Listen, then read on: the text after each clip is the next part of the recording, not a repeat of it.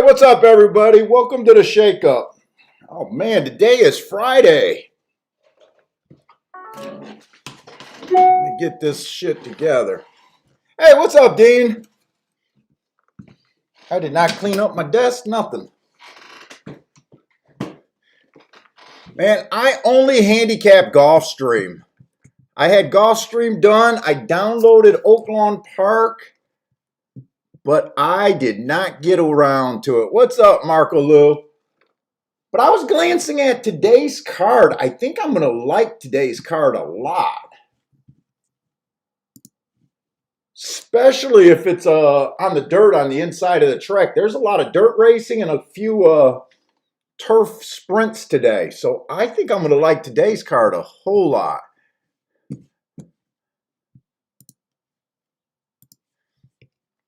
Let's grab this. Just pop this out.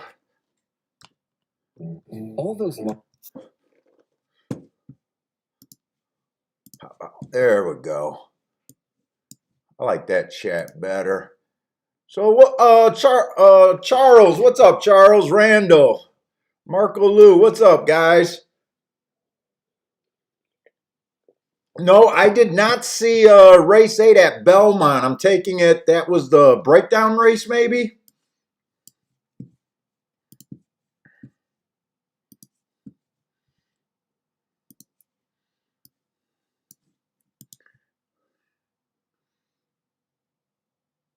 There was a big spill, huh? Such a bad accident. No jockey or horse was injured. Well, that's freaking good.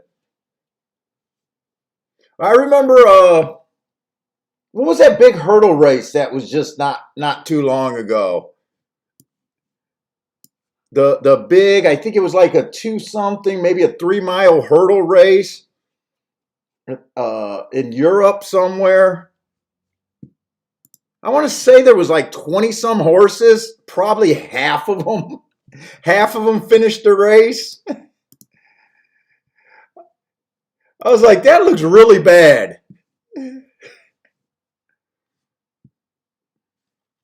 We bitching about whips and they're jumping through hedges that the horses can't even cover.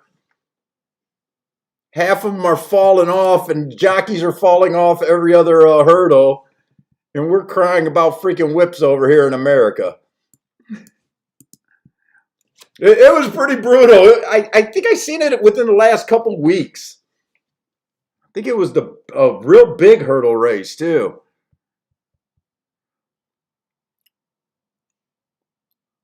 Hey, what's up, JW?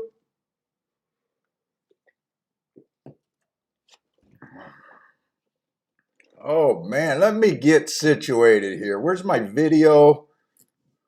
Did I just accidentally close that video? I thought there it is.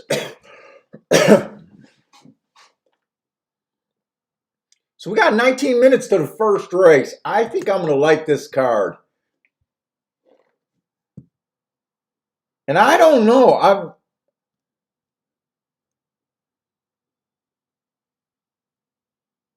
For some reason, my form on this first race looks extremely blurry to me. But it was like that on my tablet. And then the other races seem normal to me. I don't know if it looks like that to you guys, but for some reason, this first race just seems fucking really blurry.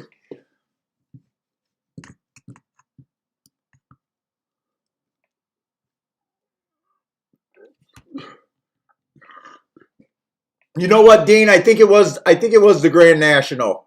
I think that does sound right. The Grand National.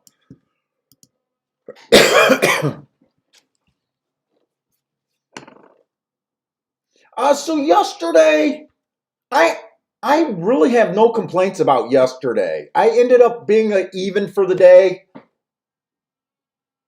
Probably should have stopped when I got ahead, but I kind of just felt like playing. I played one race a little overly aggressive. Chili Hill race. I was a little overly aggressive on that. And ended up pretty much just being about even for the day. think I had a small profit, but nothing to even think about. Uh, the handicapping I thought was pretty good. I went after 2 races decent. One of them I hit.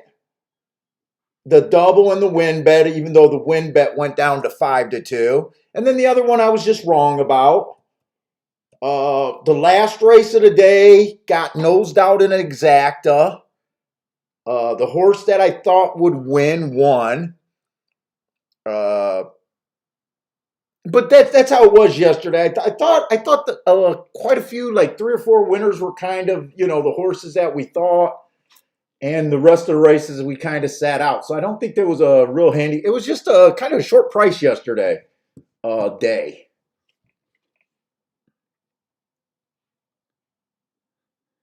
Hey, what's up, Bender? I know we do need some prices. Let's get some cheaters prayer going over here at Gulfstream. Although yesterday, I really don't think it was a that bad of a day. It was just horses that we couldn't do. I couldn't do a lot with. I know some of you guys had a good day. Rex, I think, had a pretty good day. But let's not have 2 chalky days in a row. But overall, I did think the inside of the track was good on the dirt. The inside won every race except for the race that we lost with Chili Hayes, where the 8 won, but we knew he was a serious horse. So I am honestly still thinking inside. On the turf sprint, the speed was still good like always. There was no real surprises there. That 8 horse, I said he looked the best, but I couldn't trust him at 5-2 after having, I think, an 8-month layoff. But in hindsight, I don't know. I don't know if I could have bet him at 5-2. I mean, I thought he looked the best, but probably should have just sat out, instead of, I did risk money that race. And then the other last race of the day, the 6 horse, did take care of business, but I think he took care of business at about 6-1, or no, 2-1. He took care of business at 2-1, and we got nosed out on the exacta. So,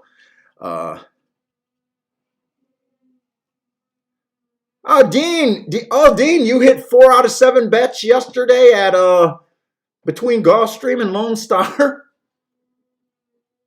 Well, you know what? That's not too bad. Only having 7 plays out of 16, 17 races and hitting 4 out of 7. I hope that ended up being a profitable day for you.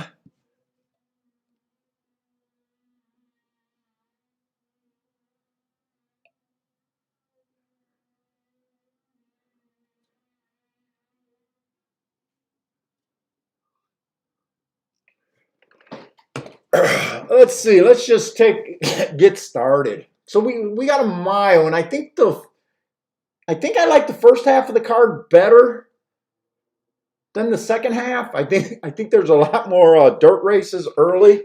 We got a mile 16th on the dirt, maiden claiming 12.5.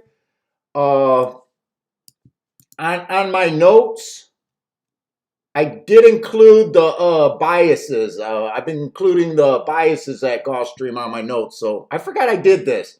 So instead of me pulling out the other files, I could just look them up right here real quick. So this is a dirt route. These are the dirt routes. Right now, we know that post 1 through 3 is winning 46% of the races. Really dips down at 7 on out. We know you want to be a speed or stalker. These are the meets up top. And it ran. They only had 5 races last race, but it ran exactly how we expected. So we're kind of looking for speed and stalkers, probably towards the inside. And I thought I did glance at this race a little bit already. And I do remember there not being any speed on the inside. The 1 horse, bad rail stalking closing day, average match strides with the slowest winner of the day. Did get in position at the top of the stretch, dueled from the stretch to the finish, just missed by a neck. I like that race. I mean, he improved his speed figure by about 70 points. But the first race, I mean, we're not even going to consider that race. He just lost contact and then jogged home.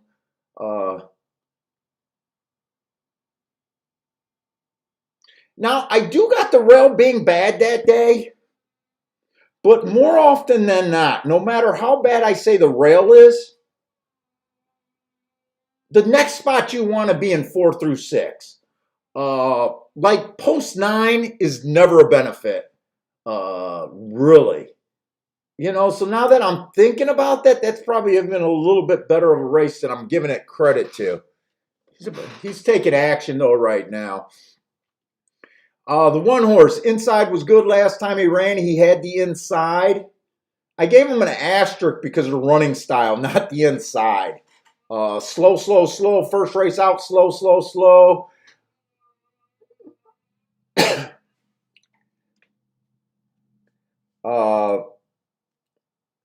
He's showing nothing his first 2 races. I really can't judge talent. First race is your first race. He hit the gate. Second race, he ran against what I thought was a bias. I can't get to this horse, but at the same time, I can't say for sure what kind of talent he is. He looks terrible on paper, but to me, he got 2 excuses, but I can't get to him. The 3 horse, average last race, got in position at the top of the stretch, a little bit higher of a level. God, this cough would not go freaking away. Made a middle move or got in position at the top of the stretch, but didn't have anything. I don't like or dislike that race. It's just an average race, kind of what I got it rated as. 2 races ago, it was a stalking day. He was too far back. He was a closer, a little bit higher of a level. Kind of average there. Oh, you know what? When I was looking at this race, see, depending on where my head is at and what I'm thinking about doing,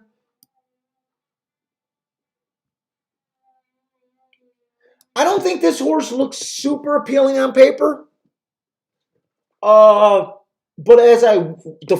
on my first pass, but when I went back around on this horse, I got a little interested, especially in this first race at Monmouth Park where he showed a little bit of speed. I think that might be important to point out because there's not any speed in this race. So my first pass, I know last night I glanced at it and I was like, this horse is a throwout. And I'm not so sure because I think we're going to have a real hard time finding any speed in this race. Marco Lou likes the 4 and the 5. What's up, Jay? What's up, John?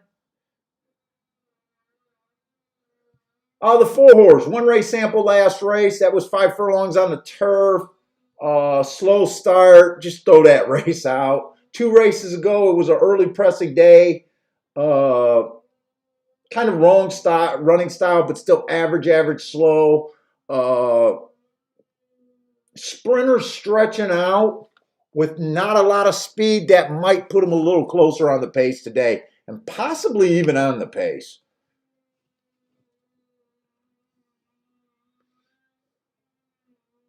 The 5 horse, I just think he's been slow a lot. I'm not really that crazy about him. Plus, he had 9 tries already. 6 horse.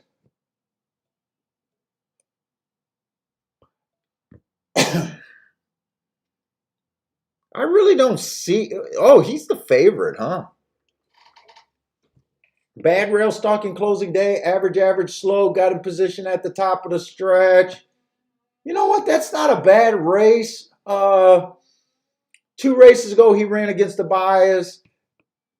I would try to beat this horse with an inside horse, is just where I'm at. He's the favorite. I'm not that crazy.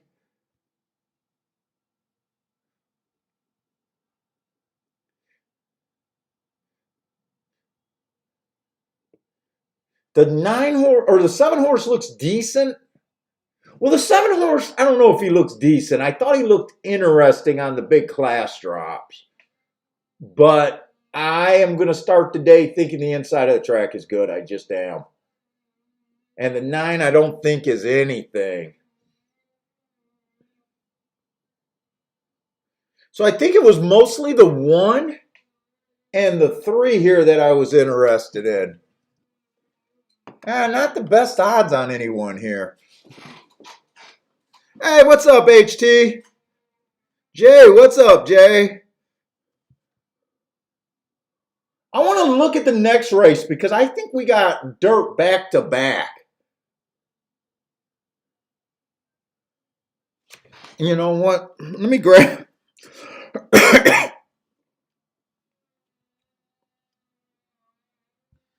Make sure I got enough time. We still got about 7 minutes. Let me.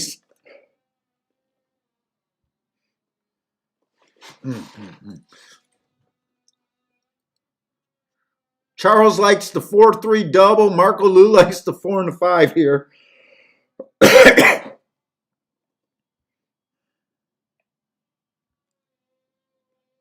Dude, what the fuck? Twin Spires login. I don't want your stupid promotional page.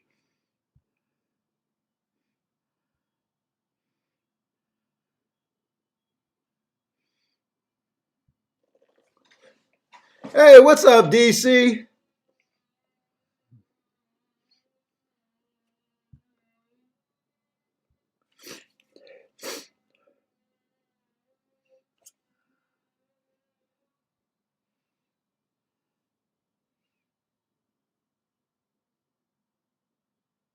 All right, I got the doubles. So I'm looking at the second race for the doubles. This 1 horse, closing day last time he ran, went too fast at the first call to win that race. He's pretty much a sprinter too, but he's been running at 12.5. You know what? I kind of glanced at this race. Wait a minute. This is a claiming 20,000. Beating claimers for 3 and 4-year-olds, which never won 3 races. I do remember kind of glancing at this race because I knew I was going to be interested in the first 2 races.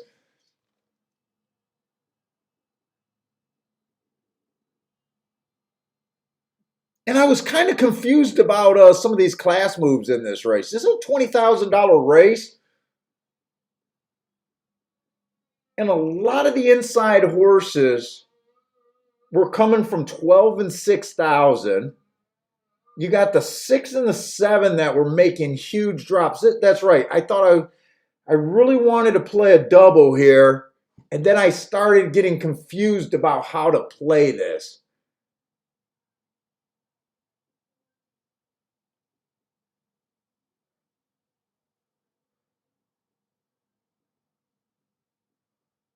And I got really confused and I didn't quite felt like I understood this race.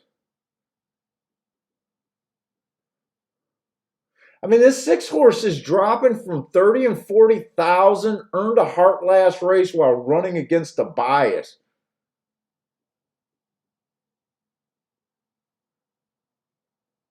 Fuck, do I want to start off with a double?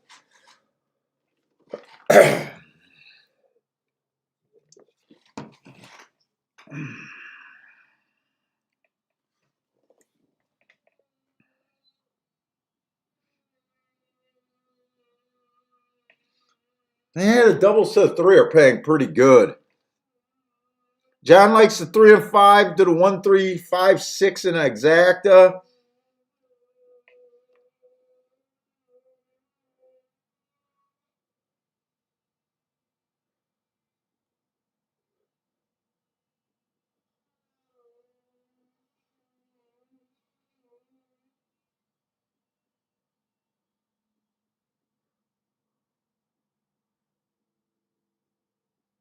me see if I can figure out where I'm at in this second race. And I'm getting quickly down on time.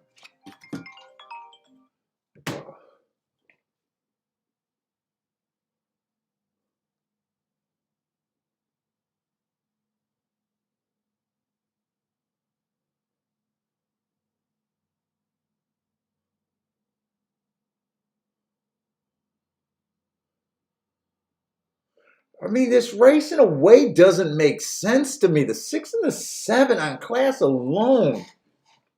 And they got good marks.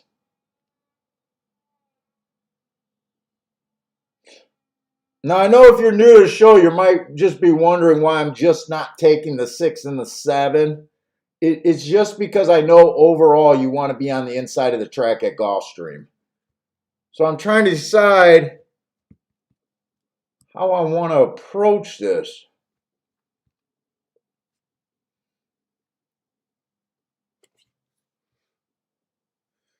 Let's see, my one is 2-1 or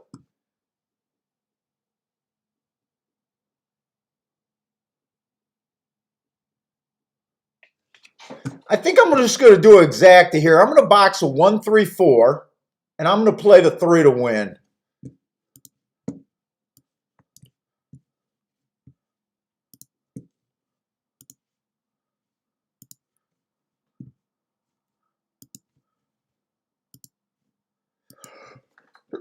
Three to win. I feel like I'm running out of time, and I'm still not sure if I want to 1-3-4 and exacta box.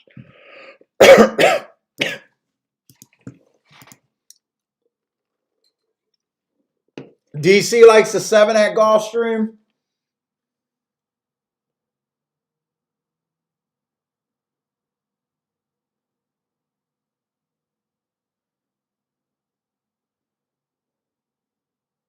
Yeah, I still am not feeling the outside of the track there. I still want to look at this double.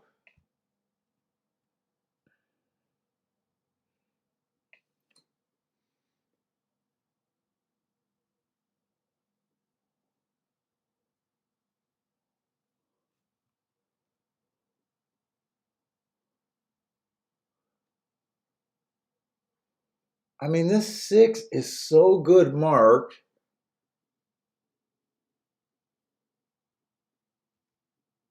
And so is this 7. It's almost like I should forget about the inside thought right there. What are those doubles paying?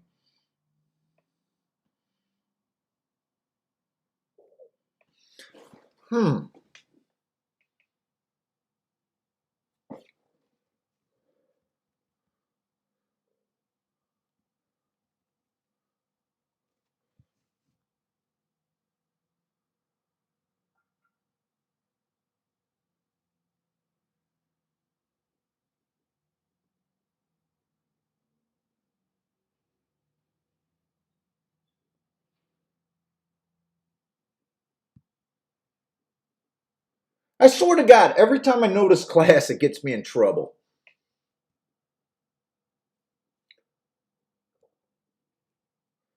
Let me see something. I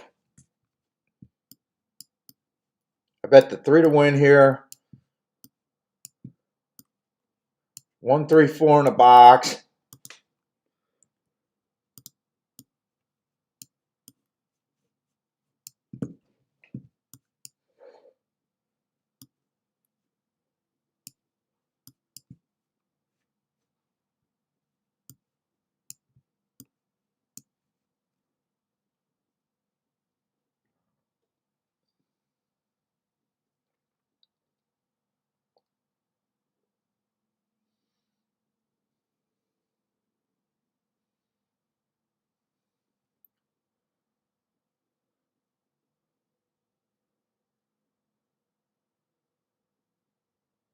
Man, for me to play this bet, I'm just saying that I think the insides.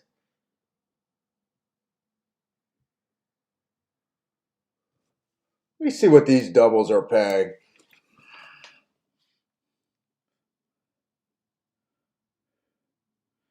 The one on top of those three, or the one with those three horses aren't that good.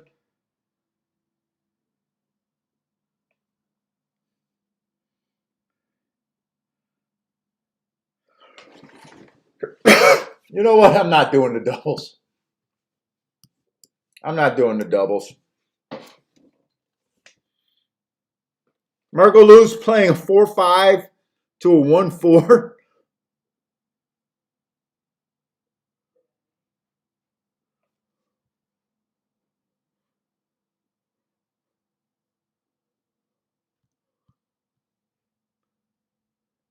Dude, now I think there could be a real opportunity in this second race if I'm right about the inside of the track. But man, I don't know if I'm really going to be able to pull the trigger here. Let's see how this first race runs. I think I need the 3 for the most part. 3-4 would probably be my best option. And 3 did not go to the lead.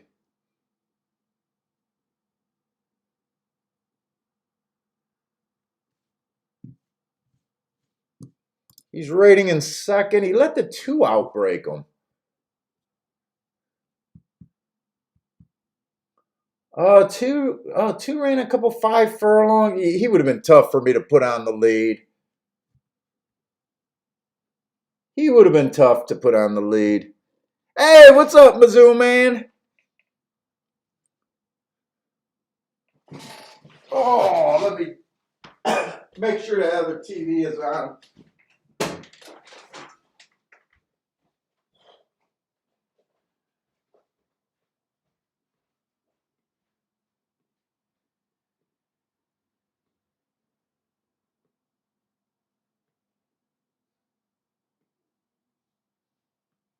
Come on with this 3-4, baby.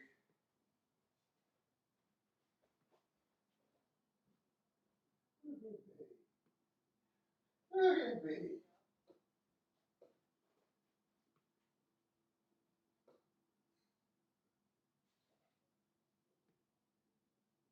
Come on. Come on with this 3-4.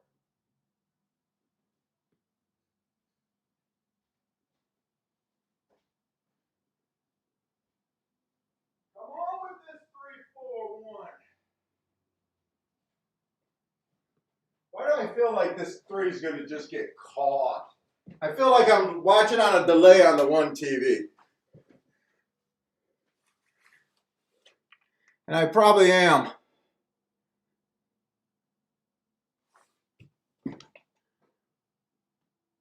All right, the 3 won it. Who got second there? I got the 3 to win, but I need the 1 or the 4 to get second.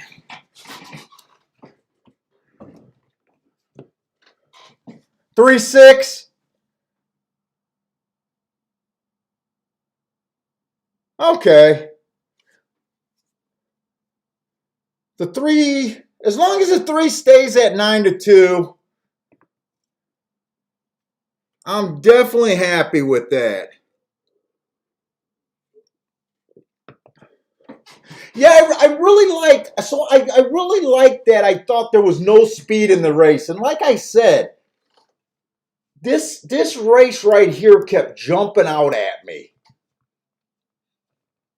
I know he rated, but he let a 70-1 get a little bit of a lead on him and then was able to just pounce on him. But my first glance, I actually thought the 3 was a throwout. 9-2, not bad. Did the 4 get third? Did we get split on that exacta?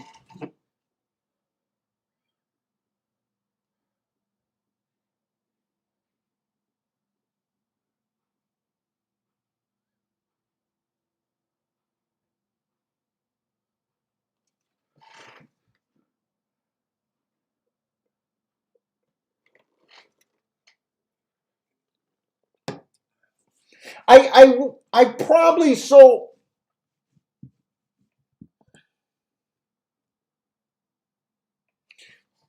Maybe I should have put in the doubles. I don't know. The next race, if I'm right about the inside, it could be a really big race, like a really big possibility of that have made some money.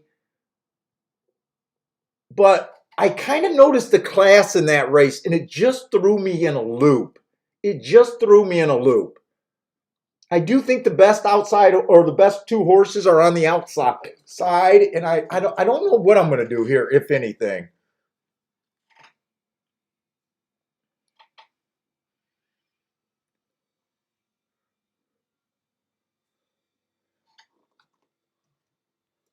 Wow, it must have been really, really close for third.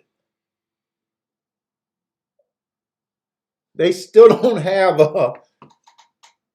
God damn it! This 6 had to run. The 4 did get third. Oh, that would have been a nice exacta. That would have been a super nice exacta to start off the day. If we would have hit the 3-4 exacta, I would have had to make another bet for the day. I could just sit here and say, fuck you guys, my work is done, boss. 9-2 over 16-1. Yeah, we could have just sat on our laurels for the rest of the day if we hit that one. Peace out, right?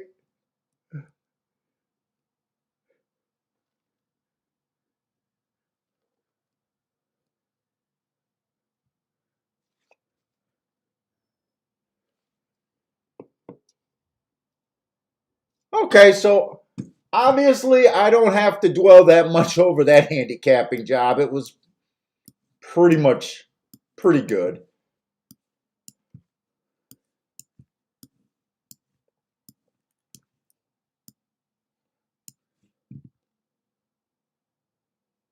That would have been real nice.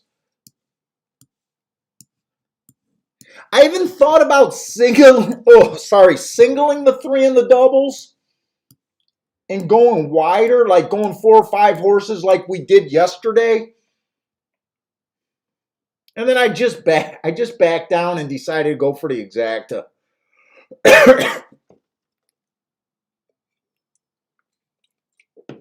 Possibly could have played that a little different.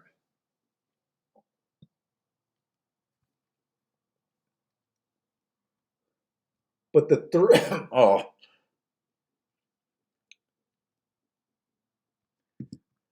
I couldn't get a cigar today because this cough is just bothering me too much. 3 did stalk.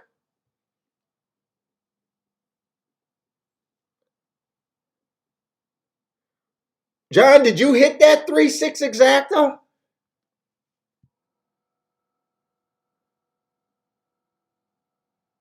Oh, hey, what's up, Joshua? Joshua hit a nice bet at Belmont.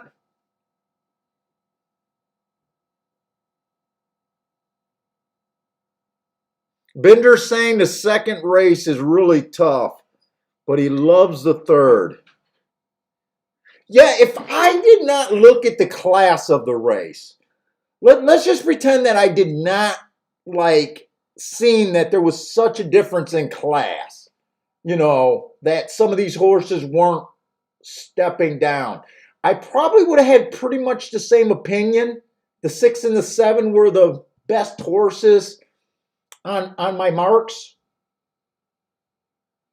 I probably would have said that I was going to play the double, try to beat them. And play for the bigger hit.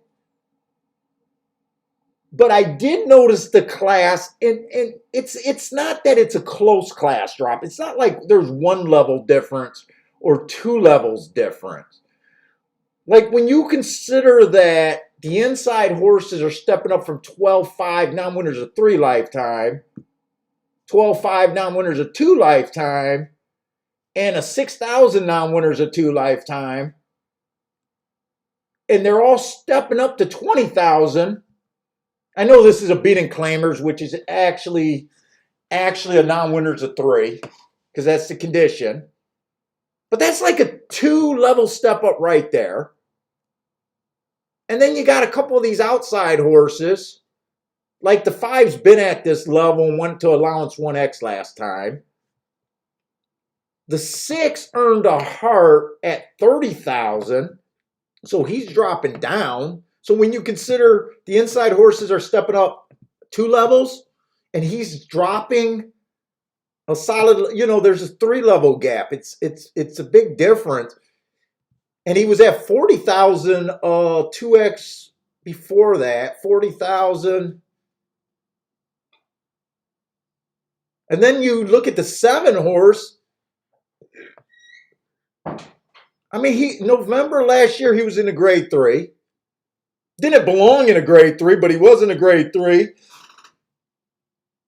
He's won a $25,000 claimer, which would blow these away. I don't know. I got confused on this class. Too loud for you? That's because all we give out is winners, winners, winners, Kiki. I was watching old commercials of that old football guy, that used to run those crazy commercials where he's screaming at the TV. Winners, winners, winners. I think his name was Stu or something.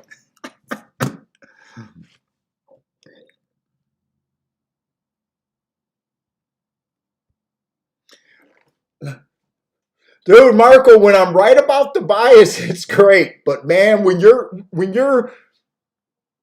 that bias switches and we get lazy and forget to look outside, it's a bad thing.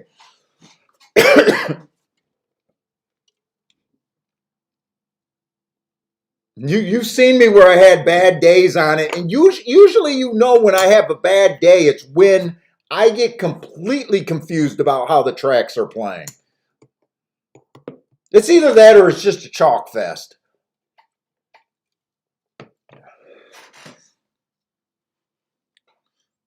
Oh, John's asking if anyone's playing Belmont. He likes the 3 at 9-1 there.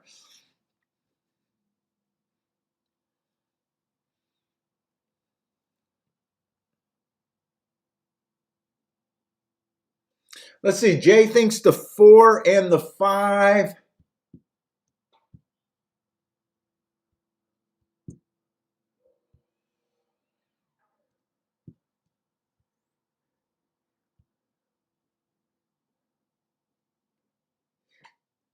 Yeah, 4's been kind of at this level. He's at least been up to claiming 18,000, 16,000 at GPW.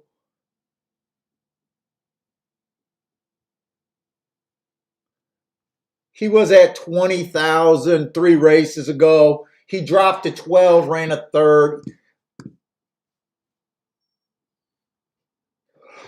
Yeah, I got no problem with him fitting in this race. Where you look at the 1 horse, and this is where I wanted to go. Like, I want to make a case for the 1 and the 2 here. That's where I want to start out my day.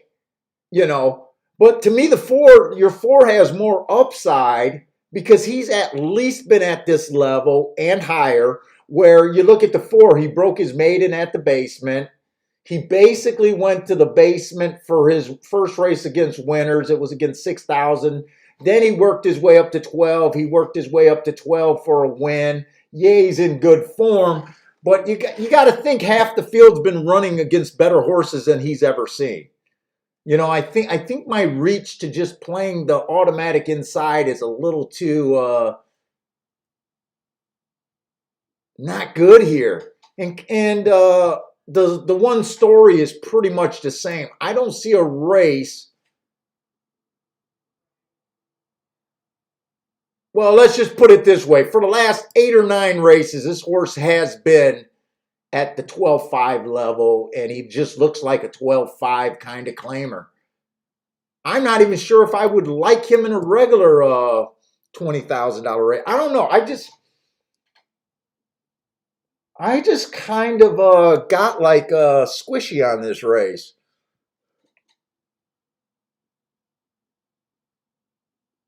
In the money, Mike, we started off with a 9-2 winner. Uh, he was my only win bet, and then we took a little shot at exacta. Ran first and third. If we would have got that exacta home, we would have been already done for the day. We would have been coasting. But I think we got off to a nice start. What's up, Garth?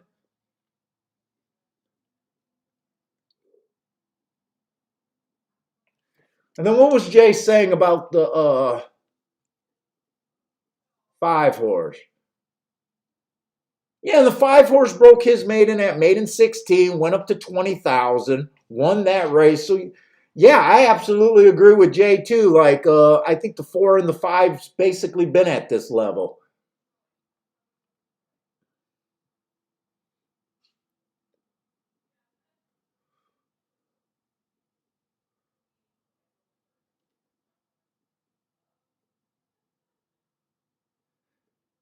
What's up, 366? What's up, 369? Sorry about that. I don't get your question, Papo. How you living plays? I don't get that.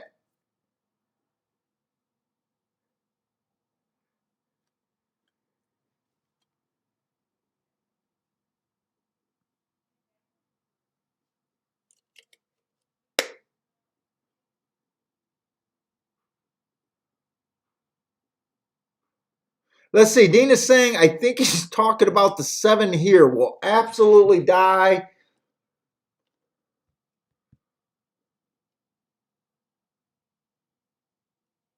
Now, obviously, I don't think this horse is a saying. I don't know if he'll obviously die here. He has been doing that earning hearts. He's been running the fastest fractions of the day and getting tired.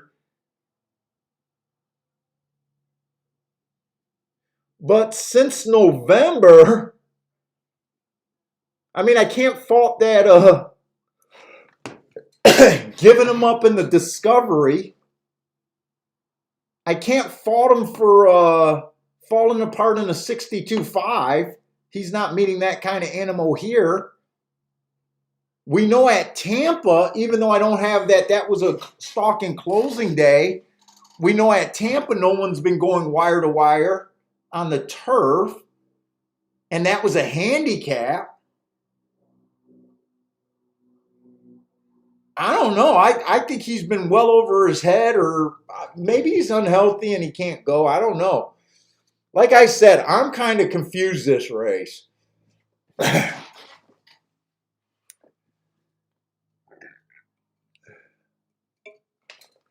Elliott's calling an inside at Belmont.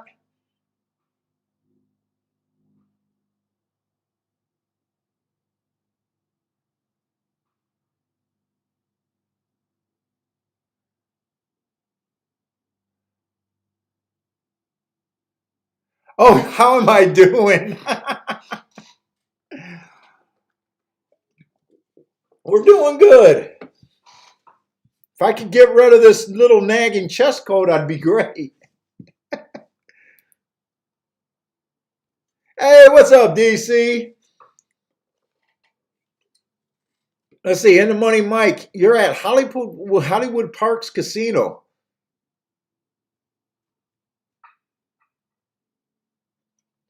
Is Hollywood Park Casino still where the old Hollywood Park race course used to be, or is that somewhere different?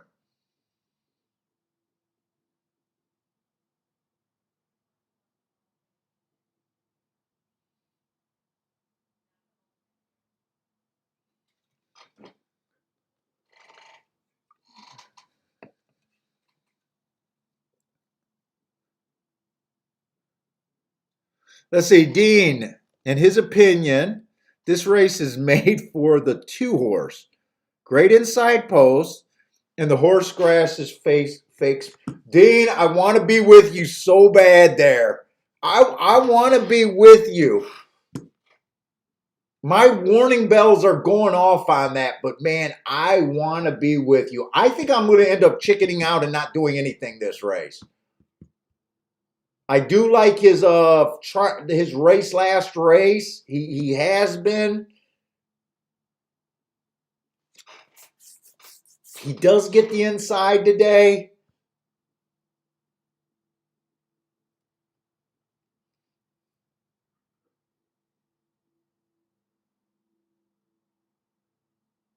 I want to be with you. I just don't think I can.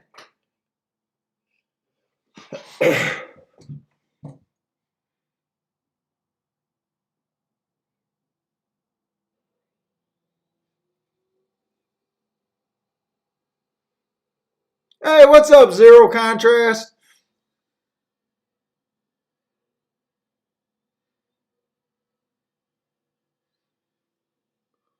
What is that? Is that what they built at Hollywood Park, Rams Stadium there?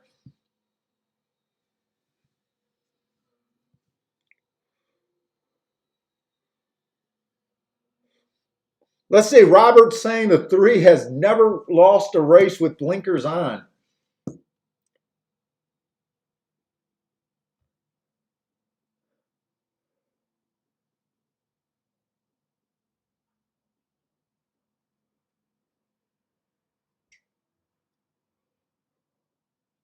I think, from what I see on his form, that looks like a true statement.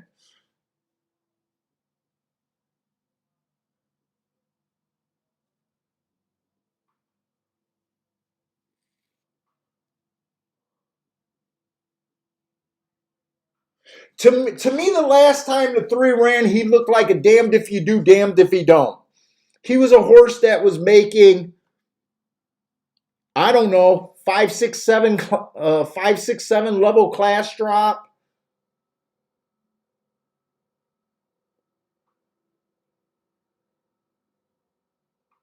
Ran well, ran decent enough against better. Dropped straight to the bottom, and you were just betting on the health of the horse there.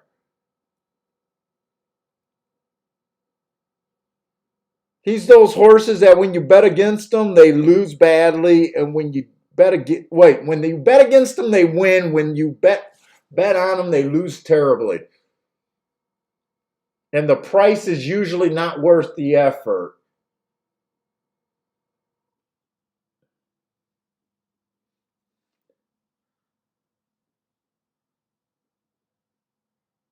Oh, the casino is still there.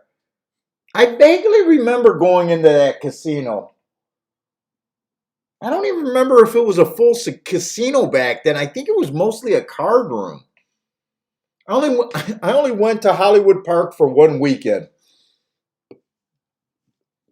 Like a long weekend back in the day.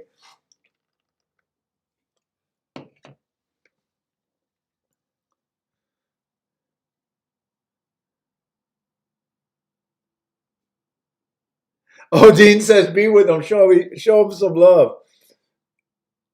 Well, I respect that play if you come up with. Man, I just got real warning. And I'll tell you what.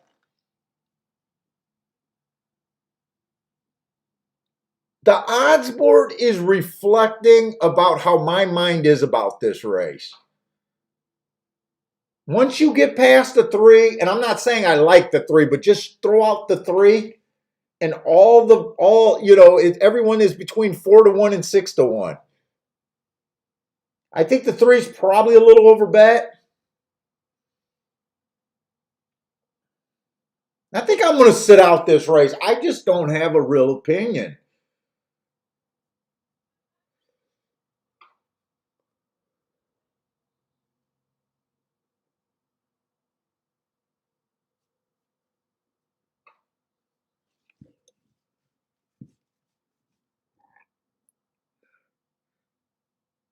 Hey, what's up, Mac and Co?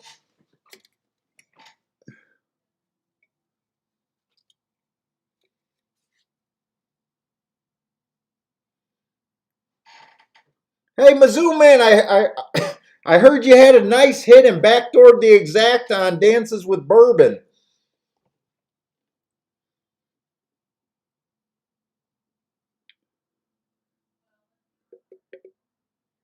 Don't talk me out of it. Who is Mizzou Man on? Oh, Mizzou Man, you like the 3 here.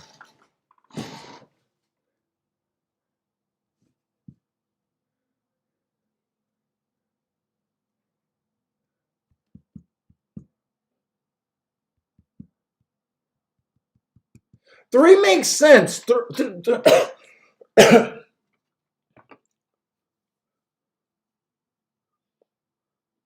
Now, 3 made a huge drop last race. Probably, I'm guessing that the 3 did not have to drop to 6,000 to pick up that win. He probably could have dropped to this level, 12.5. It's just if they got the Band-Aids on this horse and got him glued together to be healthy enough here. He makes sense to me on the inside. His price went up a little bit. At 2-1, I would not be willing to take that. But if he goes up, and I'm shocked they're not hammering the 6 and the 7.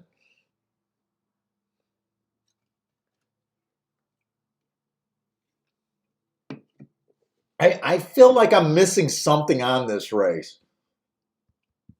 Or did all of a sudden everyone at Gulfstream just caught on to how good the inside was on the dirt, and that's why they're not betting the 6 and the 7? Maybe I need to start putting out secret videos that the outside is good at Gulfstream now.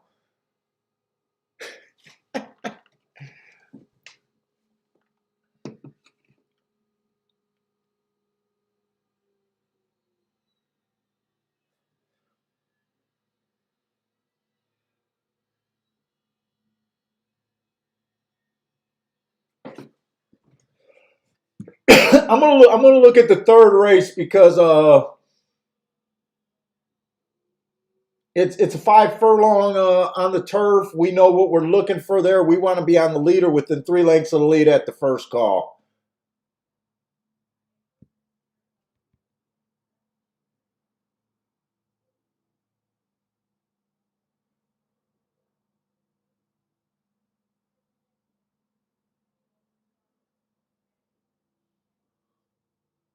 So 7 fits.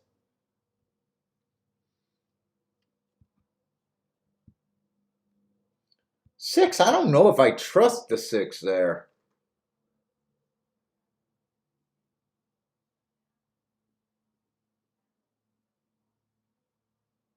5 can get the lead.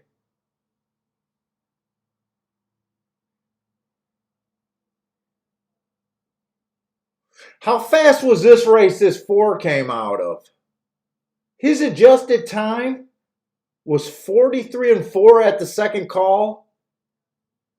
He was 5. He was 8. He was off the pace, and I got 43 and 4 being slow that day. How fast was the track that day?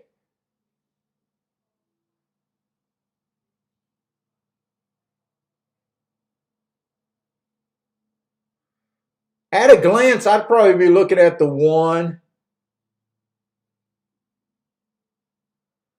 the 7, and I think it was the 6. 167, something like that. Or maybe it was 157. Yeah, 6 I didn't quite trust. But I'm not doing a double here. I think I'm sitting out this race.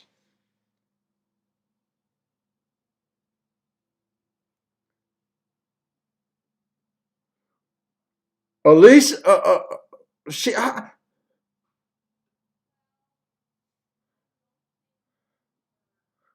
just tweeted the outside is good at Gulfstream.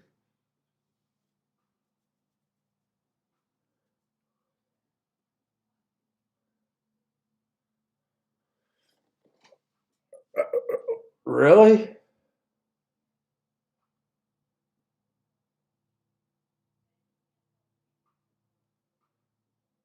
Based on a 5-2 6 horse getting second? What? Hey, I don't know. I go to a lot of racetracks and I just don't see very many beauty queens putting in the work becoming good handicappers. I don't know. I've been to the track for over 30 years and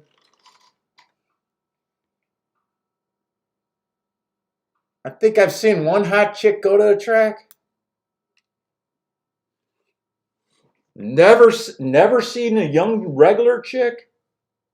I don't know. I don't know.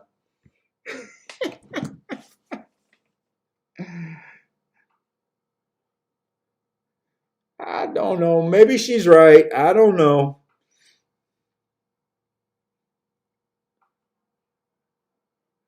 Jay, wait a minute. Did Jay said that to joke me to get me confused?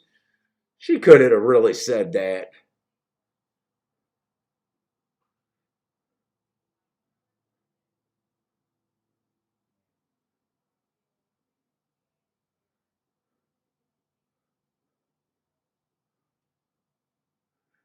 Jay, you gonna put that and make me say something bad about there's no young female handicappers.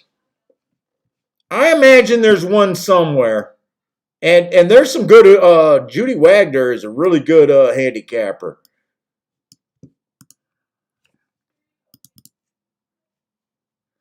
There are some good ones. I don't know if they're on TVG though.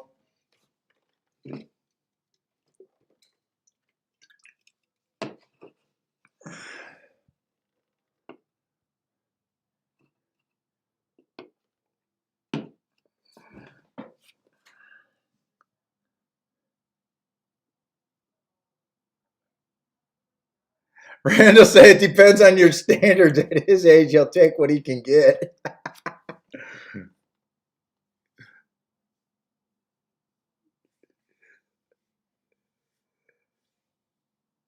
That's like in my old bar days when I was single. The chick that I would commit to for the night at 3 o'clock in the morning is not the same chick that I would commit to at 10 at night. It's a sliding scale the later it gets, right?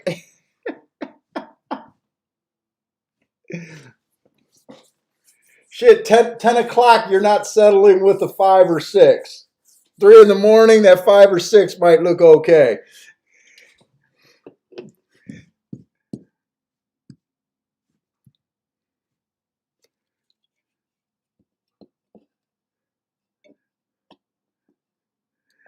It's a big old sliding scale. You get a 9 come up to you as soon as you walk in the bar, you're ready to leave. You're like, yep, I'm good. I can't go no higher than this.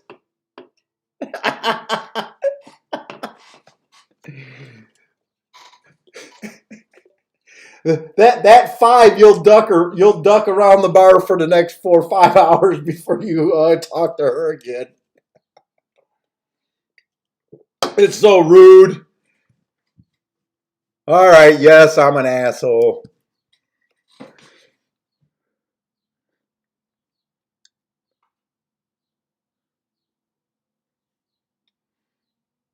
Okay, so Gulfstream is off. I really don't even know what I'm rooting for. Part of me just wants to root for my marks. Part of me want to root for the inside bias. I really don't know what to root for here. If the inside bias wins, it'll make it more comfortable going forward today. I can guarantee that. 7 got the lead. He got the rail. This was the horse where someone said he's a quitter. He might be, but he was quitting against better. He is getting pretty good pressure. He might quit again.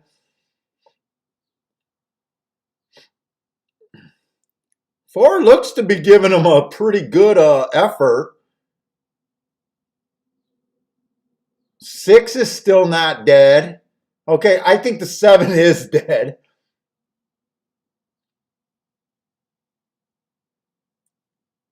Now, I kept saying I really wanted to play the 1, 2, and 3 here a bit, but I just couldn't do it. Let's see. I Is that the 7 still on top? I thought he gave it away. Wow, he really fought. He finally gave it up. And it comes in 3, 4. Okay. Mizzouman, I hope I didn't talk you off of the 3. I didn't think you should have got, I didn't think anything I said should have got you off the 3. He definitely made sense.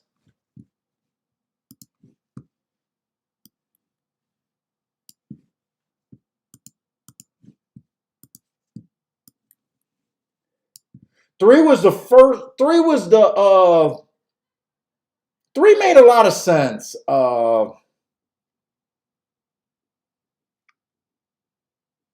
The 2 horse and the 1 horse were never in it. 4 horse ran good. 4 horse made some sense. So it did favor the inside horses that were kind of the best class level there.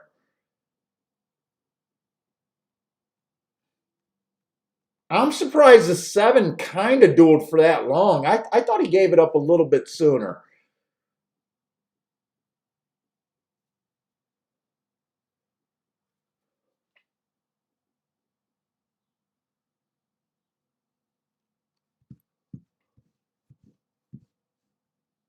Hey, what's up, EM? Mac and Company, what got me off the 2? What got me off the 2 was like just the makeup of this race.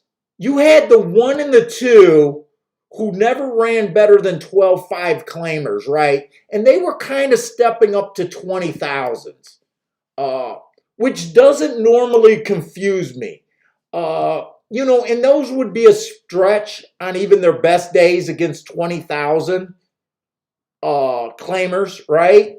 But what really backed me off of them was, that was kind of a double class, maybe a triple class step up, and if the rest of the horses were already $20,000 claimers, I'd be like, maybe we could beat them on the end, or, maybe we could use them on the inside, but that wasn't the case. The 6 and the 7 were both making considerable class drought, so I kind of just thought that they were well overmatched in their class.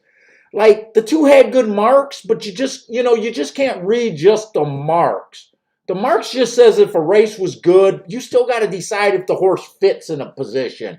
And to me, the 2, I was trying, but I just couldn't pull the trigger with them. It just didn't make sense. And, that's why I said the 3 horse made a lot more sense, because he was actually competing against 25,000. This was more of a class race, and class is not my thing, but it's enough to put warning bells in this race. Where the 3, yeah, he just won his last race at 6,000, but to me it just looked like they did an aggressive drop. This horse just ran well not too long ago for 25,000.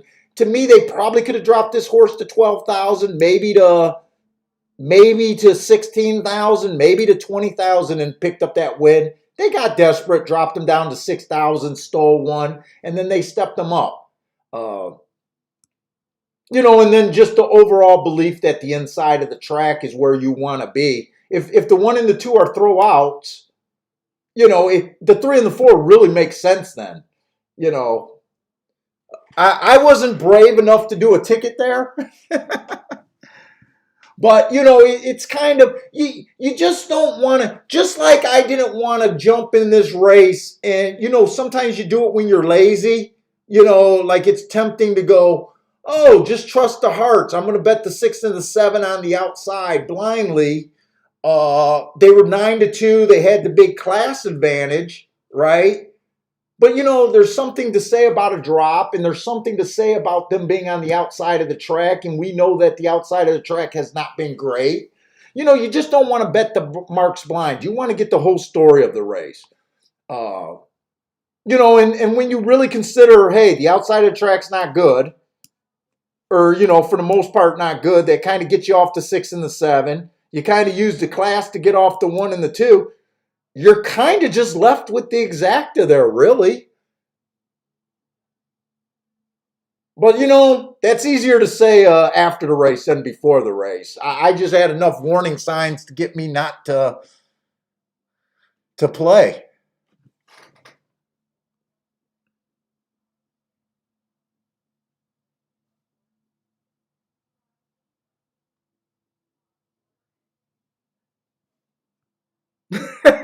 Dean is defending his two bet.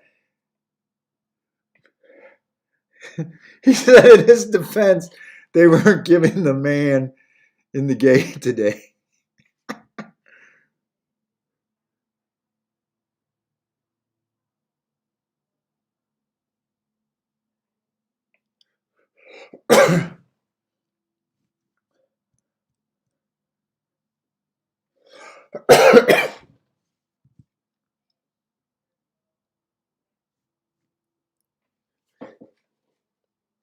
That exact. Now, I think if I would have played the doubles, I would have hit the double. I didn't have that one written down. I still think I would have hit it. I don't know now.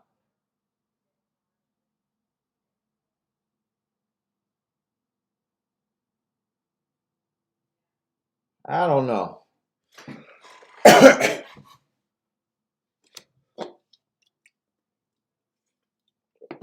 What did that exacta pay?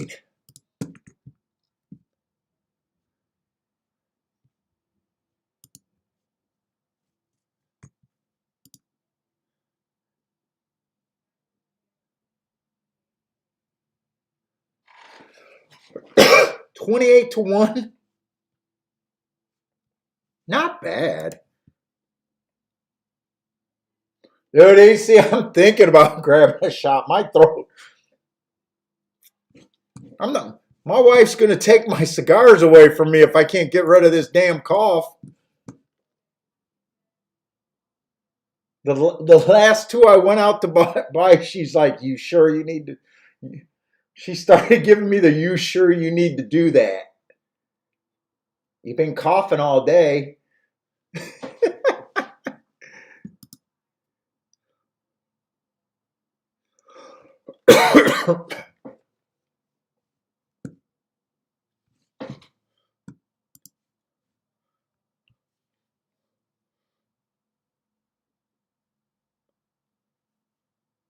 See, I just want to watch this replay again.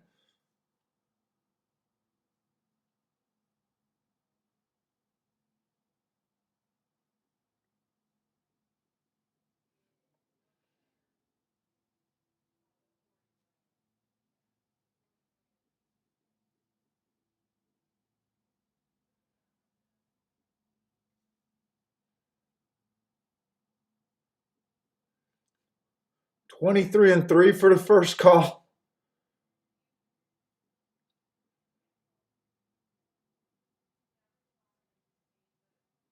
Six was kind of in the gravy spot, other than him being like 3-4 wide there.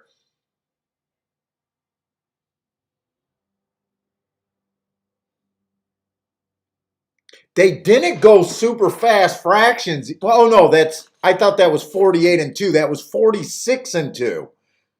No, they did go solid. 46-2. My blurry vision, that looked like 48.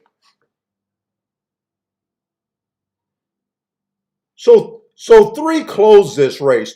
Three came from about 5 lengths off of it. I think he was inside on the back stretch. Did the angle off? I think 7 and 4 held up. Well, especially the 4 held up pretty well. No, I think the 7 kept fighting too. I think the 6 barely beat the 7. If the 7 blew his load getting to the rail and dueling that second call, I don't know. I think it's going to look like the 7 ran a pretty good race that race and losing.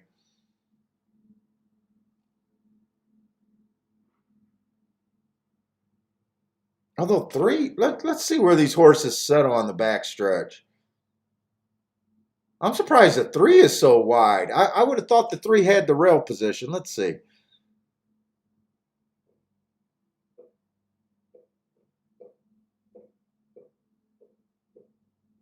Three was definitely more in the middle of the track than I ever thought he was.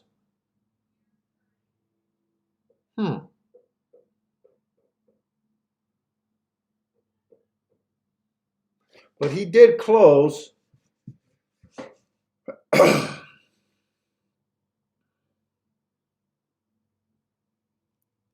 That's right. Where did I put my sheet?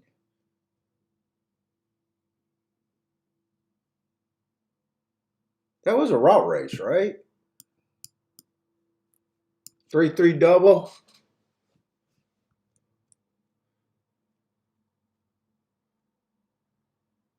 And that came in 3-4. 2 got pulled out of the race. I don't know if you guys seen that, but 2 never finished the race.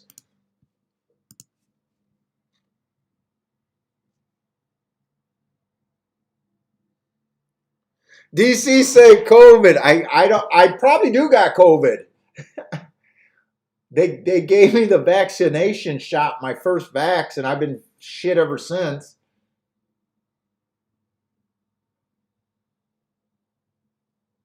Don't they usually give you the virus or a part of the virus when you got it?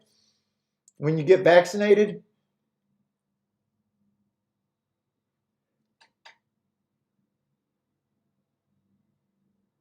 Oh, Dean, you did see the 2 get pulled up.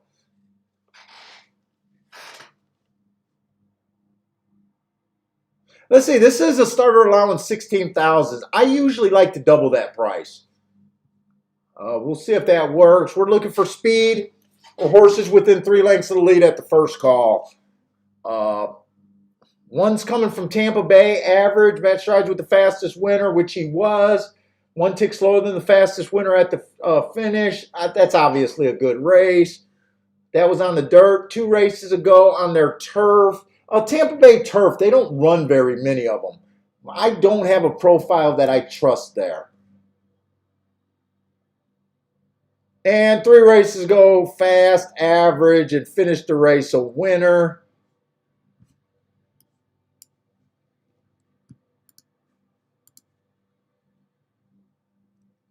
Turf sprints. This is what I'm talking about. For the meet. Horses on the lead are winning 49% of the time. That's freaking huge. If you just look for horses on the lead, you should have a pretty good chance more often than not just finding something. They're coming from 1 to 4 lengths off the lead 43% of the time. They're deep closing 8% of the time, 13 out of 160. Just I don't even mess with closers, no matter how fast I think the pace is going to be. Getting beat 13 out of 160 races, you might as well just say I'm the unluckiest boy in the world when that happens. It's not enough to worry about. Post position wise, I mean, inside's winning 40%, but the far outside is still winning 21%. Maybe it leans a little bit towards the inside, but not like on the dirt. But this profile has been forever. Absolutely forever.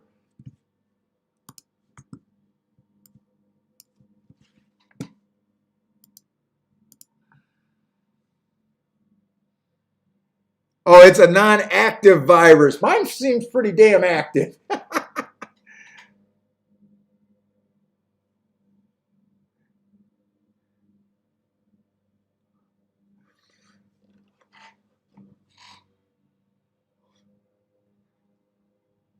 The 2 horse, I'm kind of eliminating. First of all, I think he's more of a router. Second, he looks like he just ran a few bad races. He's also been running bad races at 8,000 and 6,000 non-winners of 3 lifetime. You know, this is kind of like the 1 and the 2 last race. It just looks like too much of a step up. Starter allowance 16. The 3's been running in this race. Last 2 races, 3 races ago, he was at 62.5, you know.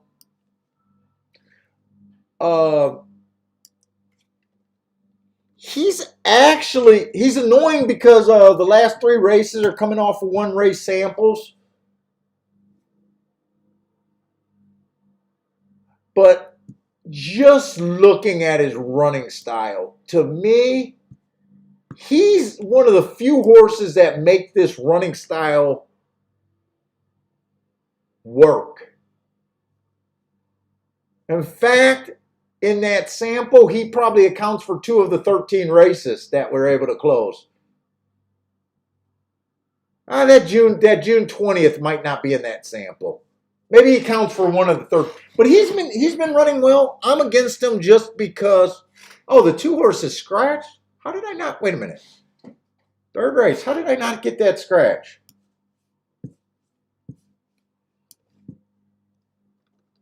Yeah, I'm against him because of running style, but he's one of the few horses that actually been making it work for him.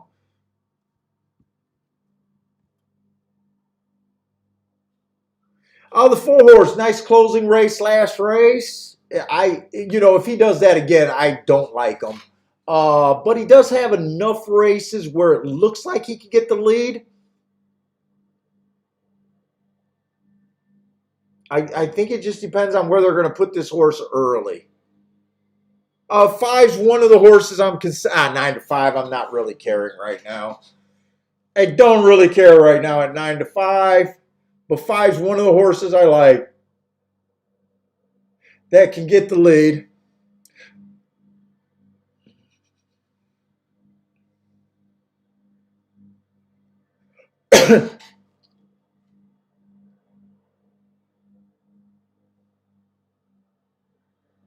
Six just looks like a router.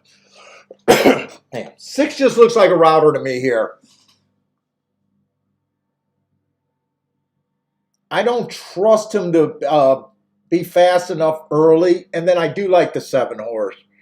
So I'm pretty much 5 and 7. That's kind of what they're betting. I think it was 5, 7, 1. I give 1 a little bit of a chance, but I like the 5 and 7 better. Oh, the 2 was a late scratch. Okay, thanks. You know what? I am going to give myself a little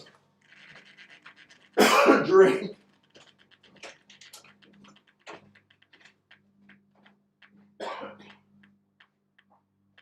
Afternoon drink. Maybe by 4 o'clock you'll look good.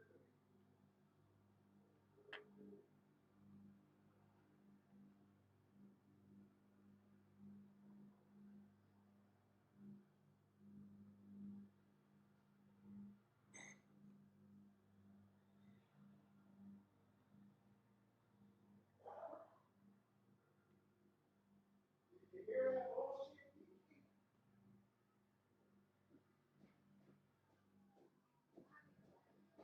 I said I'm day drinking. Maybe by 4 o'clock you'll look good to me.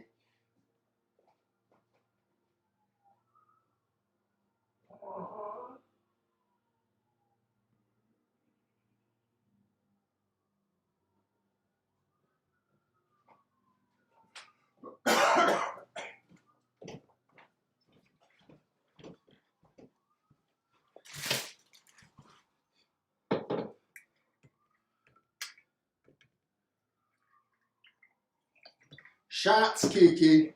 They're going to be mini shots, though. I can't handle my liquor.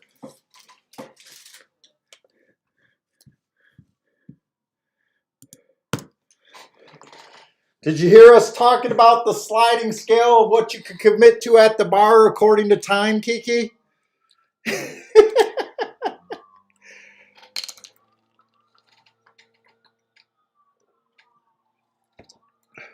What time did you ask me to dance and I told you to get back in line?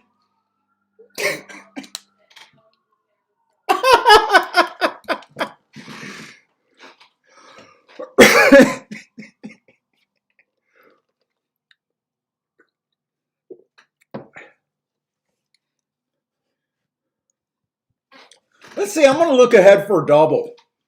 I think this is a race where I might try to do something. Ah, shit, it's a turf race. I was thinking it was another dirt race for some reason.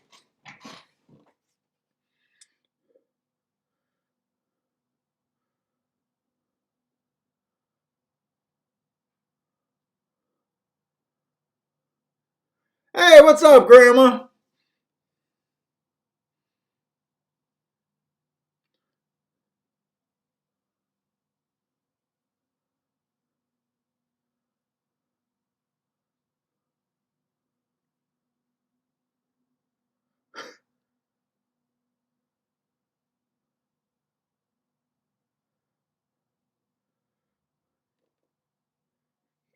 In the Man, it seems like the more I talk, the worse it gets. Let's see. In the money, Mike likes the 3-1-3-5-6-8 at Pimlico. What kind of bet is that, or is that just what you like? Are you looking to do a maybe that's a try or super box or? Yeah, zero. I do consider 7 furlongs a sprint, 7.5 a route. And it wasn't an easy decision for me to decide to do it that way. It's just when I was recording more and more times and charting more and more races. Uh, now they don't run 7 and 7.5 at a lot of tracks. Uh, but mostly at Gulfstream, when I was charting the races, it just seemed race after race after race, the 7 furlong races were looking more like the other sprints of the day. You know, the opening, the first quarter, the second quarter, the 6 furlong time. They were lining up to that. And it was very drastic because at 7.5 furlongs, they were playing just like the route races. They weren't any quicker than the mile races. They were falling right in line. So it wasn't a simple decision to do that, but that's how it ended up working out. It never regretted it. Like some things, like Delta Downs. Delta Downs runs 5 furlongs. They're a bull ring, right? So when I first did Delta Downs, I included the 5 furlong races, the 6 furlong races, and the 6.5 and the 7 furlong races like I normally did. And when I was making my parameters, like my winning form, what I do, the gap was so wide that as I was marking, using my guide to mark the next day's races and stuff for the beginning of the meet when I first started playing it, it wasn't working out right. Everyone was just looking average. The gap was too like first call. The fastest time I was looking at was like 22, and the slowest winning time I was looking at was like 24-3. It's just a ridiculous gap, and it wasn't working. So what I had to do, I had to put the 5 furlongs all by themselves. I had to take the 6 furlongs, the 6.5, and the 7 furlong races and put them together. And then I even made the 7.5 furlongs and the 8 furlong races in the third. So I made 3 categories of that track. And they all play, kind of completely different. I never did a bull ring like that before, and it was really like interesting to me.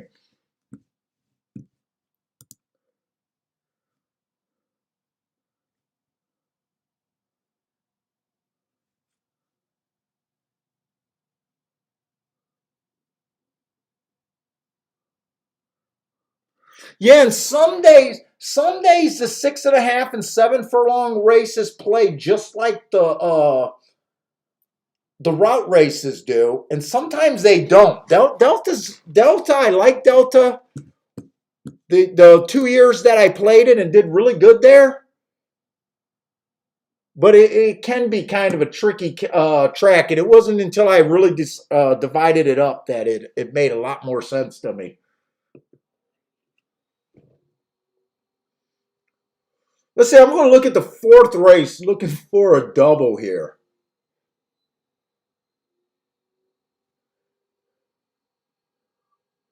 The one horse, early pressing day, ran against the bias, slow, slow, slow. That was what was that, a 5 furlong sprint?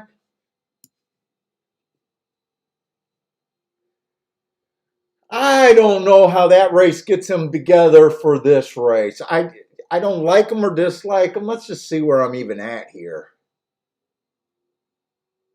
There's some things I like about the 2 horse.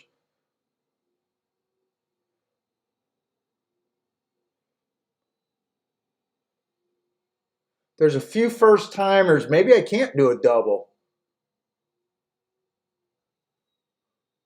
4 horse has a lot of excuses in his last 3 races. He's been getting in position. That's a 6 horse if it breaks down.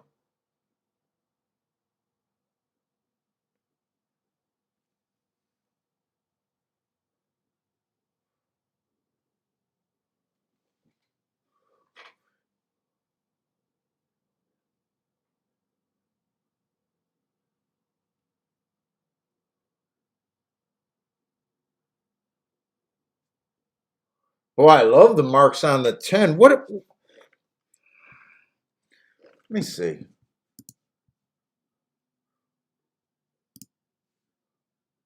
What race is that going to be?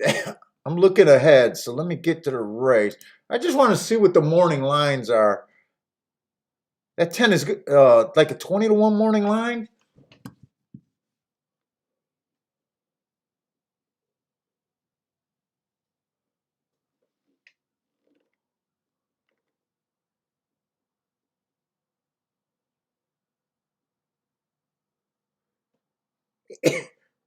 Eight's a 8-1 morning line. Now the problem is I kind of like 3. Who are they supposed to be betting that next race? The 6 horse?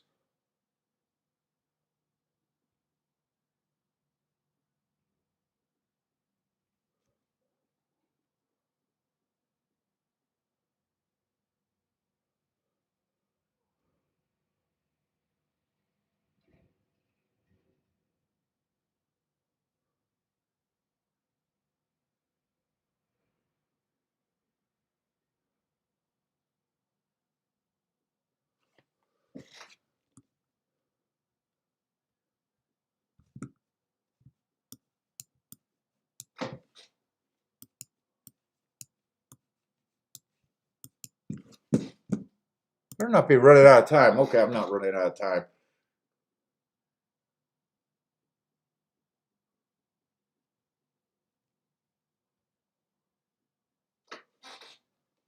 Right, I was looking at the right race, right?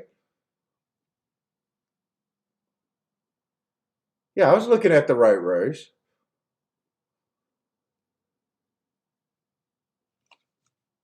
It's the 7 and the 5 here that I like, right? 7, 5, and 1.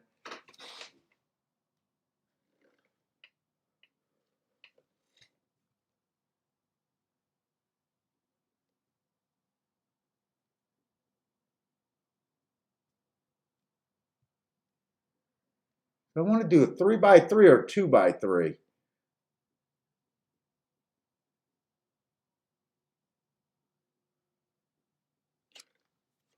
You see what these doubles are paying. I think they're going to be paying good.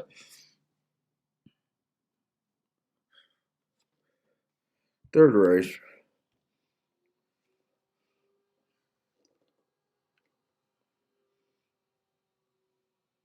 See, 1, 2 is paying 68. Yeah. 5-2 is paying 31. 7-2 is paying 39. I could play all of those. To the 10, no problem. I am going to do that double.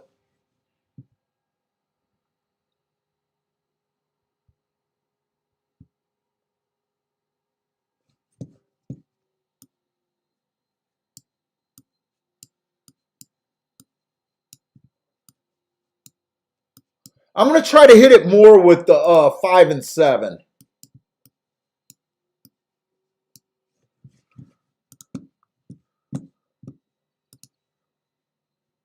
But I do want to have a ticket with the 1. And I got to get back to the third race, so I'm betting the right damn race. Oh, those are win bets. Get to your doubles. So do the 1, 5, 7 to the 2, 8, 10.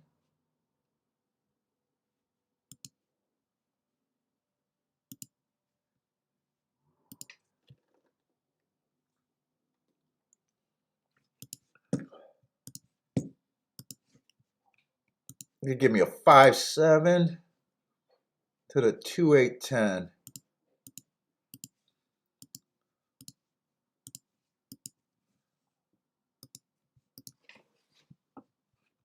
John's taking a pick 3 there. 1, 3, 5, 6, 7 to the 9. To the 1, 4. John, what am I missing in that race? On your 9. What am I missing?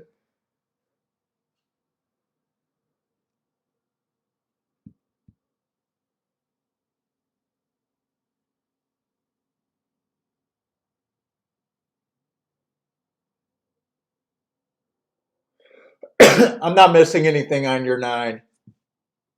I thought about doing a 9. I thought about having him on there. But I knew I wanted to include the 1 in the race before. So I didn't want to do a 3x4, and I wanted to do a ticket. Okay, so I know I seen your 9. I'm shocked the 6 is going to be the favorite next race.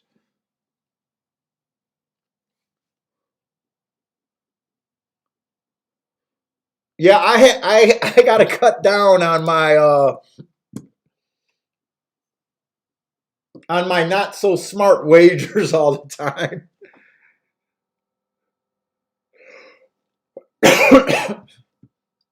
I really wanted to play towards the 10. 10's going to be a real hit.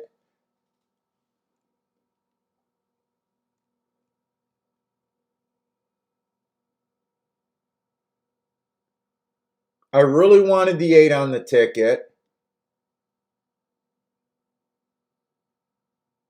And I wanted the 2 on the ticket.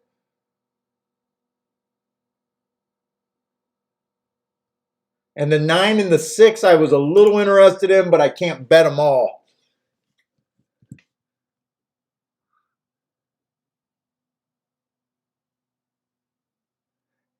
Hey, what's up, Elliot?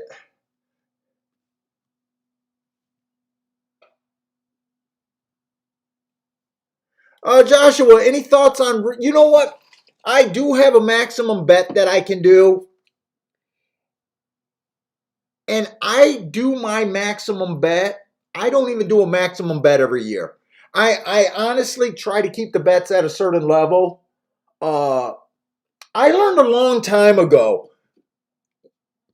And what I say to a lot of people, and they just don't quite understand, I kind of took the philosophy, for the most part, I just want to be taking what I feel are smart decisions for a reason over a course of a time. It's like, how many times do you go to the track and your top 2 bets of the day fail miserably? Like, I just know I'm going to hit tickets. I just know in the long run I'm going to hit tickets. I'm going to hit prices. But often I have a really hard time distinguishing. I'm pretty good at deciding which sequences I want to go after, like opposed to a play bet and my moderate bet. But as far as doing like a really big bet, especially on a single horse, I tend to like to play the hand grenade, not quite hand grenade doubles, but some doubles that give me some outs. Come on with this one. I think, well, yeah, I need the one now because the three are the one. Come on. This three just can close and close and close. Give me that red. There we go. We'll take it with the one. I knew I needed that horse on the ticket. But you know what? I'm good at picking like sequences that are going to pay or sequences that I really want to get involved in. But I'm not. I've never been really good in deciding like my max bet. Uh, so I kind of just don't do that. Uh, but I do have a max bet number, and I can do that number a few times a year, and I very rarely do it. I don't even do a max bet every year.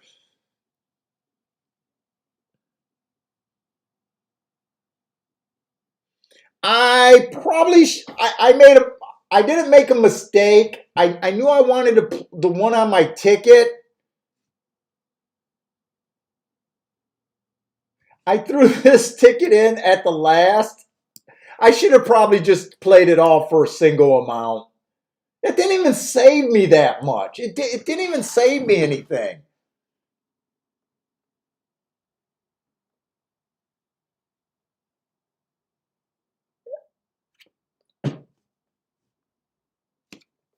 Yeah.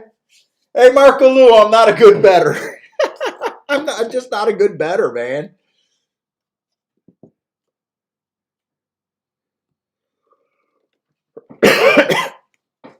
Yeah, lucky it wasn't 5.5. That three puts the fear of God in me. What we get on this one horse? Only 5-1?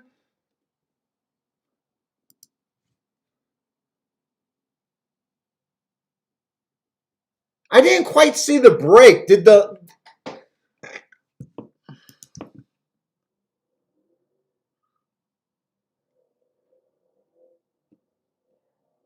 Yeah, so I did this bet for $10. So this bet cost $90. And I did this bet for $10. So this bet cost $60. So basically all I did was save myself $30 instead of just playing the double for, you know, $20. I think I would have rather spent the $20 now, but it is what I did. It is what I did. But really, you didn't save anything on your bet, really.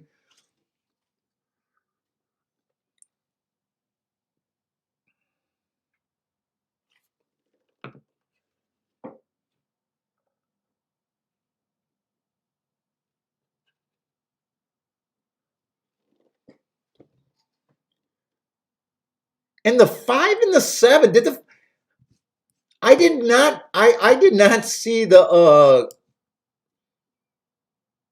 I did not see this race until the stretch run.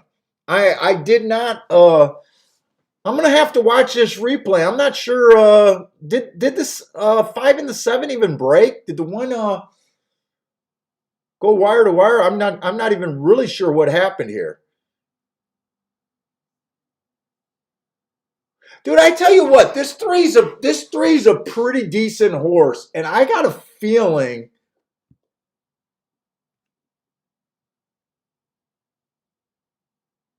that this horse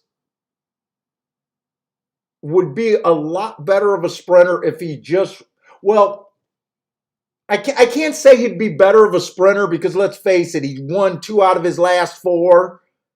Uh, ran third twice, one by a neck, one by 3/4, and he just lost this race. So, the barn is cashing check. I think it's just a bummer for him that you really don't want to be as far back as him. I mean, he's making it work. He's making it work, but I think this is a pretty talented horse. I just think he's kind of a victim of his running style.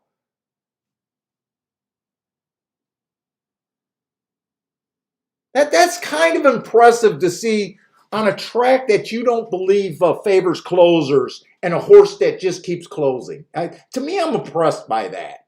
You guys might not be as impressed by that, but I think you got to. I think this horse needs to be respected. I mean, think about it. 13 times a horse came from 5 lengths off of the lead to win. That's not a lot. One pretty much wired.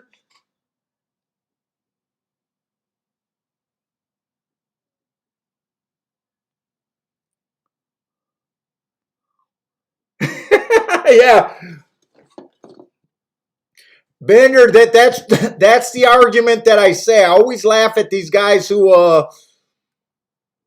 try to say that they're great bettors. To me, if your opinions aren't that good, you can't be a good enough bettor to overcome it. I don't know. Uh,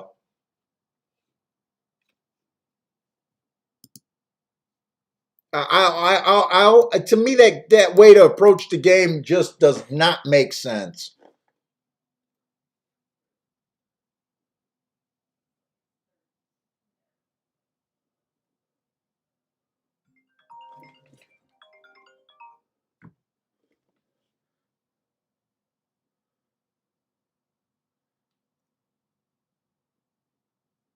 Hey, what's up? What's up, Brennan, Melissa?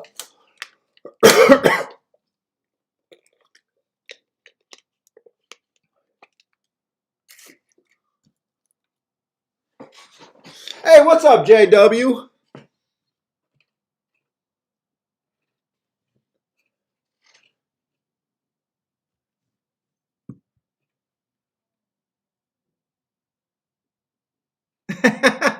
Jay's a great better. Every bet he makes is a great bet.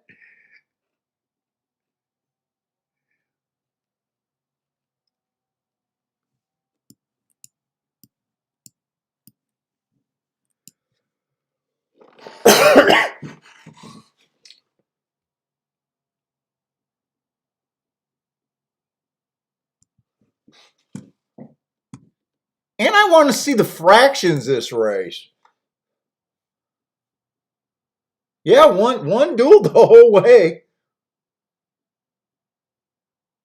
And I tell you what, this one had a 4-horse duel pretty much.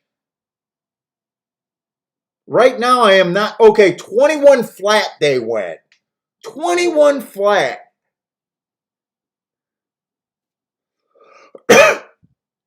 Is this going to be a 44 at the half or 43?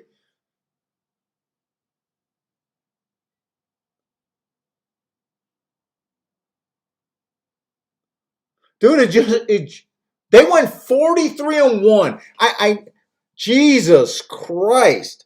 Like I said, I mean, 4-horse speed duel,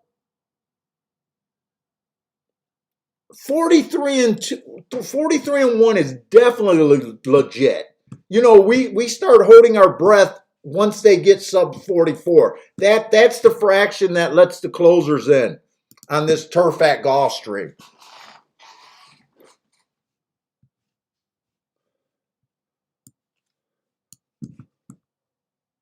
Well, I think we got another turf race today. That's a sprint. So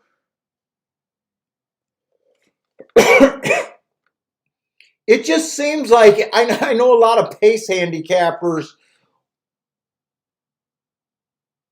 are probably getting wrecked looking at Gulfstream on the turf because they keep seeing these duels. And I keep telling you that even though they keep dueling, they're just not coming that far out to win.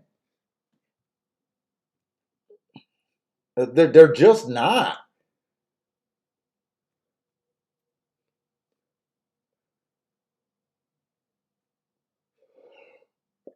So what am I alive to? I'm alive to the 2, the 10, and the 8. And I think these are going to be decent hits, even though I got it only for $10.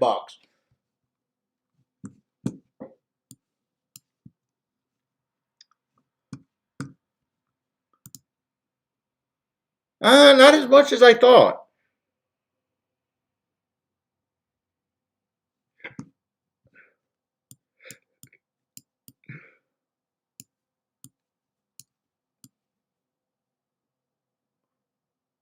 You know what? That might confuse people. The 2 is paying 42 to 1. So decent hit, not as much as I thought. I don't know why I thought it would be more. The 8 is 57 to 1. And the 10 is 165. So yeah, the 10 would be a really nice hit if I can get that home.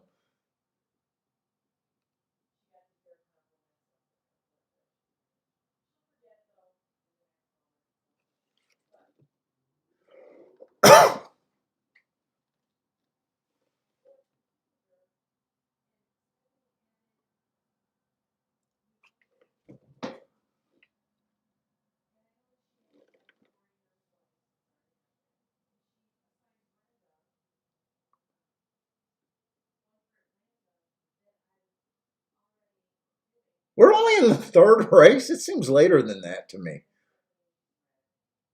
Yeah, we're only in the third race.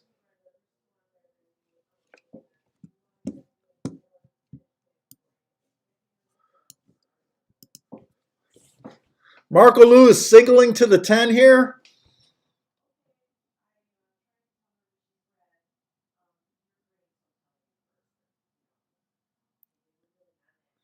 Oh, I like fireball shot. I wonder if she got some fireball down there. Charles, yes. If I hit the double, I'm probably going to sandbag the rest of the show. Yeah, if I hit for 1,600, then what I made on the on that 3 horse in the first race, yeah, I'm probably definitely going to sandbag. I'll make them pry these bets out of me after that. And I just spilled the little teeny tiny shot. Oh boy.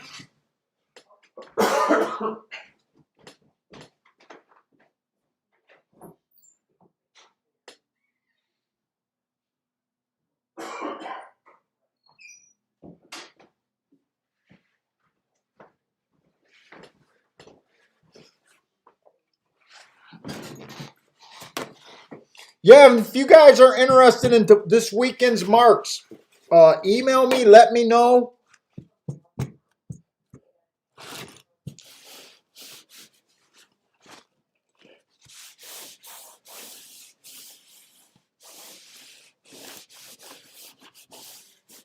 And is Derby next week? Is Derby next Saturday? I'm still deciding if I'm going to do a Derby show. I'm still going back and forth on that. If I do a Derby show, I might not do a Thursday show.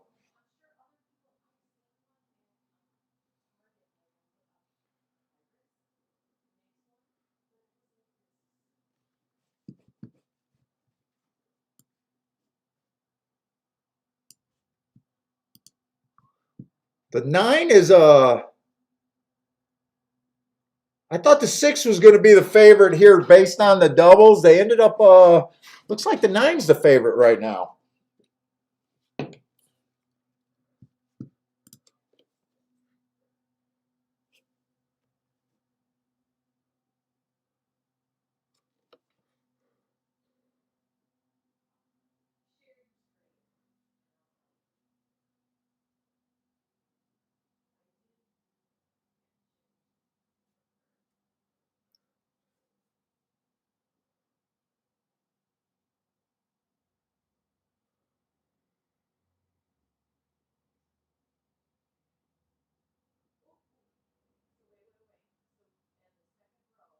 Mizzou. I get what Mizzou man answering is. Yes, the Derby is this. I like all these people that are saying this brilliant comment. This is the quickest turnaround on a Derby we've ever had. Yeah, of course. Of course, we postponed one derby and then the next derby is on the right date. What does that mean? It didn't affect any of the new horses and none of the new breeders or nothing. These horses don't know what happened last year. Okay. Is that a handicapping angle that I need to think about? People keep saying that, and I'm like, yeah, all right. So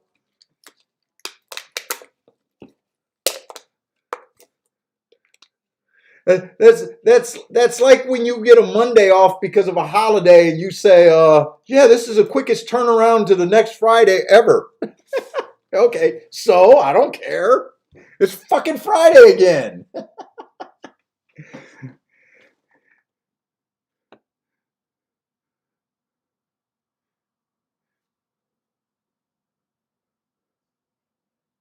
Yeah, I wonder if the powers to be regret doing that because they prolonging it did change everything.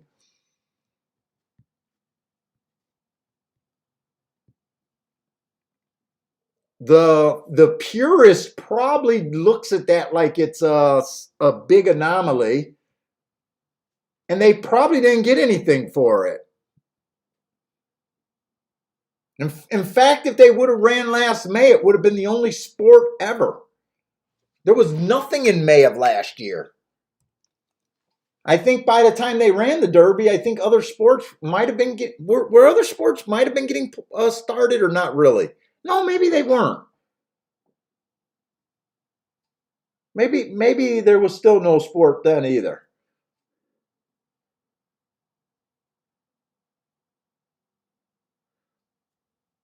Yeah, the first Saturday of May is May 1st. But they've always had the youngest 3 year olds because not every horse is I don't know. Fuck, it's just another race to me. The Kentucky Derby is for the noobs. It's just another freaking horse race.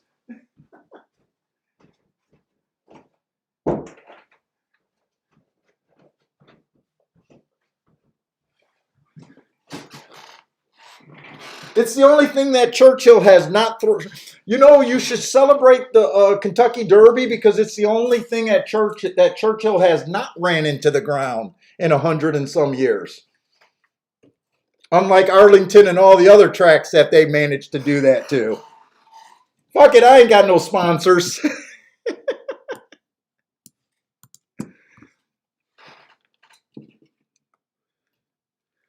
That's what the commercial said. Does anyone care about Churchill Downs other than the Derby?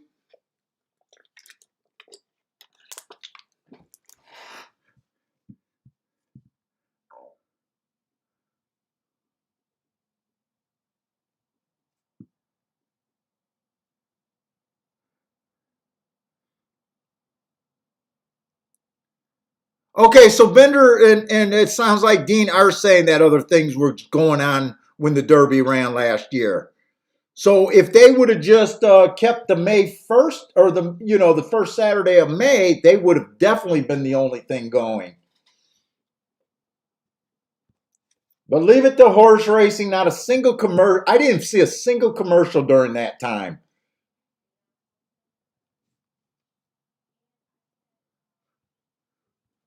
Dude, sports bettors were desperate for action. Not a single commercial trying to let sports bettors know that there was something out there.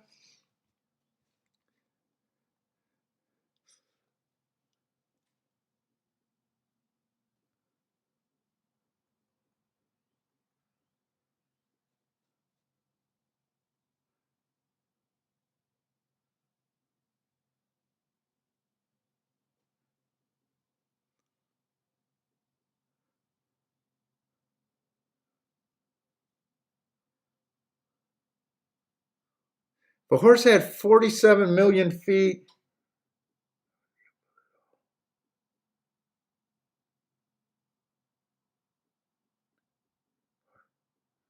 Wait a minute. If horse racing had, I don't get that. 14 of 20 horses. in the Derby are speeder stalkers. I have not even paid attention to it yet. Like I said, if I do a Derby show, trust me, it'll be a Gulfstream show. Unless I get that bias again. Unless there's a big bias, I mean, I'll be watching Saturday opening day. I'm hoping that I see something.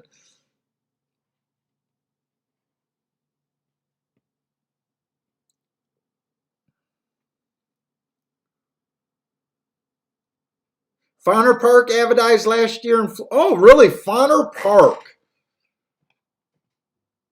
Fauner Park advertised. You know the one of the most brilliant moves. If you guys remember last year, Tampa Bay extended their meet. And you got to give Tampa Bay a little bit of credit for saying that there's nothing else going on. Let us pick up some extra racing days.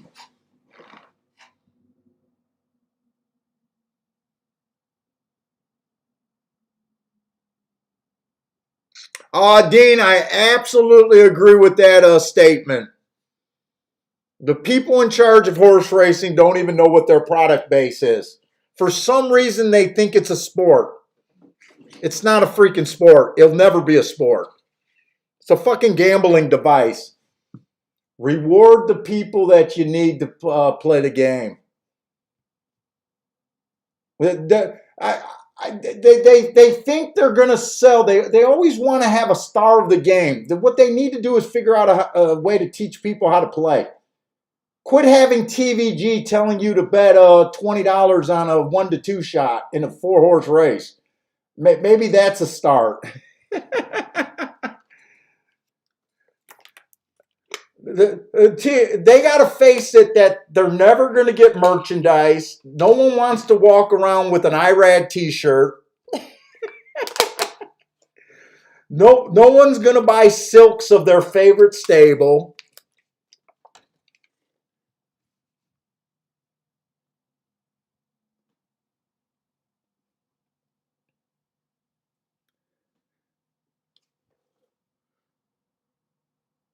Oh, Fauner went in Are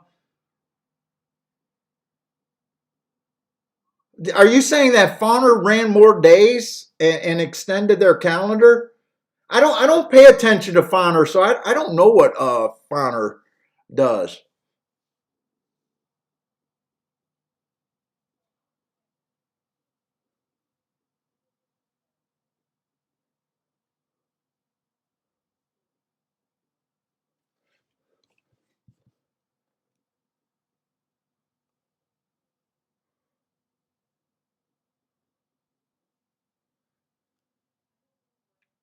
Oh, they just changed their days. Okay, just changed their days.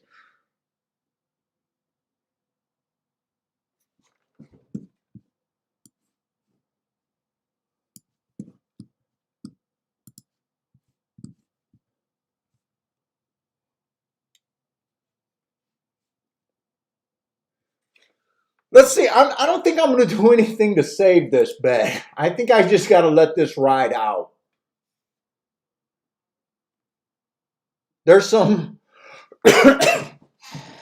there's some danger with some lightly raced horses, some first time starters for me. The 6 horses at 7-2, I could see him upsetting me, and I can definitely see the 9 upsetting me here. But I'm just going to ride out with what I get here.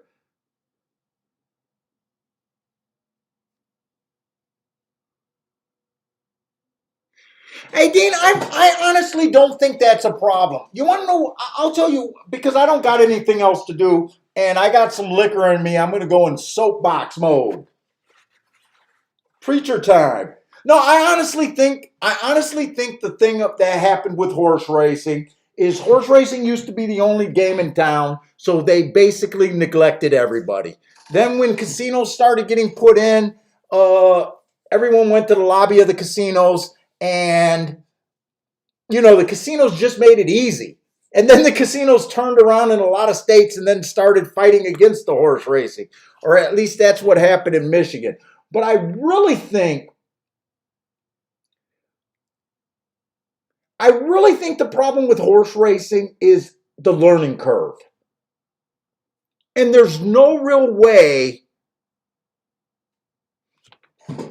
I think once you get the player to get that initial learning curve and to basically become a handicapper, I think you got them for life. But you got too many old players. See, the thing about horse racing is you just lose. You learn this game from other losers. Let's face it. You either learn this game from, your father, your grandfather, and the odds are they just weren't winners. Or you learned it from the books. And no one's ever seen these people most of the people look at these books like they're gospel. Everyone talks about the books they read. They all look at it like they gospel, but none of you guys have played with these guys or even seen these guys operate, and don't even call these guys out. So no one really gets to get mentored in horse racing to learn the freaking game. The tracks don't want you to do it because they want you to play every race, even though they would benefit to keep you in the game for years and to make off your churn. They don't mind chewing you up and getting more people. They need to figure out how to do a real mentorship program or promote people that are willing to be promoted. The only way you're going to keep horse players is giving them a chance to win. And it's so bad that most people, like I said, the tracks horse racing gives out multiple $1 million a day. Yet everyone walks around acting like no one ever wins this money. If you even say you win at this game at the end of the year, you'll get tons of freaking hate. No one even believes that anyone wins at this game. Yet they give out, I don't know, each track gives out at least $1 million a day. Where does that money go? Everyone just acts like it gets grounded into the ground and no one makes a living off of it. So if they could just turn people into handicappers, but they don't know how to do it.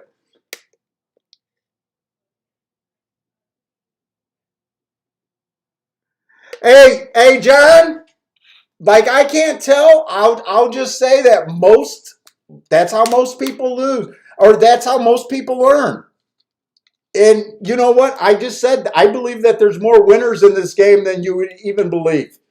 Because no one's ever questioned me. Only the IRS. I've never did a survey from a track. I never did a survey from someone representing the track. The only people that surveyed me is the IRS.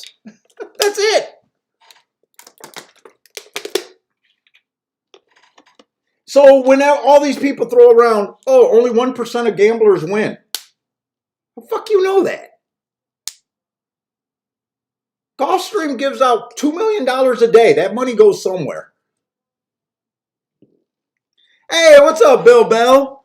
We're live to some decent tickets, and we've already had a winner today. You're early today, man.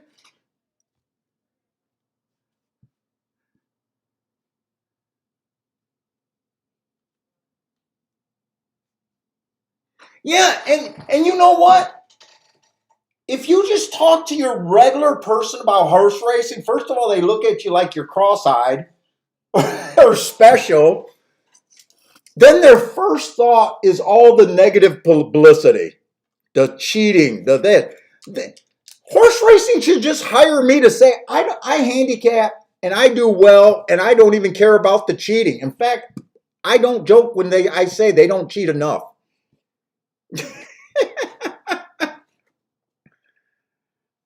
Jesus Christ, if you're pissed that they stiff if they stiff 2 to 5 favorites, you're in trouble. And if you're pissed that they give champion horses steroids, to me you're in trouble too.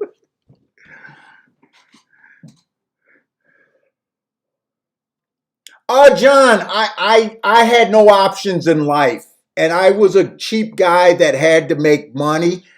You know what? I come from like a boxing and football background. I understand sports. I understand pressure. I understand the little things make the difference. Uh, I don't look smart, but I do read. The biases, to me, the biases just made sense. I kind of self-taught, but I didn't have, when I was self-taught, I didn't have money to waste. You know what I'm saying? It was out of necessity. I fell in love with the betting. I thought it was logical, and I just kept with it. I've never been that big of a follower of people either. Like I've always thought, I always look at things different. I don't know. I don't really know how. I just fell into it because I didn't have a father that taught me, or a grandpa or anything like that.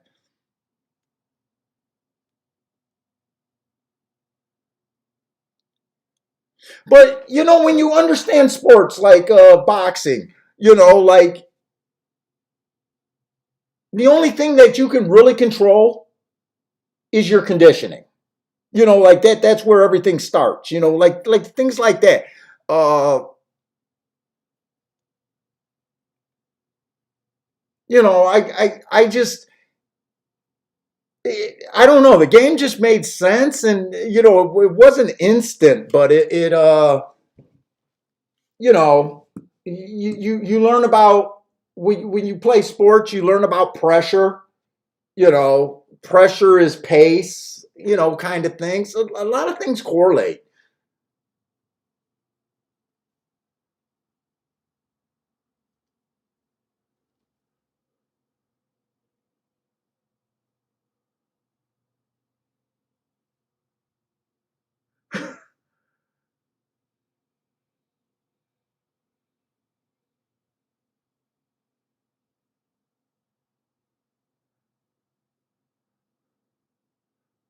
Hey, what's up, Jeff?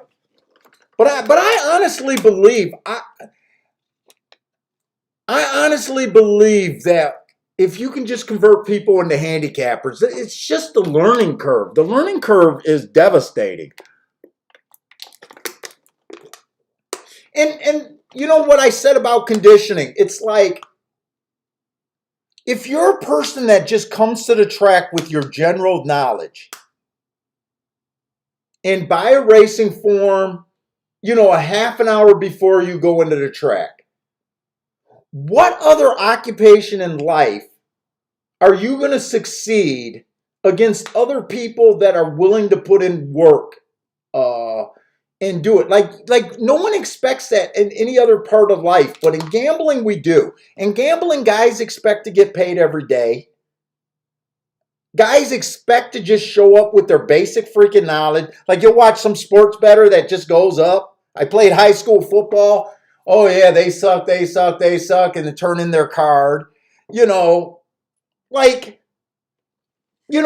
I sometimes I don't even know what gives a right to someone that shows up to feel like they can compete with people that are willing to put in the work. There's no other part of life where that works. There's no other. And men have that. Men have that about gambling. And the other thing I notice men have that about is fighting. Where I live my life being in the gyms and knowing that most American men can't fight. They're all living off one fight in high school that they got the better of someone. There's never been a kid that walked into a gym and impressed anyone. There's no such thing as a street fight. But for some reason, every man needs to feel like he can do something. I can take a punch. I just black out. I turn into the hawk. No, no. But gambling and fighting is two things that men just think they can do with no work. It just is.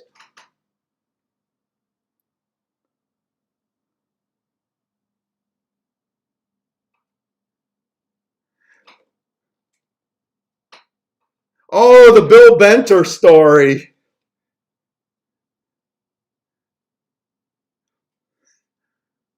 Yeah, my bullshit meter is on that Bill Benter story.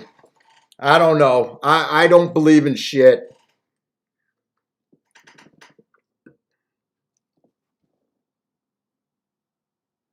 Hey, Mizzou man, you'll find that in the gym. There's very few bullies in a gym. You find that because once guys get to a certain area, they don't feel like they got to prove it. You take the pride away.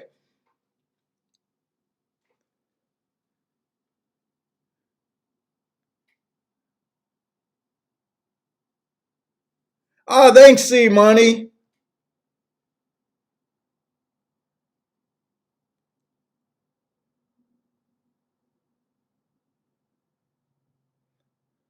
Yeah, Marco Lou, my bullshit meter is on. That'd be like me winning all the money in Vegas and don't want to offend the locals. It's just my bullshit meter, man. And the thing is, that happened so many years ago. If you have that ticket, just produce it. Okay, you wanted to donate it to the government. You wanted to go donate it to their taxes. That's where the money is. Show the fucking ticket to go with your story. That's all I ask. Show the ticket. Because you want to know what? I could pay GQ magazine to write an article about me, and I can claim to have had that ticket too. But I didn't want to cash it, you know. It's a weird story. I don't believe it.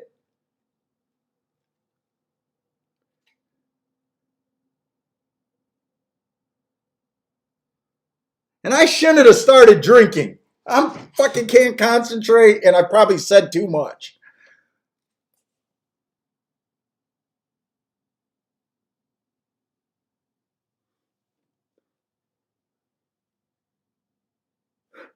I told you guys I can't handle my liquor.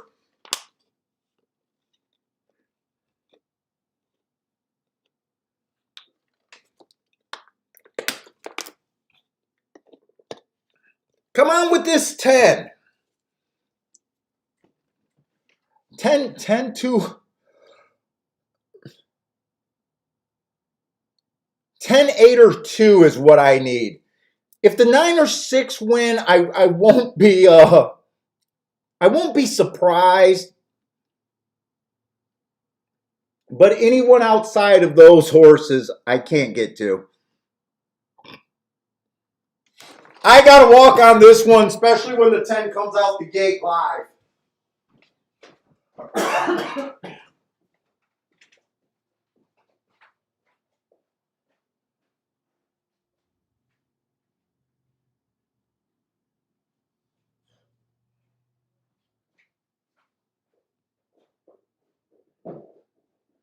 Really?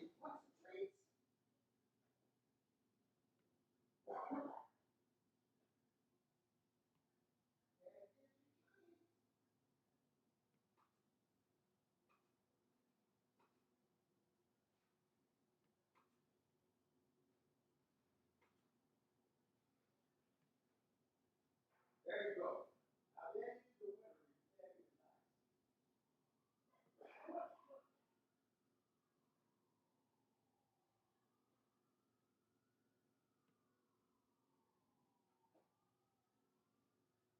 Very good.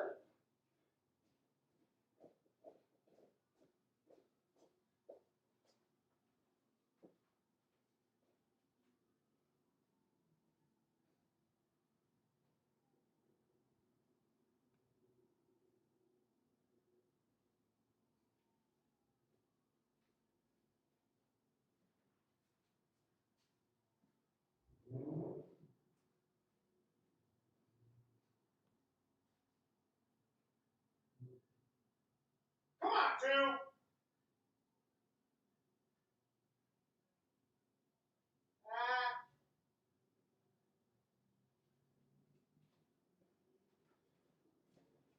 Back to the drawing board.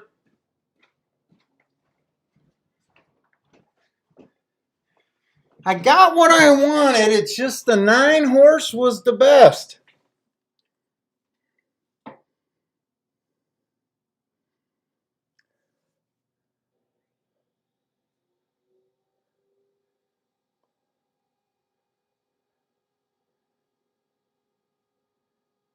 Oh man, man, oh man.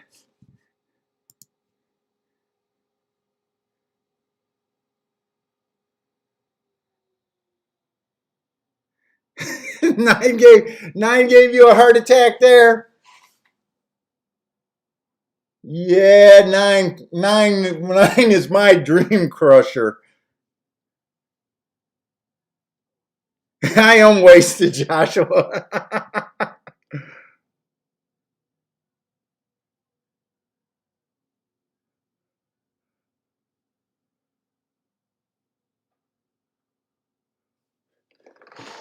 Ah, boy. Like I said, the 9 does not surprise me there.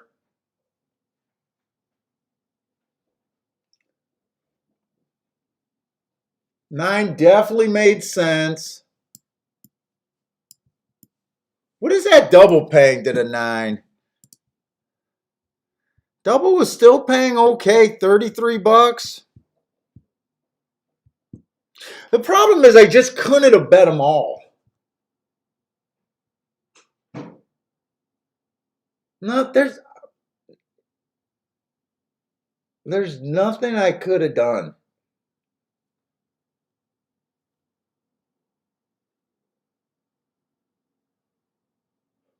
Because I did have to use 3 horses in the first leg. Yeah, there's nothing I could have done there. There's just nothing. The hits weren't big enough. Let's see, the smallest hit was about for $400. No, no, they weren't big enough. I was wondering if I could have did a 9 on top of the horses that I liked and exact a saver, but I don't think so. I just had to ride with what they gave me and I missed. That's all. That's all.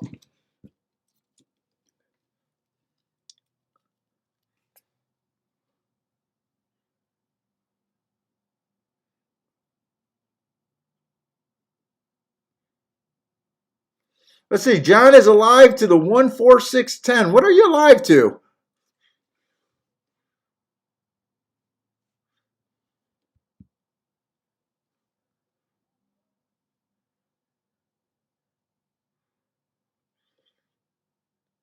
Yeah, too bad that 10 couldn't have held on. 23 and 3, 47 4. I really thought the 2 was going to bail me out there, but he didn't. Oh, John, you're alive to a pick 3. Good luck on your pick 3. What, you got a 5 to 1 and a 2 to 1 and 4 outs?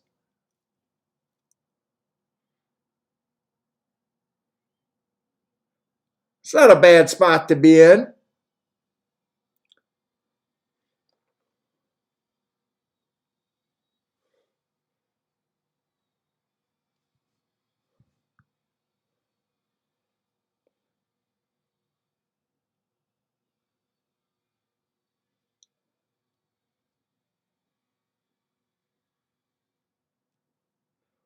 Well, give me some dirt races.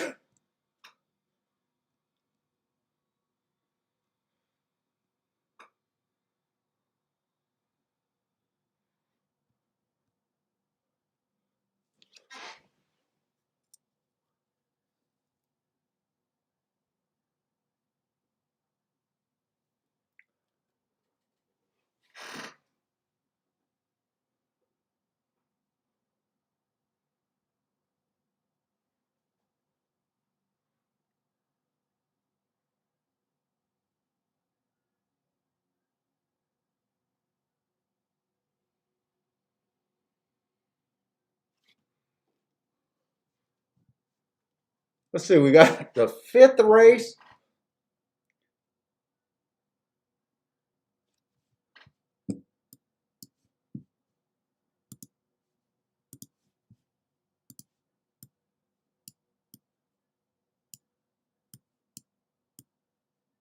layoff.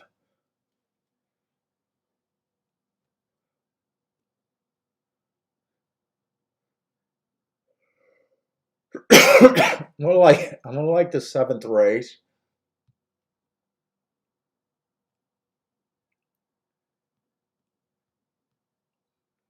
Okay, there's a few more races that I think I'm gonna like. It just feels like everything is working, and then they always got to throw in these turf route races on me. Maybe I got to cut down on the doubles and go on exactas. I don't know.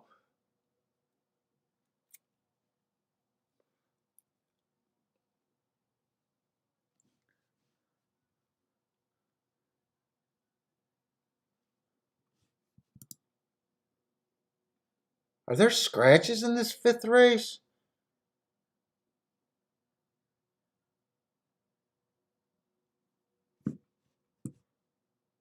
There's scratches here. What am I looking at? I'm in the fifth race. Pink for okay. Pink fizz. Okay.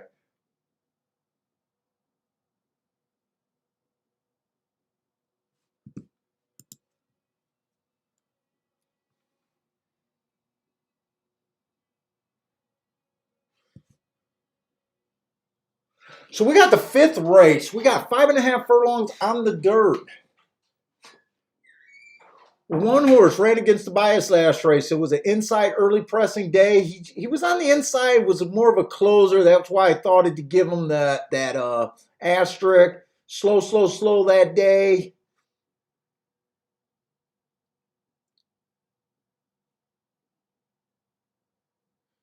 Just missed.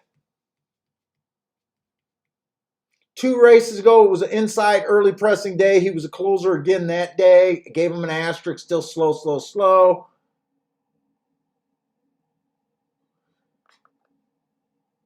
God, this horse used to have speed.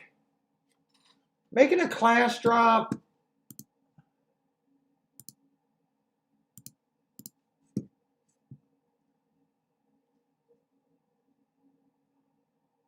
Boy, where did this horse's speed go? Let's see what else is in this race. I mean, I see the excuses. He gets inside, which I do like.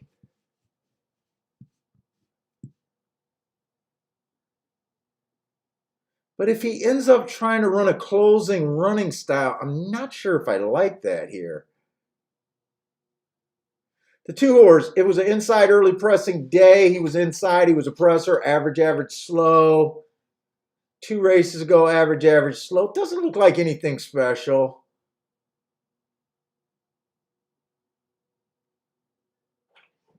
Give me a good betting board because I think I'm going to like this race.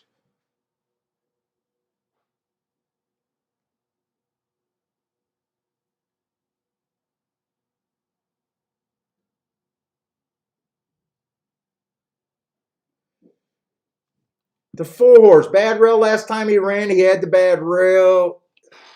Oh, that's going to be your favorite. 1/6 slower than fastest winner, average slow. I like that race. 2 races back, another bad rail. Dropping. Yeah, this horse should be the favorite. And he's not really hitting. He's probably going to take a lot of action.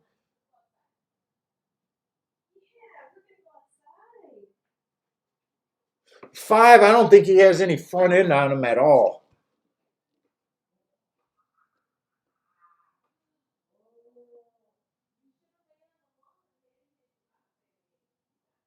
Six horse looks good, but he's getting outside. I'm still believing on the inside of the track here.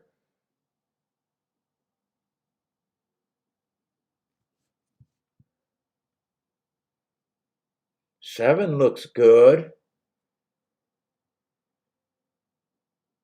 8's out.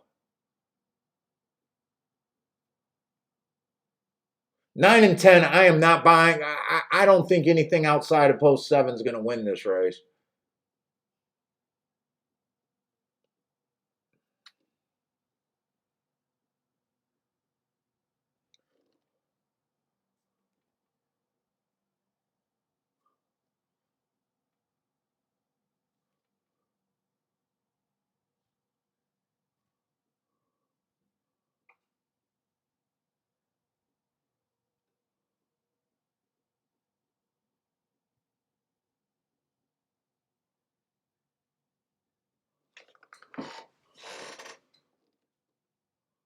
How aggressive do I want to get here?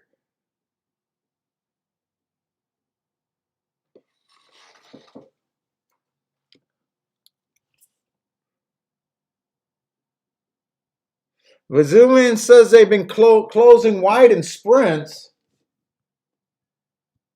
Mizzouman, they went wire every day, every race yesterday. What did they do today? Wait a minute. Mizzouman, are you sure? Wait, I got to think now. Didn't they go wire every race yesterday? Have we seen a sprint race today?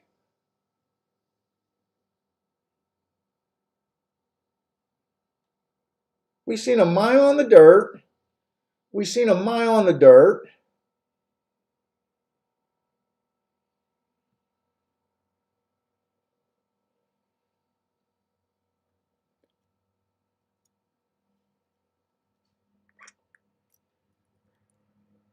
What did they do last? Yeah, yesterday they wired every race, I want to say.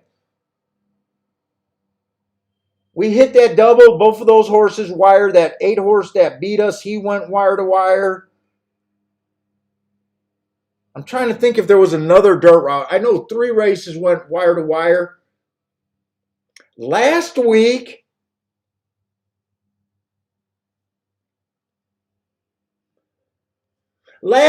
speed was not good. They were stalking last week.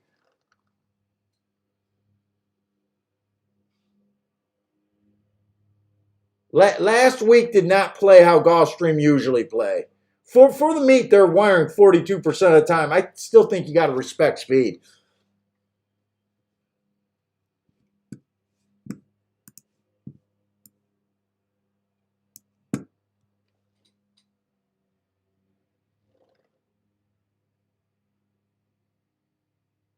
Yeah, let me see if there was another dirt race yesterday. I know that 2 came off the pace yesterday, but that was a route race. Let me just see yesterday. I did not do the charts this morning. No, I want yesterday's.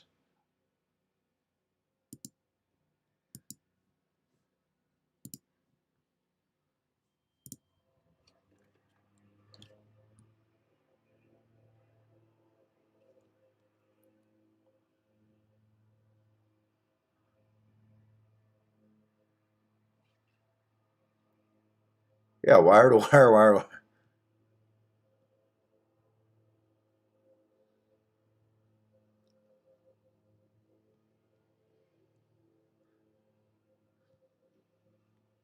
Yeah, there was only 3 dirt sprints yesterday. Okay.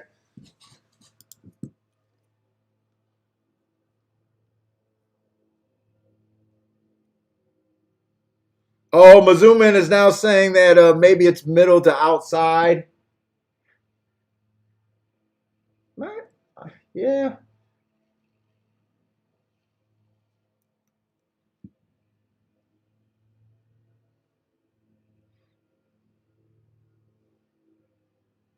I'm trying to decide where I want to go here. You know what? I'm getting tired of. There's 2 ways I can go in this bet. So right now, it just seems like for the last, ever since this weekend, it's been like living in the 7-2 to 5-2 range. It's been kind of boring in the price category. I kind of like the 1 through 4 here. Now, my thought is the 4 is probably deserves to be the favorite and probably should deserve to be the bet.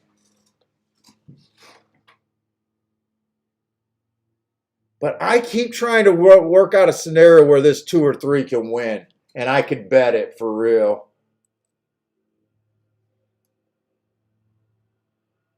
I definitely don't want to do a 4-horse box. That I don't want to do.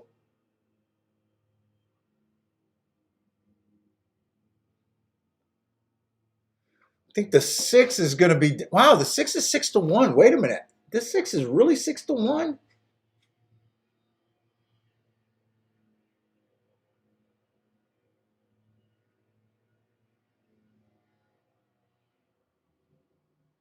He was running against much better before his layoff. And then he comes back and he runs against two excuses.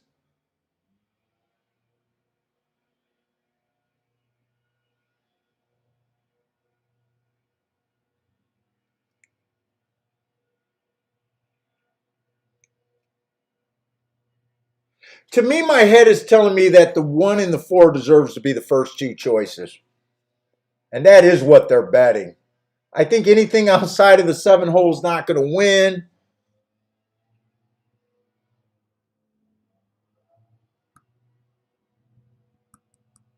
I'm kind of getting antsy. I might try to press this in a bad decision.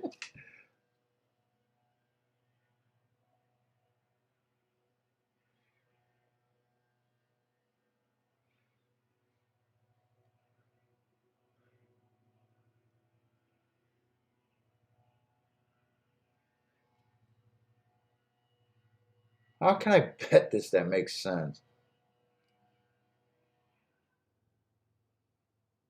Do I like the double enough?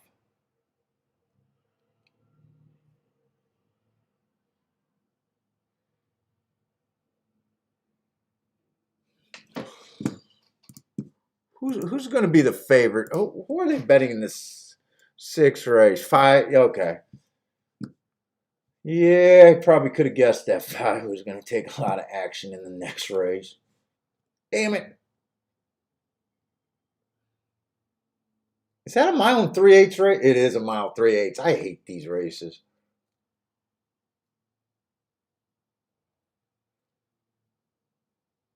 Let's see, I probably don't want to do a double. How can I'm itching for a real play here. I want something I can go after here. Am I just pushing for no reason? Bill Bell likes the 2 at Keelan.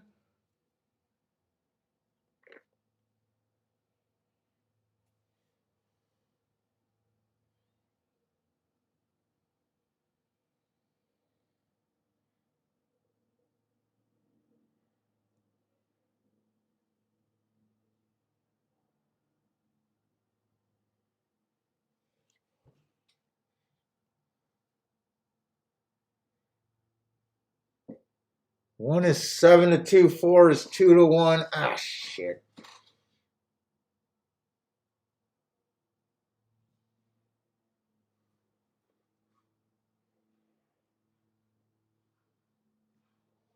I don't know if let me write down some of the bets I'm considering. I don't think I can get around these two. Which just sucks because I want to.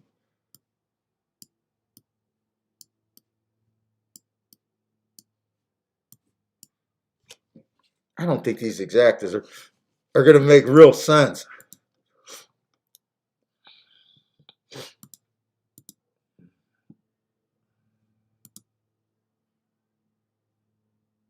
No, it's probably. Oh, I'm still signed in.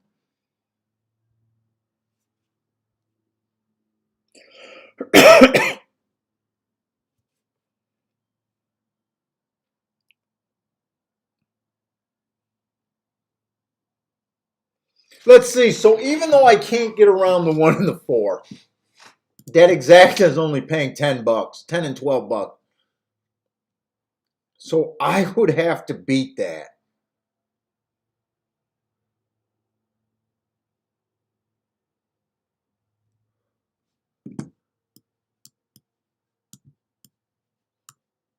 See if these make sense.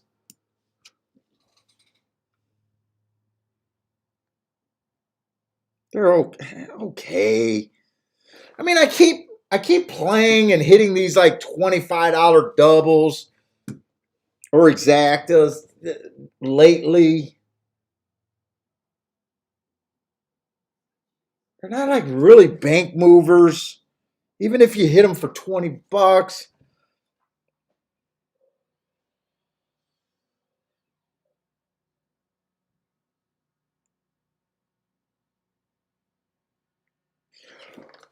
You don't want to keep trying to beat combinations that you think can win. See, we got about 5 minutes.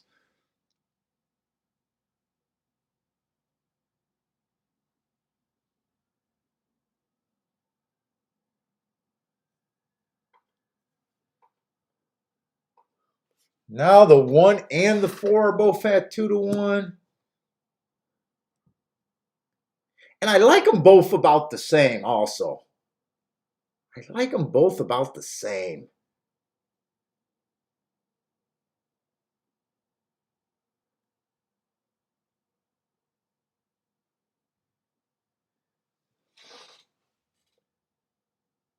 To me, this bet only makes sense if you could get the 2 or the 3 to run second to them. And I'm not sure how much I believe in that.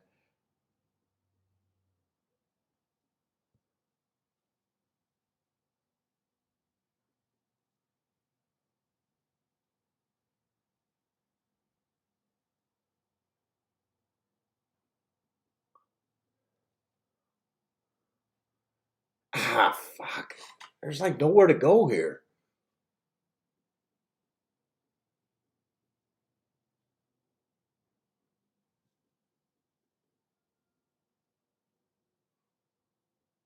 This one doesn't necessarily go to lead.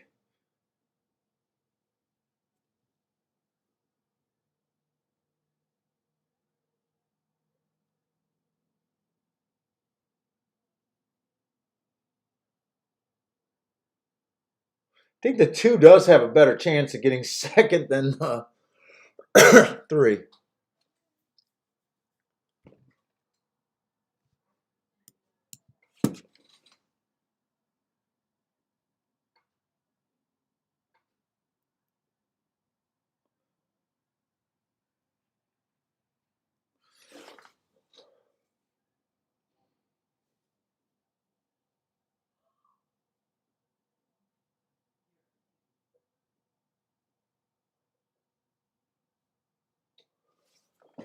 There's just not much room here.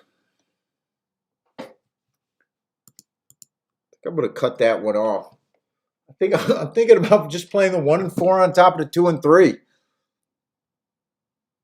In the money, Mike's scared to say who he likes. I got an opinion here this race. It's just my top 2 choices. I just agree with the public, and they're not worth betting to win at 3-1 and 9-5. The exact is definitely not worth betting.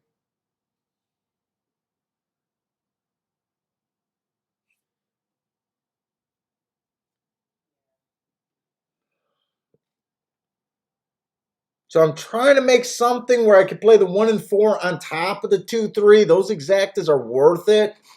I'll probably just do that. I'll probably just play that in my lower category bet.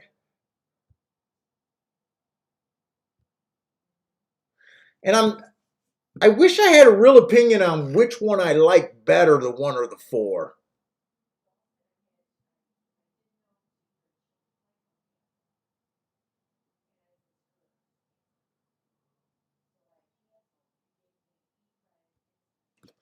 I'm going to put that exact in.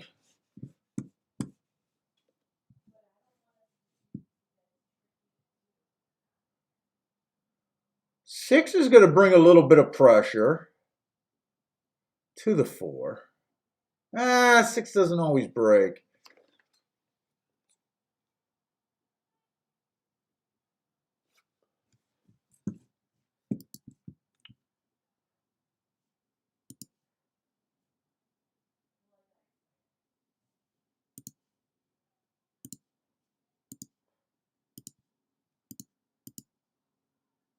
I'm in the wrong race.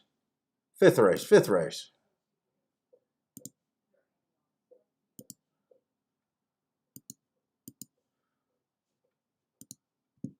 One and 4 to the 2-3.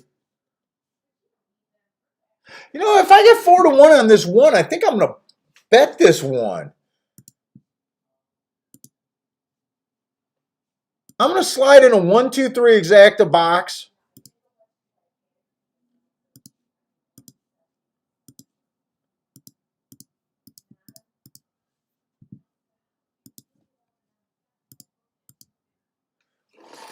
Am I going to get 4-1 on this one? I'll take the one at 4-1.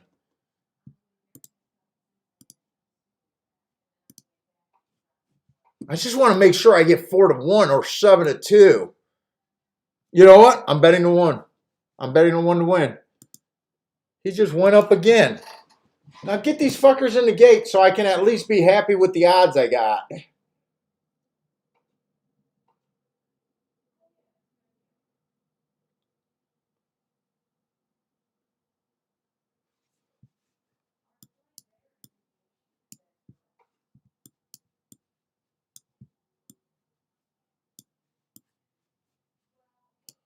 That's everything I did. Come on, lock me in at 4-1. I think 4-1 is fair.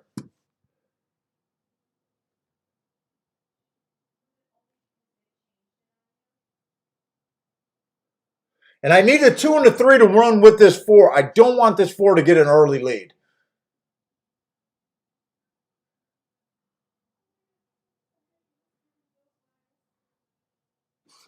What do you guys got? Let's see. What we got here? Joshua Kuhn took the 1 to win in place. In the money, Mike. The 2 looks good. Spencer likes the 7 here.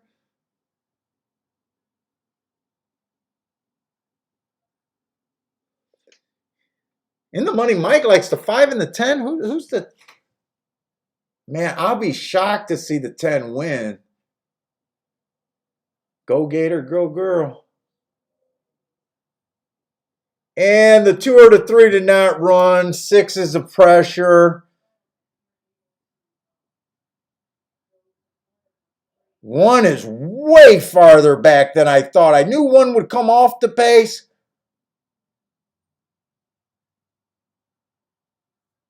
Come on, 2. Keep running with this 2. Just keep this 2 interested. Did this one miss the break or something? Keep this fucking 2 going.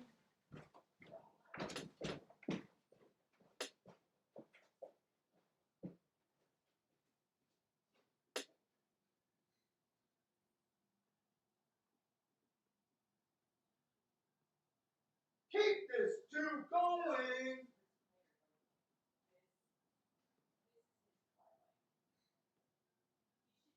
Come on, 2. Come on, 2. Eyes flat. All right. Shit. The 7's going to beat me anyway. Fucking A. That one pissed me off. Shut your door because I'm fucking going to curse the time. God damn this fucking 7. This one pissed me off because this is a monster fucking hit, if I'm right.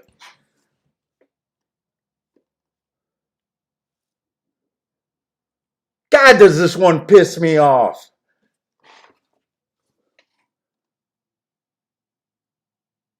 Who is the 7? Oh, this one hurts. This one hurts bad.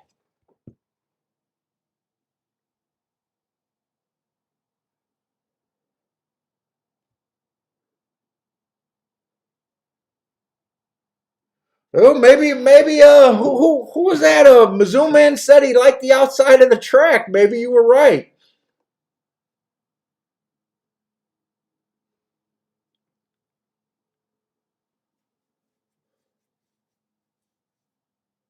I would have been happy with a 2-1. I would have been happy with a 2-1. I need that 7 to be out of there.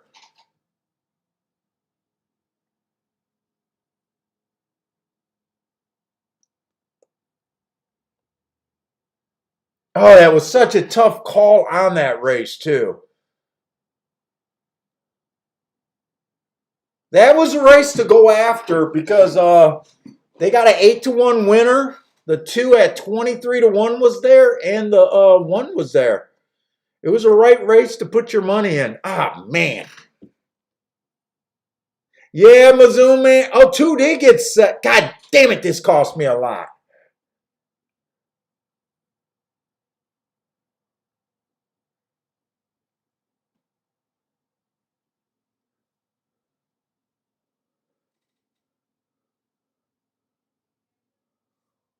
Yeah, it came in 7-2-1. I would have been happy with that.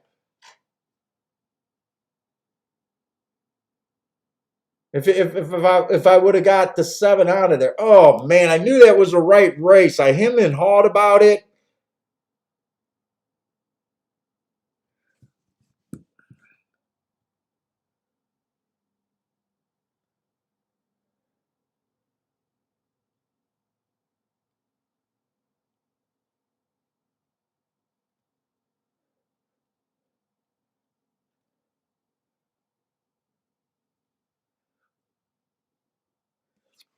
Let's see. 7 ran against the bias last race at a higher level.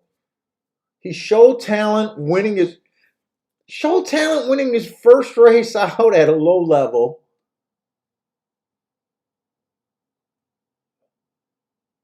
Done nothing wrong. Won his first race, won his third race.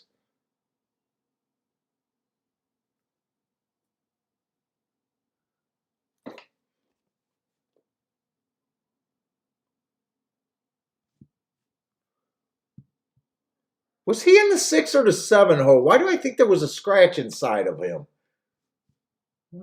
He ran.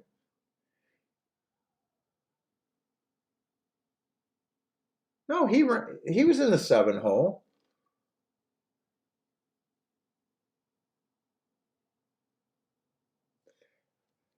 I mean, if he was on the inside, I would have liked him. If he was on the inside, I probably would have used him. He won his first race out. Second race, he had an asterisk, and he wins this race.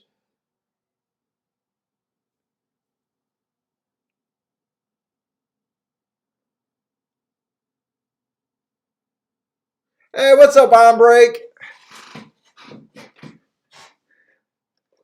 Dean is playing with serious house money today.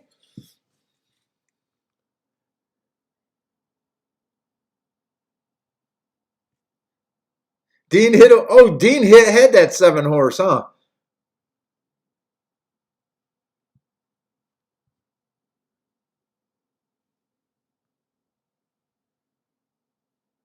Yeah, Spencer. I don't think the 7 was that hard to see. Going back and looking at it. Just with my belief in the inside of the track is what made it impossible for me to get to him.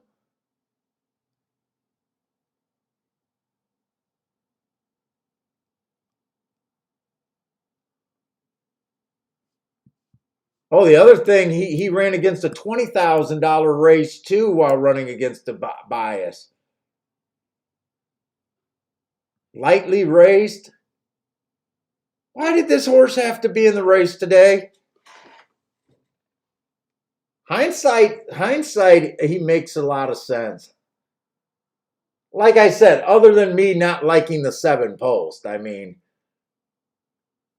my hindsight still couldn't get me to bet it, but at least the race makes sense. Oh, fuck.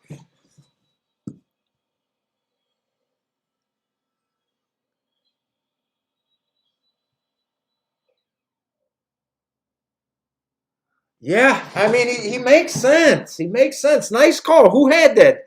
Did Dean had that?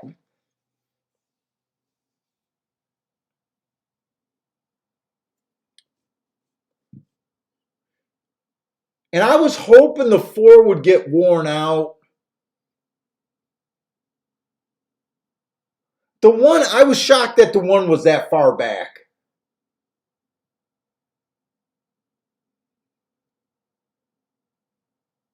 And two did what I was hoping 2 would be able to do. Suck up on the inside. Oh man, I just feel like that's a missed opportunity.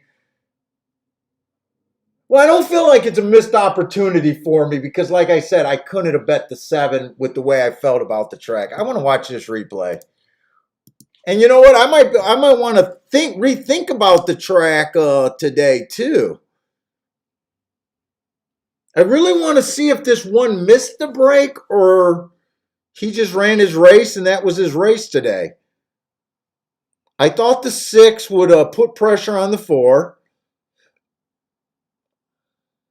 2 is getting the gravy freaking trip.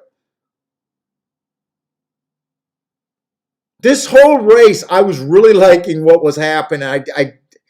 Except now that I'm looking at the damn 7, 2 did a nice angle.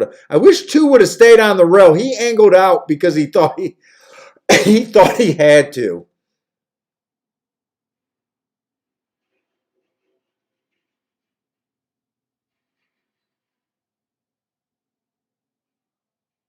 You know what? I just got beat there. Not watching the replay, I just got beat. Okay. Dean made a good call. I didn't see anything at the start. It looked like they were okay with this horse coming from that far off. The one didn't break tardy or anything. He broke with the pack, and that's the ride they got. That's what he chose to do. So okay.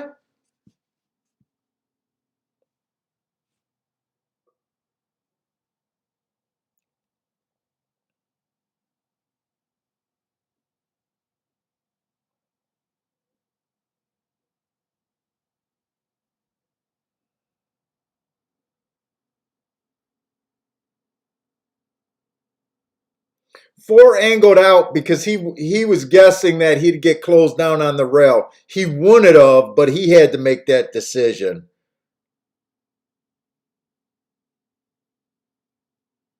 And 7 just had good positions. The 7 and the 2 were making the same run, and then the 7 just had more than them. All right, I'm not upset about. I mean, I'm upset about that. That result, but it does make sense to me. Hindsight.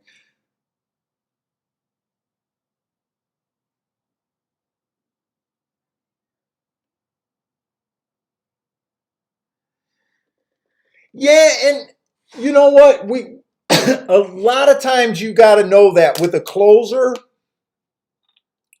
a lot of times they'll fan wide.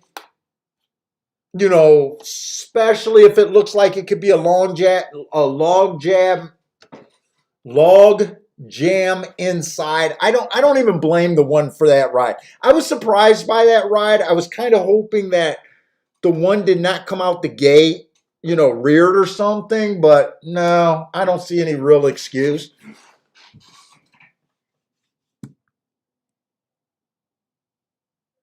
And you know what? I stand by my bet. It was a losing bet. I had 1, 2, 3 boxed.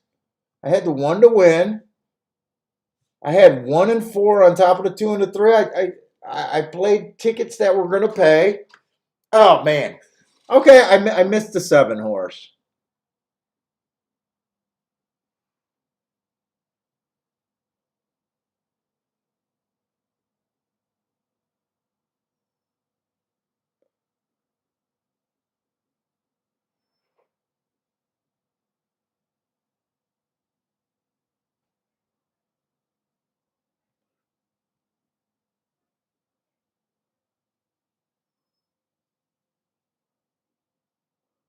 I was just wanting to see. I thought maybe him and the one. Oh no, they did run together. Is that the one, Pink Fizz?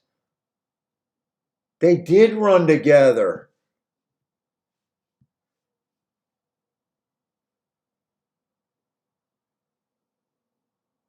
They ran on February 17th. 5x7, 4x3, 2x1.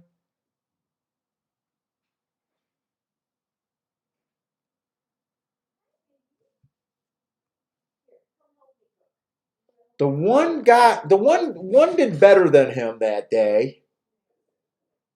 Did they both run against the bias that day on 217?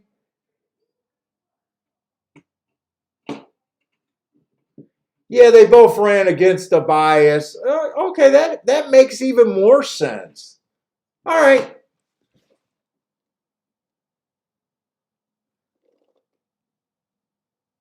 Not too big a deal.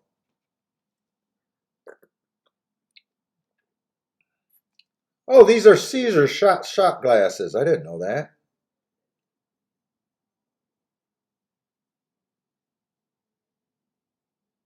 Oh, they got a horse and chariot on them.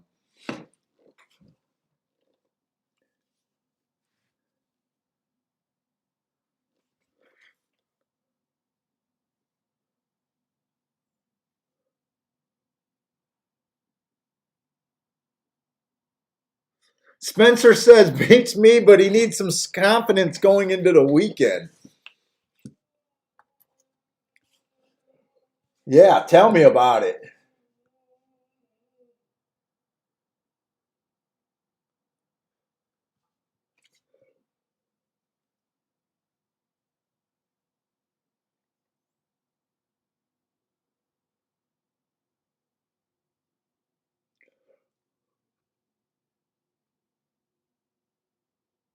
In fact, I don't think I'm going to be interested in this mile and 3/8 race, but I think I want to go back and just look at it, at my bets today.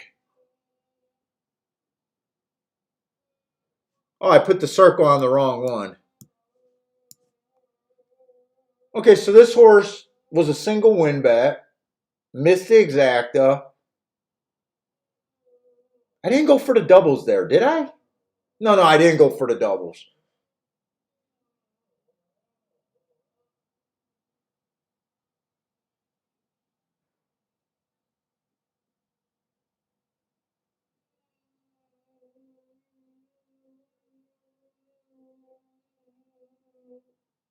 This race, I chickened out of. I think I could have done a better job this race. But I did not bet this race.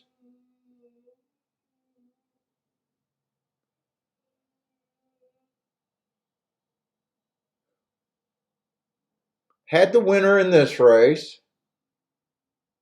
No win ticket. No exacta. Oh, this was a race that I played the double. This was a race that I played the double.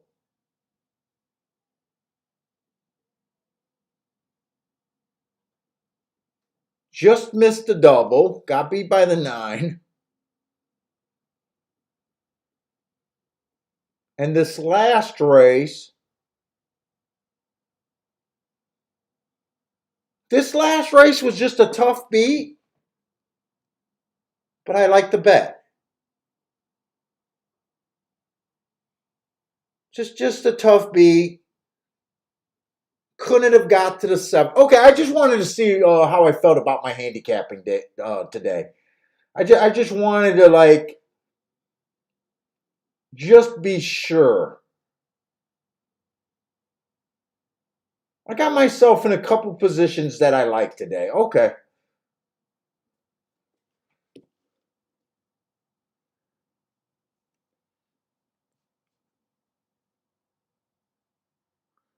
Joshua Kuhn, you're having a tough little string there.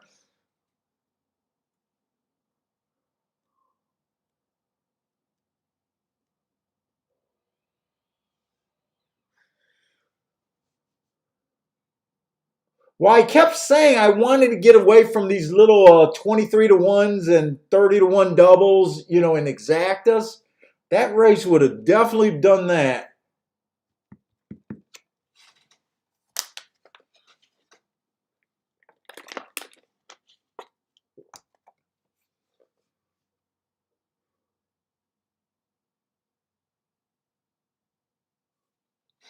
How are they betting this race? Right now, I'm not that interested in this race at all.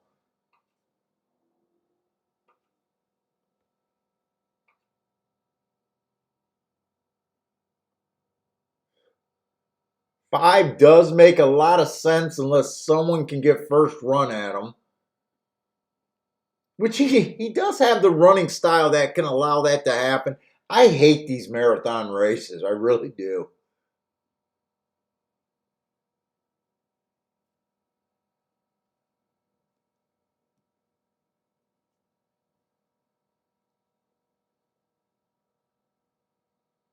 Did they all run on March 17th?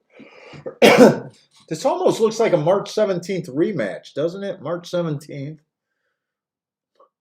March 17th, March 17th.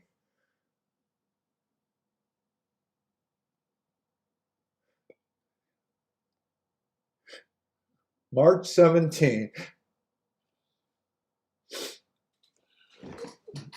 I love rematch races.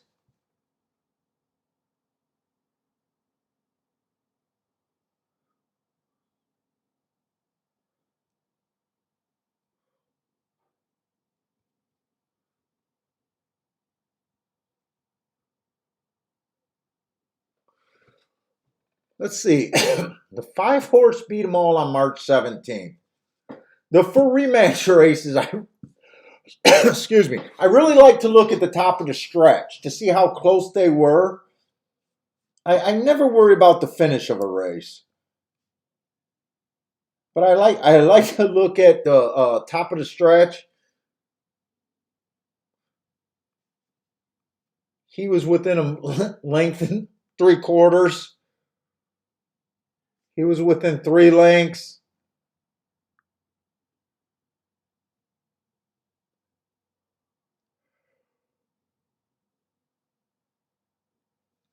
He was within a length and 3/4.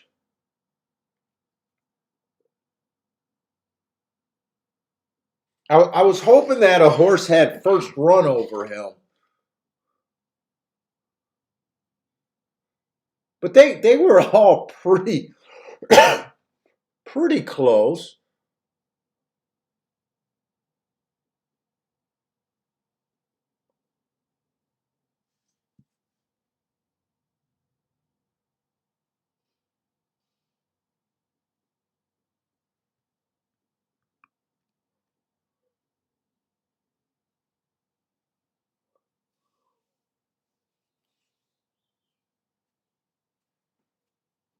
Whew, I'm getting tired.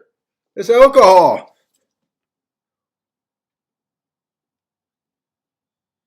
Hey, what's up, David Gates?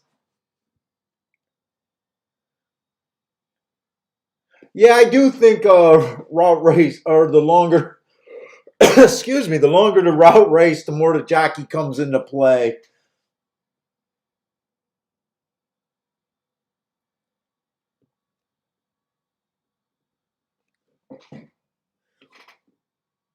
Let me look at the next race. If I got a single or something, maybe I'll do something.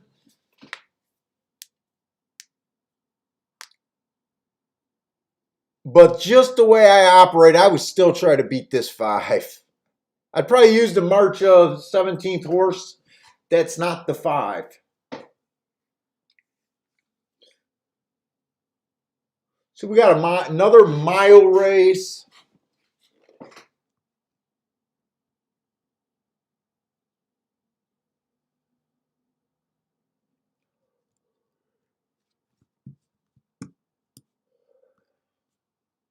I don't know if the 7 stalked or closed. No, he stalked. He stalked. He was making the same move as the 2.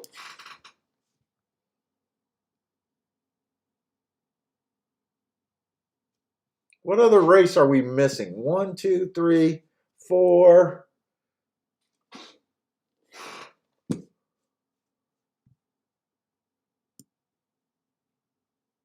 I want to say that 9 closed on the turf. 9 closed on the turf. Maybe he did a deep stalk, but I think it was a close. Because I don't remember seeing him until the finish line.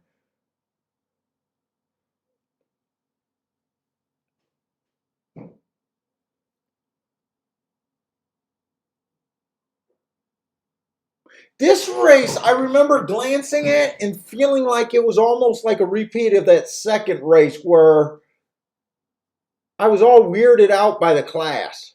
Although this is a lot cheaper and I can deal with it a little bit early. I love the marks on the 1. Last time he ran, it was an inside stalking closing day. He tried to go wire to wire while dueling. He also went too fast to win, and he ran against the bias. I love that race.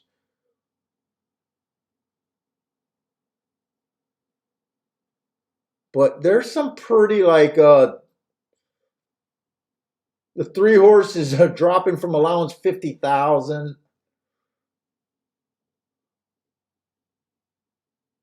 I thought this was another weird race where some of the better looking horses were coming off the outside, especially class wise.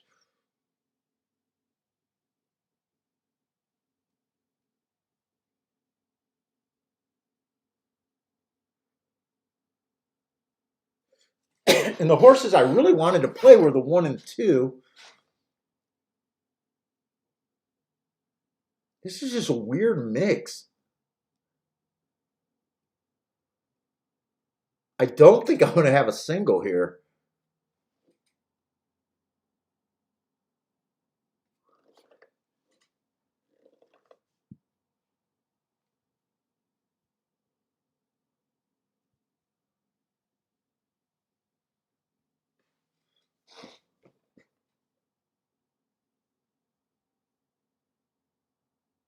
Wow, they are just crushing the odds on this 5. That's why I like these rematch races.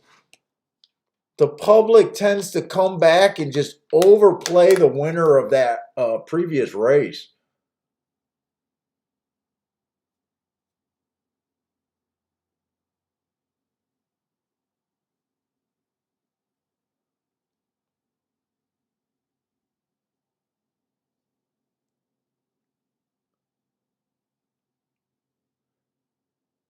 Hey, John, which 1 horses? You're talking about the steady early in the next race?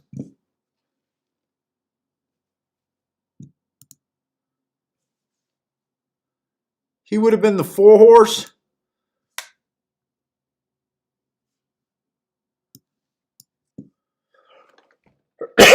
Come on with the video player.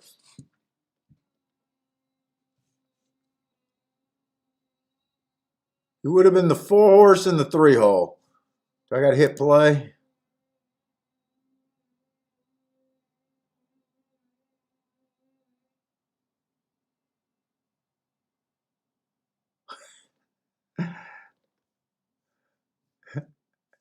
He looked like he was riding a bouncy horse.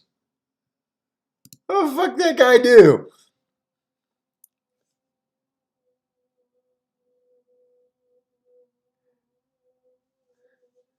I don't know. Why did he have to study that bad? I don't I don't see why. Oh, I think he hit the gate and lost his balance and ended up steadying the horse.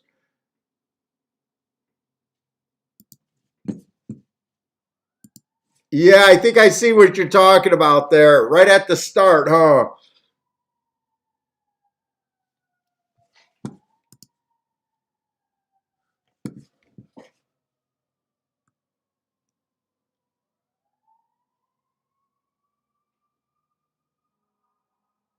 To me here, I think I'm gonna do a bit of a play here.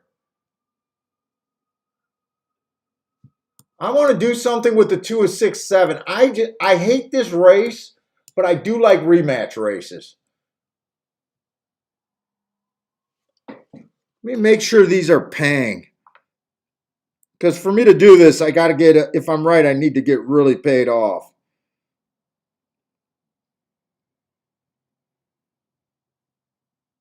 Yeah, they are paying.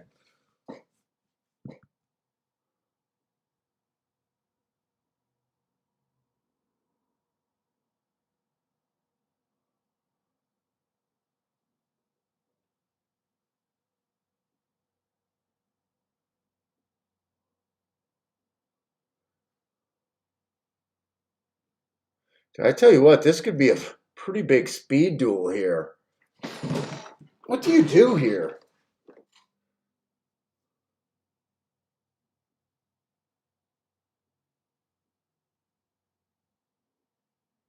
Dude, this does look like a rematch of that second race. It really does to me.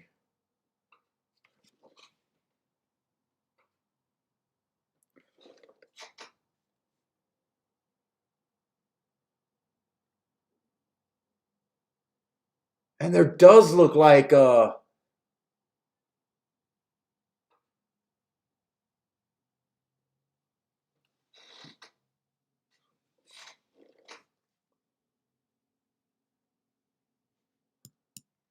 I'm almost thinking of a 1, 2, 3.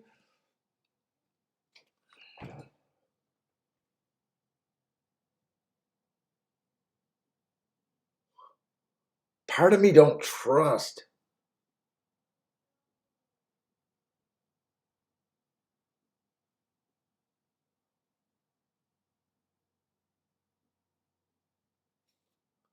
Dude, I think the best horse is a 7. I ain't gonna get beat by the outside twice in the same day. Not at Gulfstream. Might be the alcohol.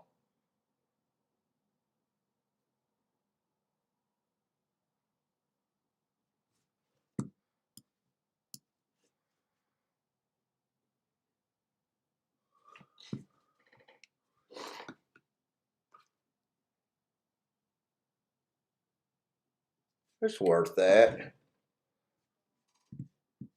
This will pay.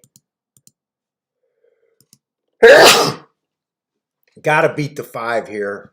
If the 5 beats me, so how much can I really play this for?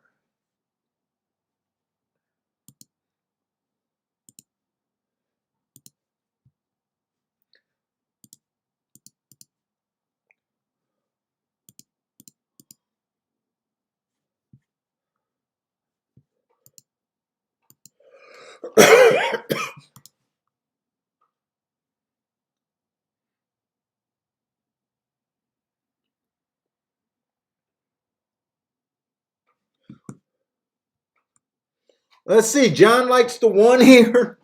In the money, Mike. 2, 3, 6, 7, maybe the try.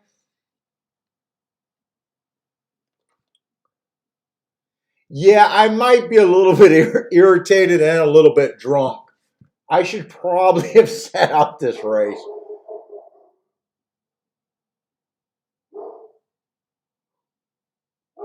But I do have a love for rematch races. I really do. The winner of the last race don't always come back to win. The 5 also falls into the worst bet of racing. Short price, a deep closer at a short price.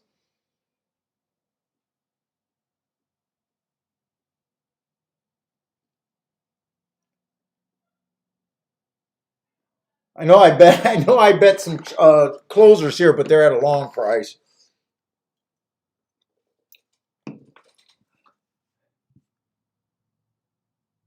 Jay got a double here. 1, 2, 5, 7 to the 5.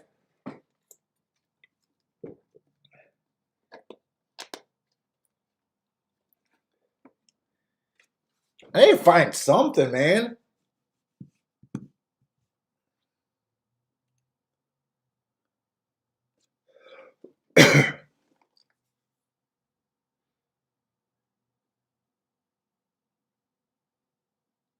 And now Mizzou Man got me thinking, but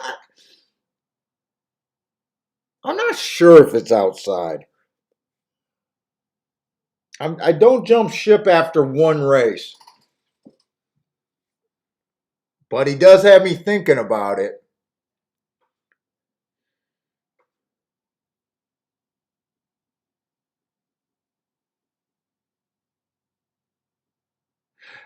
DC says he hears more click. You know what? Normally I would sit out this race. I do think I'm a little bit on tilt for the last race. But at the same time, I do kind of like this next race coming up. Look, this a lot of times some of your best opportunities aren't going to be perfect situations.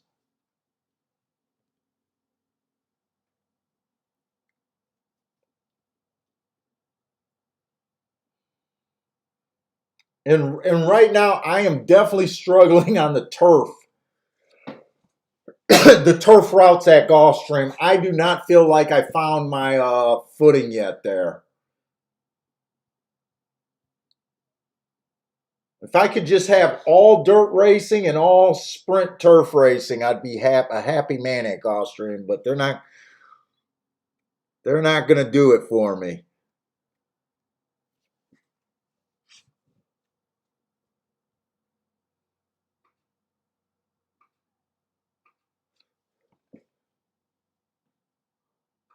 What's taking them so long at Gulfstream? It seems like Gulfstream might be creeping into their old ways. It's been hasn't it been 0 minutes to post for a little while, and they haven't even made it to the. This is a turf race, right? Yeah, this is a turf race. 6th race. They seem to be dragging their feet a little bit on this one.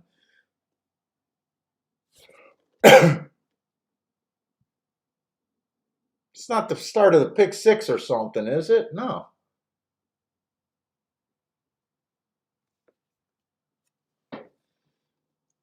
It's a pick 4. Okay, they are heading on the turf. It just seems like they're taking a long time.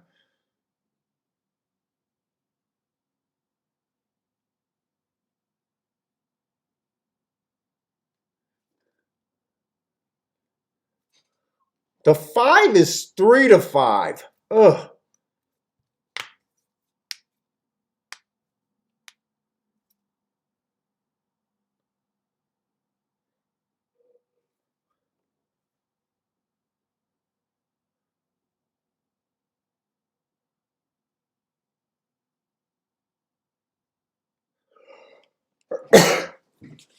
Have they been starting to creep into dragging? This is the first race where I really thought I noticed it. You know, where they're going back to the old ways. I don't know if it has to do with the championship meet. This is the first time I really noticed it.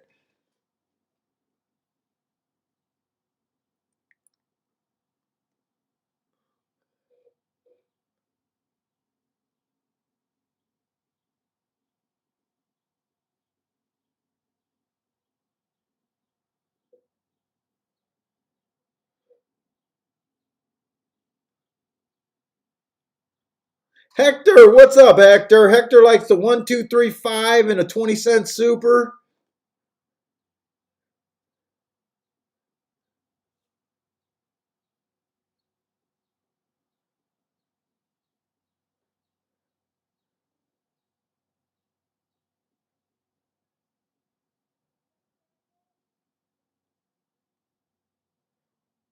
Okay, you can start slowing them down anytime now.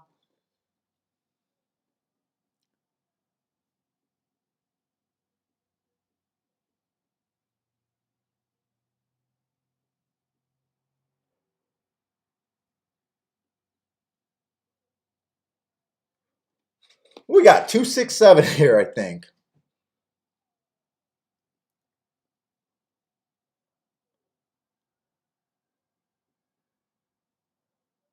Oh man, the one's gonna beat me at the first wire. I was hoping to at least be right at one of the 2 wires, so now I got to be right at the finish of the race. I needed a 6 to keep the lead there, I guess.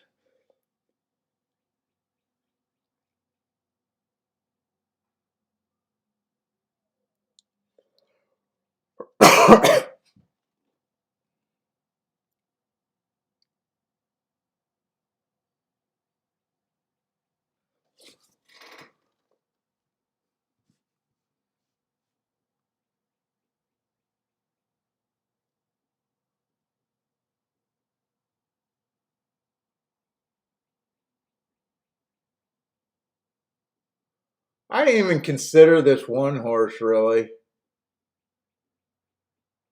Actually, doesn't look that bad.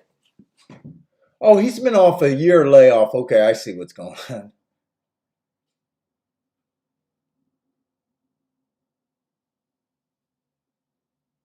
Yeah, 5 is there. Is that one still on the damn lead?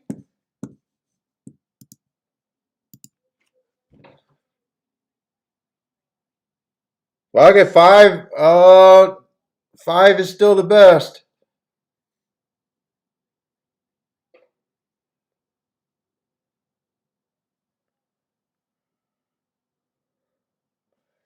Eh.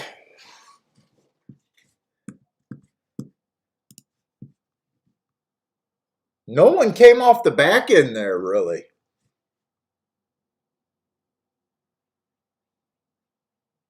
Think it came in 516 there? 516?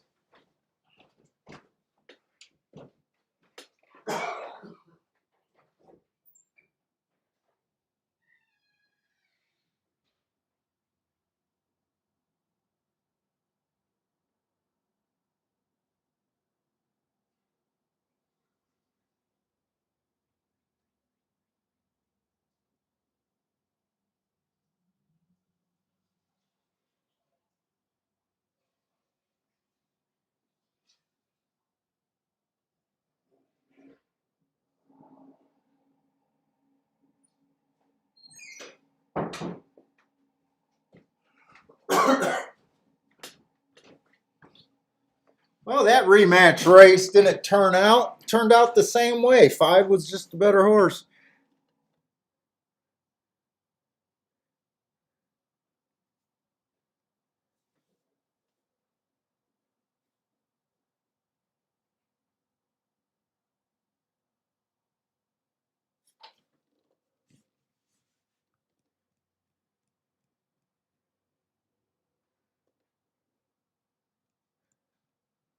Come on, give me a few good. What's up, big guy?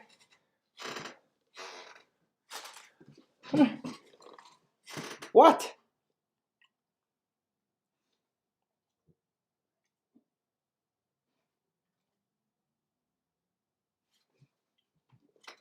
Oh, you just want attention? Get the butt scratch. Oh, oh, oh. What we got? So we got a dirt race. So we got the final 3 races.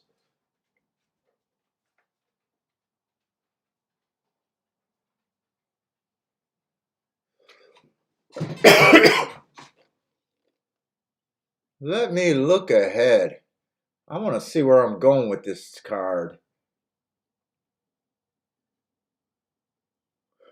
Boy, this almost looks like yesterday's last race.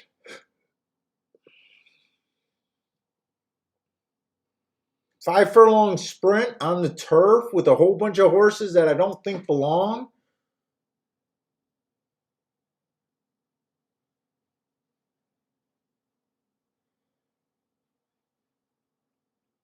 Let me see what the morning line. I want to try to figure out what I want to do.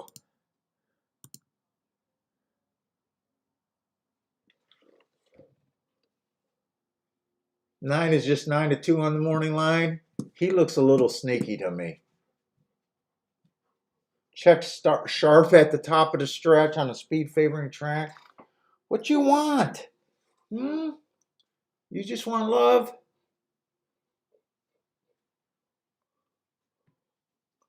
I think whoever gets the lead in that last race will be deadly.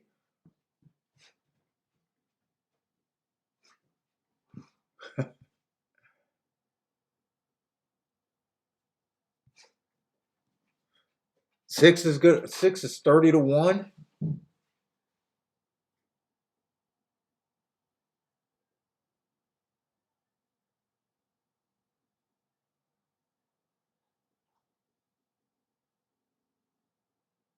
Boy, there's no speed you can trust. This might be a good race. 3 is fit. I think 3 is 15-1.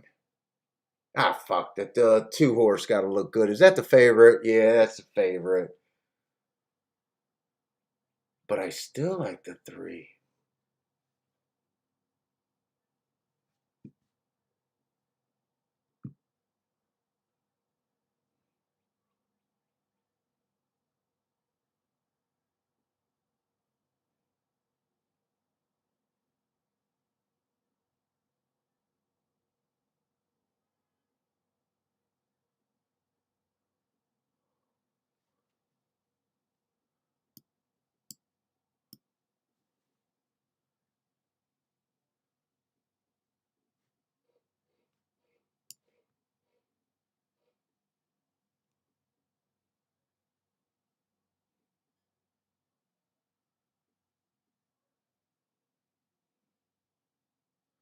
There's some interesting horses in there. I like the 9.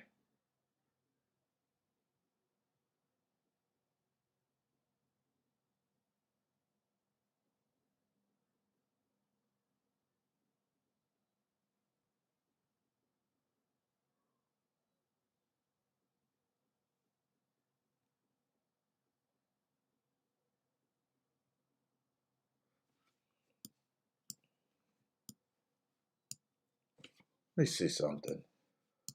2's probably going to be a chalk there. I definitely like the 3 at 15-1.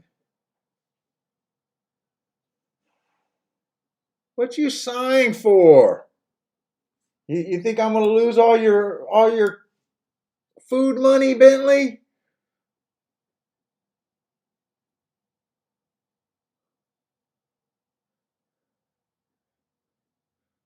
You'll get those sweet puppy abs.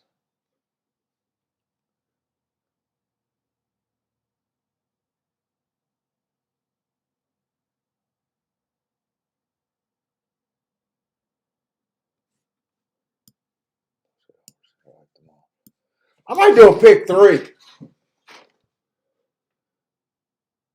You know what? I don't think I'm going to have a real single. Because the 8th race is going to be tough. Lots of speed.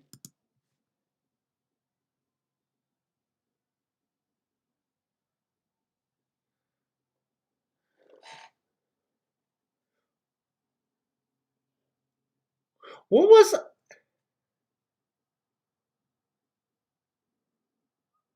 They bet this 2 down to 4-5 at Gulfstream? I was not expecting that.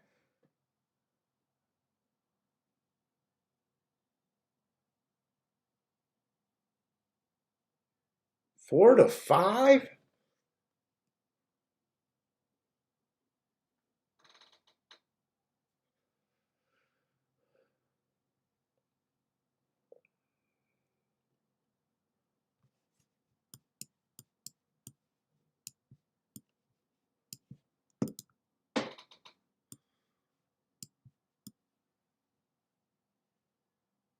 Chalk.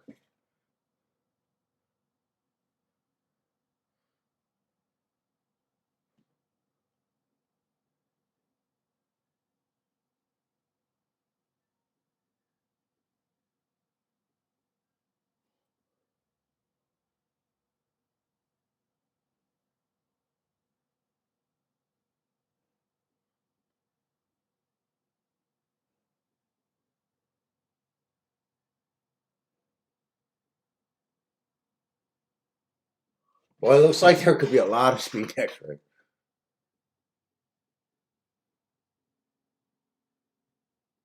God, that race just keeps going and going, too.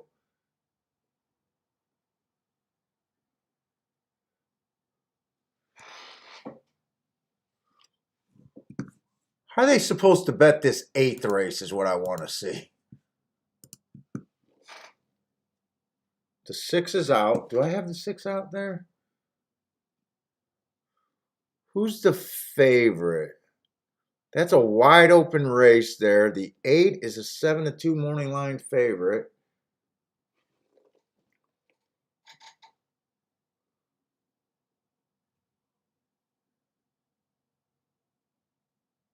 God, that race is wide open.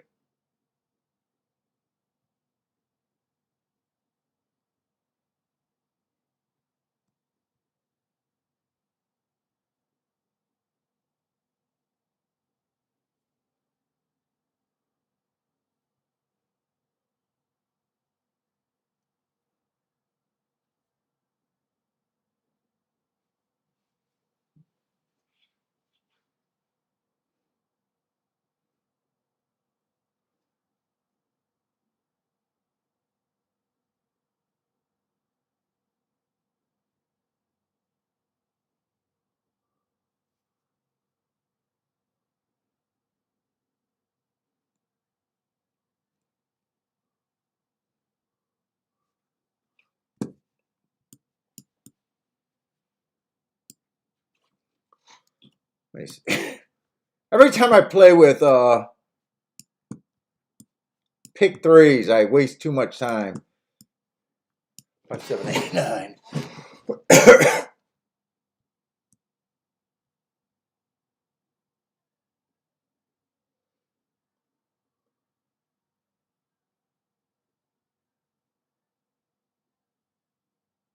I think I do want the 3 in there.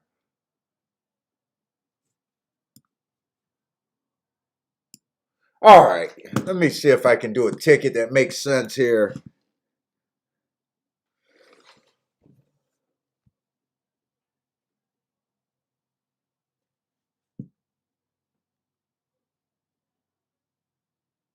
So what are the odds on these horses? A 3 is like 9 to 2.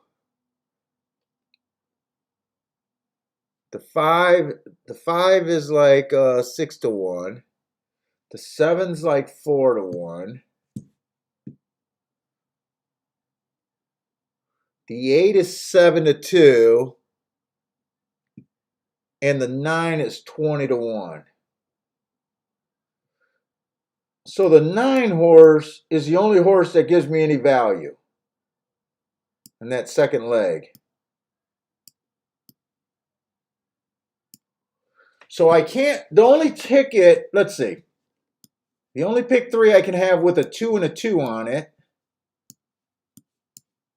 would be a single to the 9. Because nothing else is going to give me anything.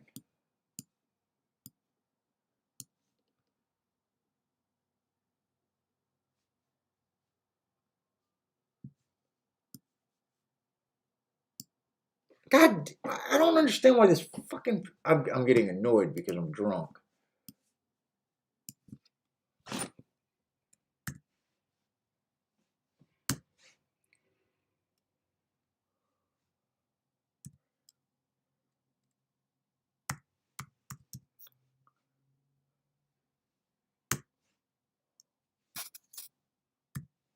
I'm just writing down some pick 3s. I don't know, for some reason I just feel like doing it.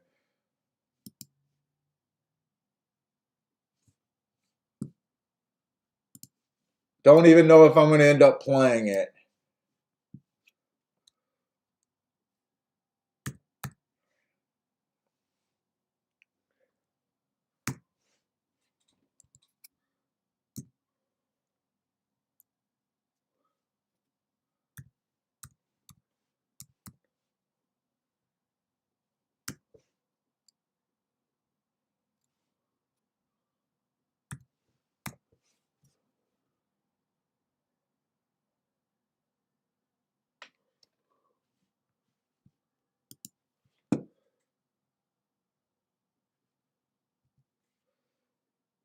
Okay, so the only ticket I can have with the 2 chalks would be the 9.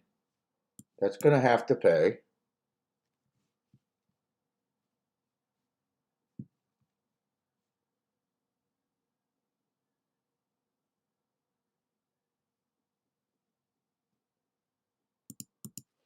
No.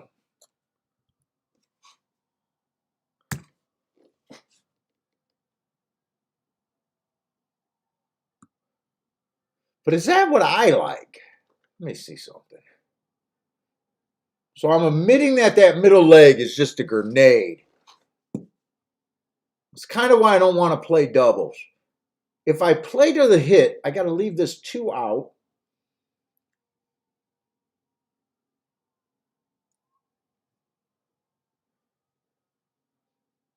I think the 2 is going to rate here.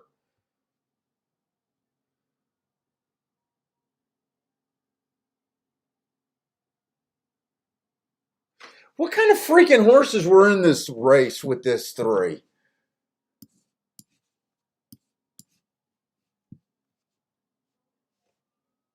Do I not...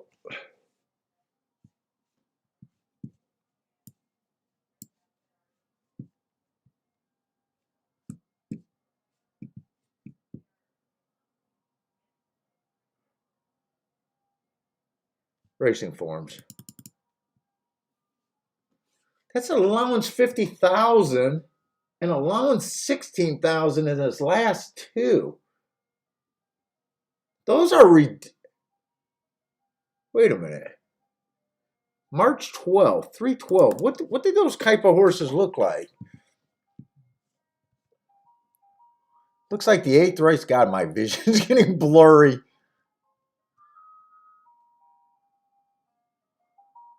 That was Mustang Cat. Make sure I'm looking at the right race.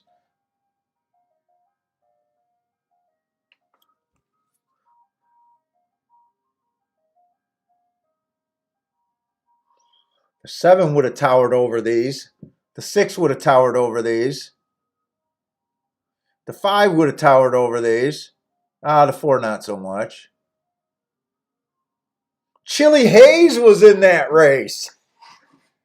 Chili Hayes does not tower over these.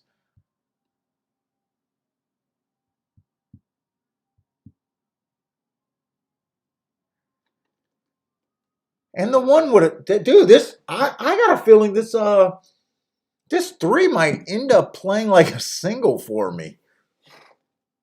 Let me see, 217. 7 by 5.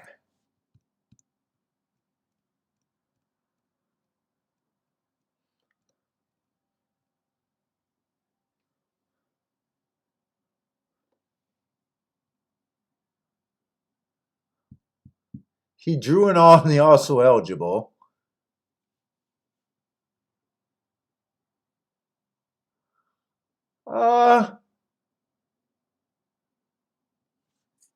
Is that horse in this race?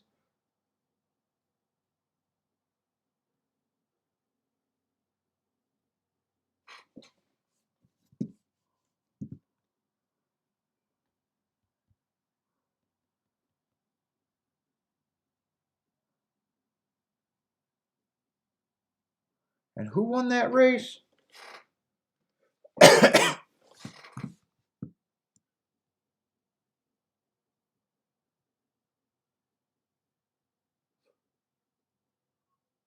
Legal D. Legal Deal. Oh, that's horse. The horse that won this race was just coming off of 4 of those like $60,000, $75,000 stakes races in a row. The horse that won his race 2 races ago. The more I look at this 3, he ran against some hitters in his last 2 races.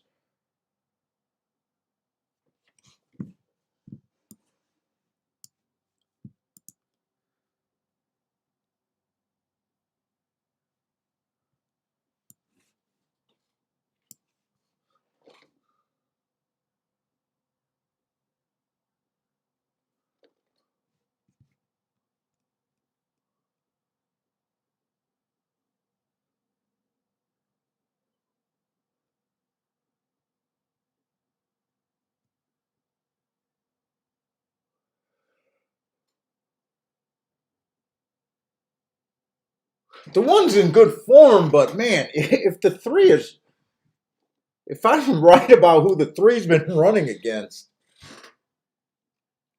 the 1 shouldn't be able to hang. The 2 really shouldn't be able to hang. One thing that makes me a little bit nervous in this call is the 3 stretching out. That does make me a little bit nervous.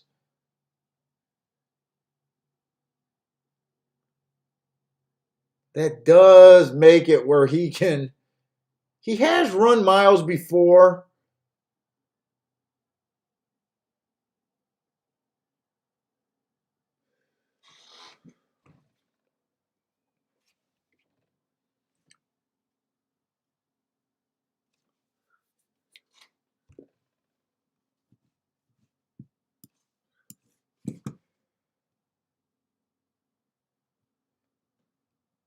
You know, well, wait, it's a little early to put in that win bet. The 3's at 9-2.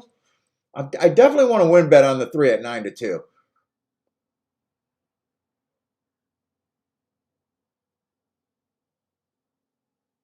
Last race, this 2 is going to take some real action.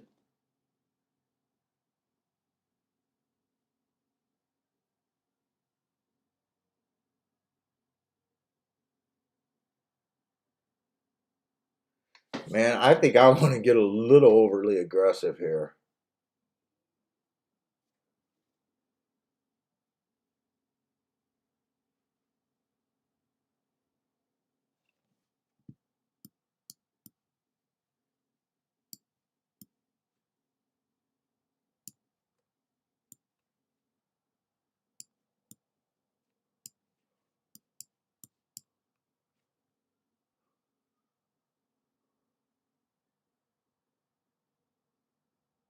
Three all, 3-9. Play for a freaking score.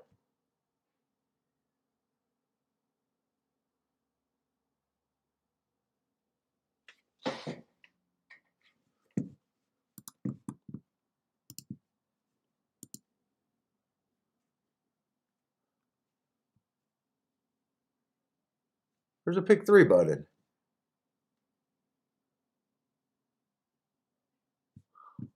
Oh, I'm in the 8th race. I'm looking at the odds. Okay. Oh, 3's still at 9-2. Good. Pick 3.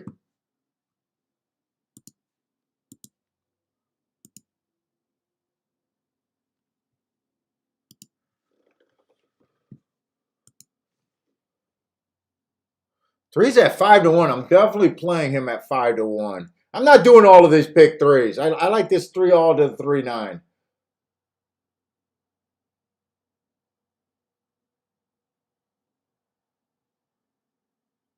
I definitely want to win bet on the 3. I don't think I can do doubles here. I don't think I can do doubles.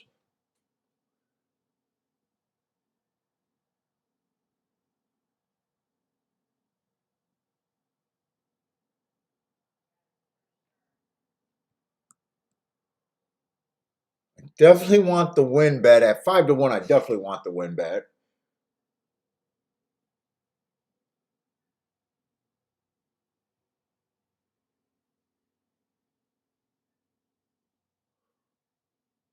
Now that's right. The 3 is stretching out again. 1 got some legit speed.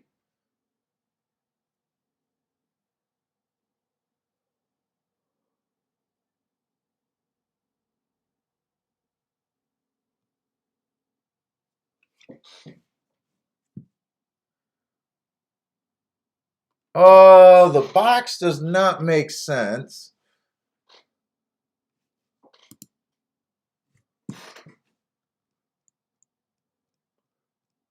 You look at these pick 3s I had written down.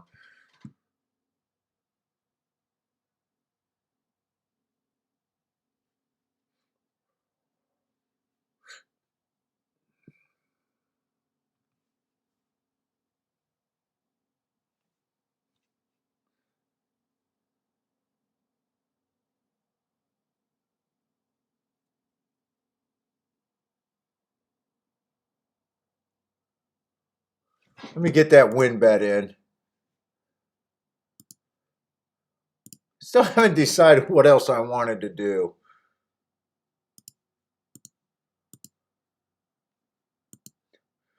I definitely want to win on the 3. Fuck, but I got to decide what I want to do because that really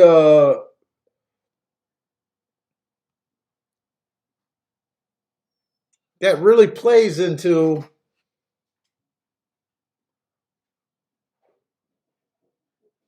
how much I need to put on them.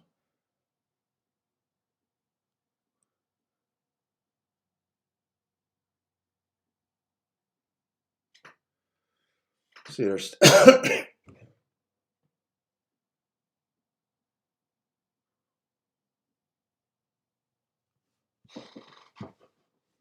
you know what? Win bet on the 3.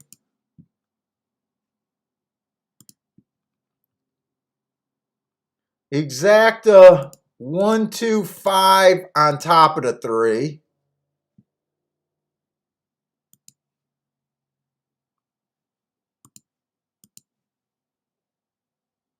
And a 3 on top of the 1, 2, 5.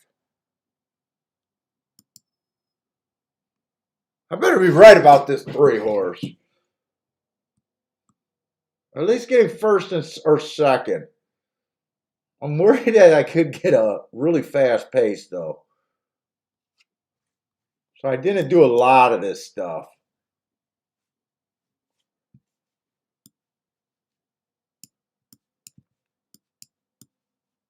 These are the main bets that I did. 3 on top of the 125. 125 on top of the 3. You know what? Just box it. 1, 2, there. And 3 to 1.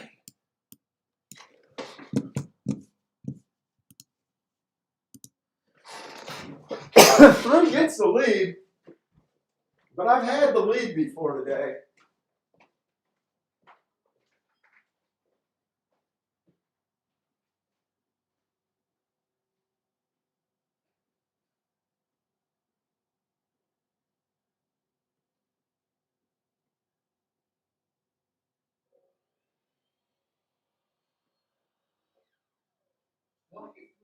That sounds good. Oh my God, my chest. I got the lead in 22 and 24 and 2.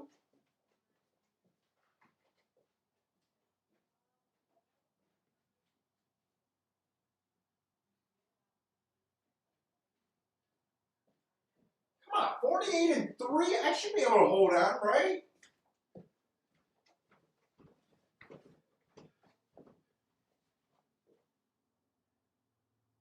Come on, 3, you bum.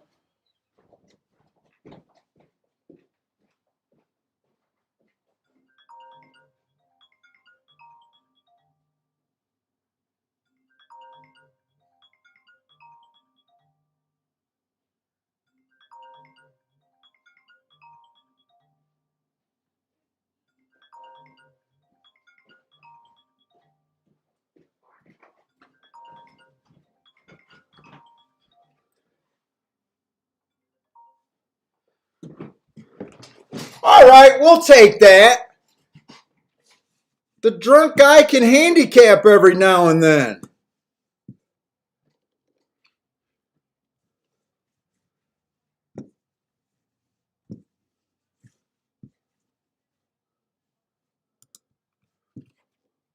We will take that.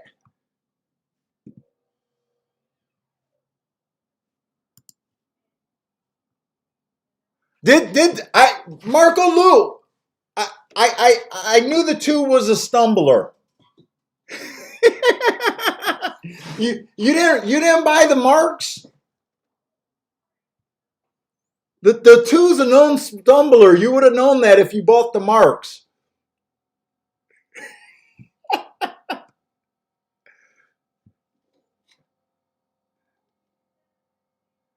It was a nice hit. I got the exact. That was the only win bet I got. I got a little pick 3 going.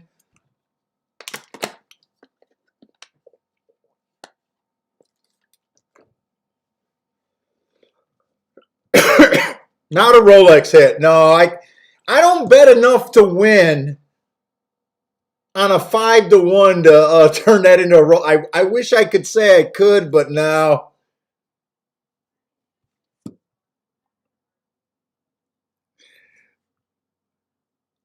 God, I wish I could hurry up and scribble something on there.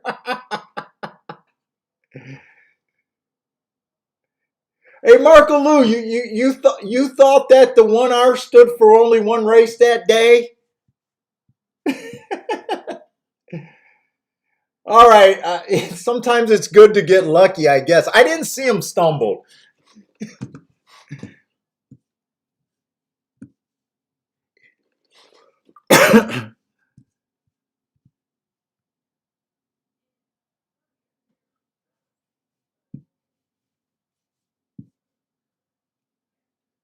Dude, I'm actually proud of myself on that one because I had to pull out these forms. Like, I was always going to play the 1, 2, 3. And I was always going to play the 2 longer. So what I was going to do there was no doubt I was going to play the 1-2-3 here, right? But if I didn't do all the extra work in the 3, I would have ended up dutching that win bet. I would have ended up dutching the win bet between the 3 and the 1, and I would have cut my profits in half. Instead, I was able to just hammer the 3 because I did the extra work.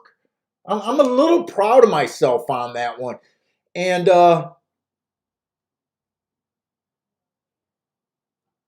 then I would have done the same on the exacta. Maybe I wouldn't have been able to wheel the 3 first and second. I probably would have just played the 3 and the 1 on top of the 1, 2, 3, 5. Or maybe just the 1, 2, 3. But I would have been cutting myself. So I'm glad I actually liked well, I like that it worked out, but we had another show or a few shows where I talked about keeping your old forms, and I've been finding it really helpful in these starter allowance races to really see the makeup of the race. And those 2 races were just filled with horses that would have killed these horses in every direction. So this was kind of a class combined with me thinking that the inside of the track was good, and then just liking the marks, the excuses. But I did get off of dutching a lot of things, which this race is going to play a lot bigger than if I would have bet it the other way. Hey, Ryan, thank you for the super chat, man.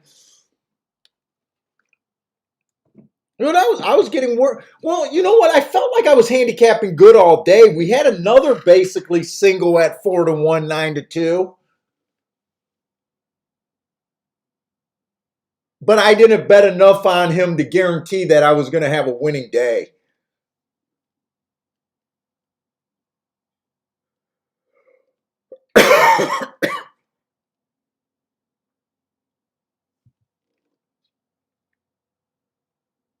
But that's honestly, I told you guys when I was going to start doing that. Honestly, in like 20 years, so I've been handicapping over 30 years, but I have not had a new thought probably for 20 years. And keeping the forms and looking up more races to see makeup of the race, it's probably sounds stupid. If you're already a class handicapper, you might already do something like that.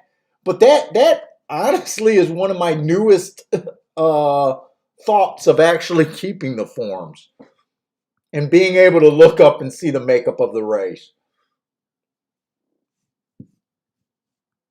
I told you, I don't come up with new ways, man. I'm just a creature of habit. I do the same thing every race, every day. And luckily it works out.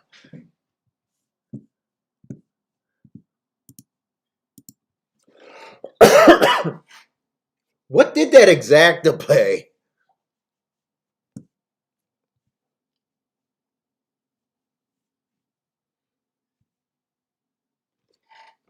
Before I look, I want to see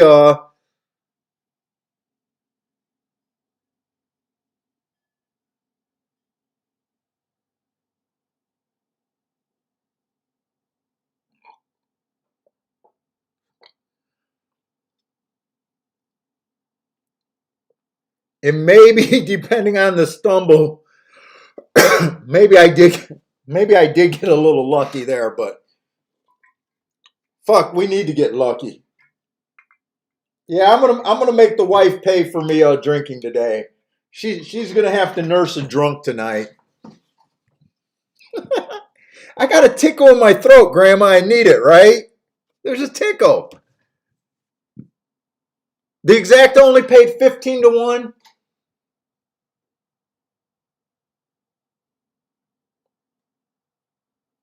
So the exacta didn't actually turn out to be that big of a hit. If I get 15-1, I played the 3 on top for a bit more, but then I, wheeled him in second on top of 3 horses. Yeah, it would have been better just not doing the exactas and just putting all the money that I invested in there onto the win bet. Honestly, it would have been better just to do that. But that's all right. I had a solid win bet on them, so.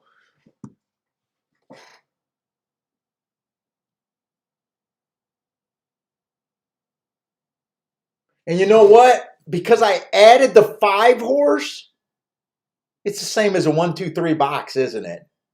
Well, other than I played the 3 on top for a little bit more, so it's not quite a box. It's not quite a box. Thank you, Grandma. Doesn't want me to get the shakes. I am not a drinker. We do not joke about I not being able to handle my alcohol.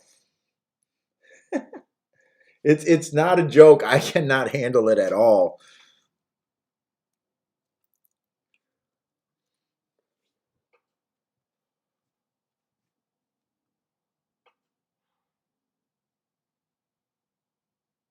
Oh yeah, Joshua. I've had losing years, but for the last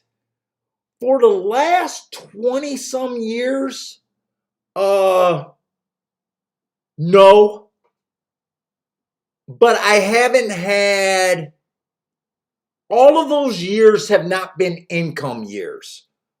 Like making a minimum wage income. Like they've been technically winning years, some of them, but you know what I'm saying? Like if that was my, that would have been poverty, kind of deal. So, I can say that I haven't had a losing year in all that time, but not every one of them has been full income years. Most of the years have been full income years, but like everything else, some years are just way better than others, and some you're barely holding on. Last year, I'm coming off of my best year ever last year without winning a tournament or without hitting like that $66,000 pick six. But that's an anomaly. That year was a better year, but this was a better year without hitting something that special. If that makes sense.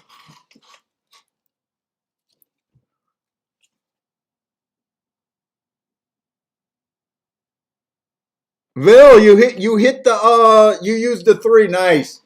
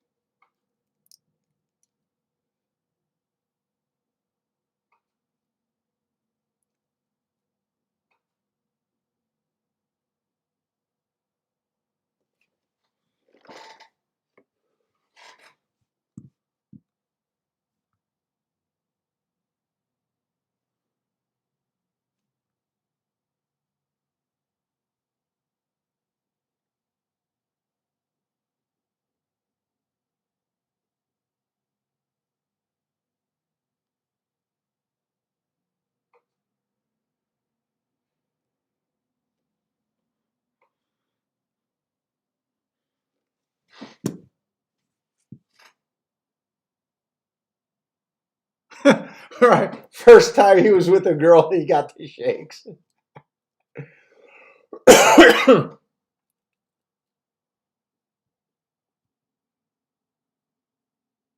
I'm just interested to see if any of these pick threes come in. This one would not have worked.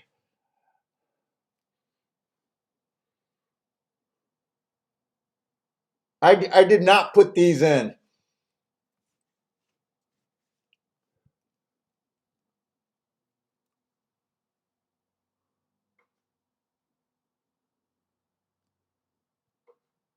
These. Well, that one's definitely not coming in. So this race, I'm not going to have an opinion here. I like too many horses. This is just I do not want to deal with it. I'm honestly not doing well turf routes on the turf right now.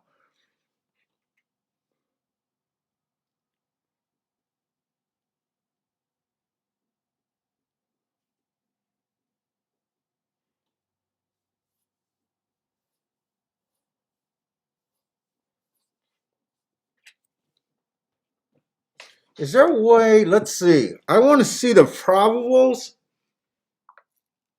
because I want to see.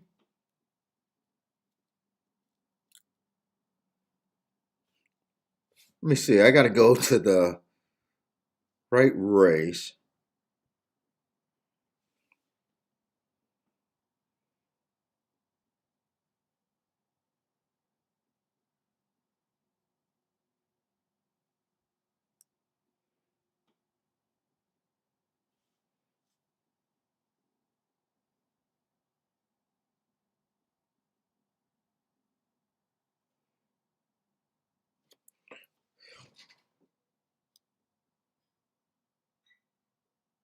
Yeah, they are absolutely hammering the two next race. That's what I wanted to find out. I wanted to find out how bad it's going to be.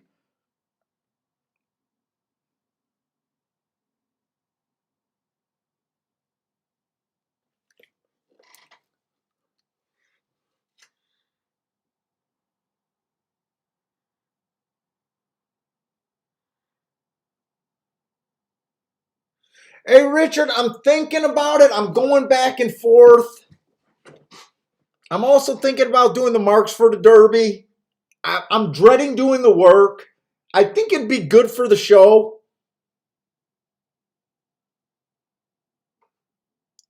but I worry about. I'm either going to want to have interest in the Derby or not. It depends on what I feel like the track's doing.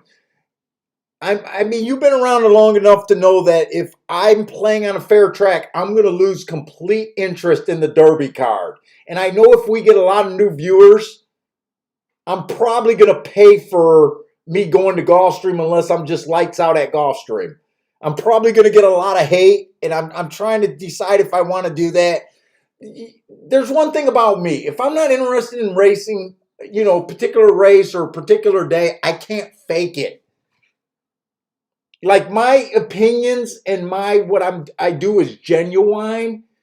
And if I don't feel like I have an edge on Derby Day, I'm gonna abandon that card so fast it won't even be funny. And I just got a feeling I'm gonna pay for that if I try to do that and act like I'm doing a Derby show. So that's one of the real reasons why I'm. Plus, it's gonna be a grueling day. So I'm really going back and forth, and if I don't even have like a co-host or something that could, carry the Churchill for me. So I'm a little worried about doing Churchill because if I abandon that and we get a lot of people tuning in, I just got a feeling it's going to be a pain in the ass.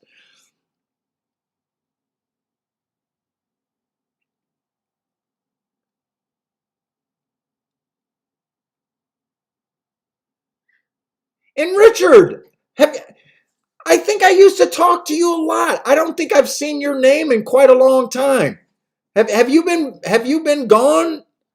Or am I getting you mixed up with someone else, or you just been quiet in the background?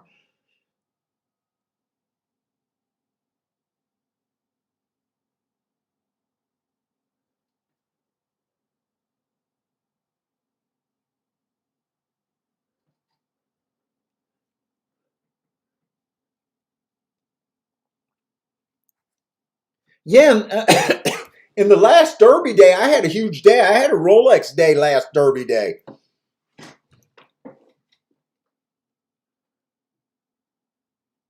Yeah, Marco, I'm not worried about you guys. I'm not worried about you guys. It's if a channel of horse racing could let's just dream and say we could do real numbers and have 1,000 or more people in the chat room. If that's the case, that would be made up of mostly people that never watched the show before.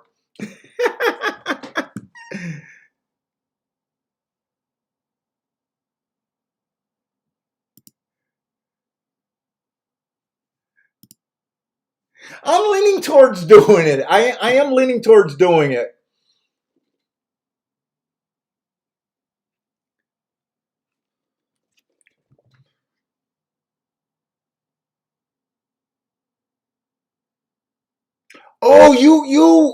You were in the hospital for about a month on COVID. Oh, you're still there. Oh man, sorry to hear that. I hope the best for you, man. And I guess it's too late for a speedy recovery, but a full recovery would be great. I do remember being told that a little while ago. Oh man, I didn't realize you were there for so long.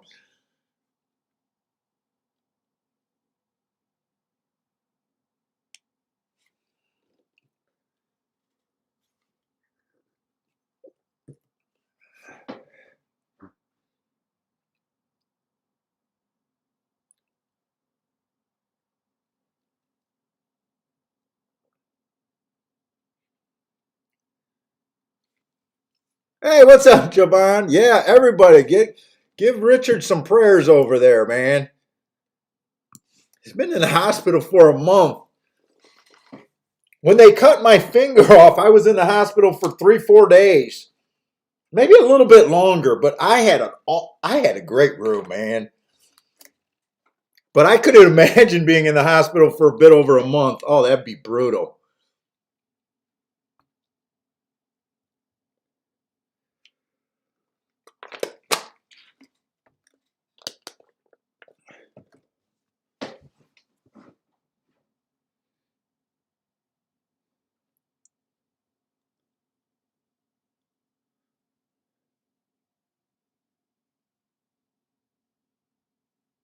And what?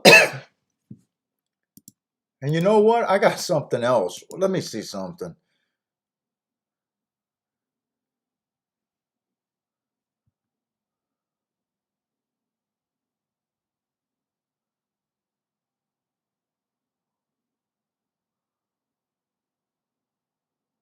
Why?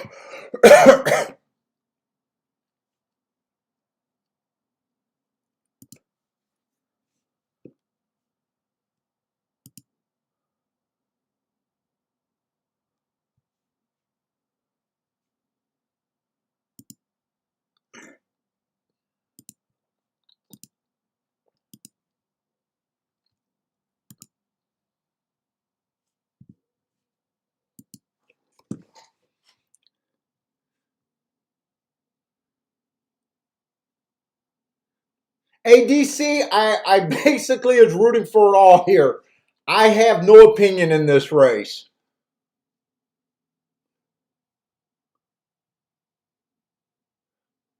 I am I am struggling on the turf routes at Gulfstream. So I'm just kind of rooting for the kind of the top marked horses here.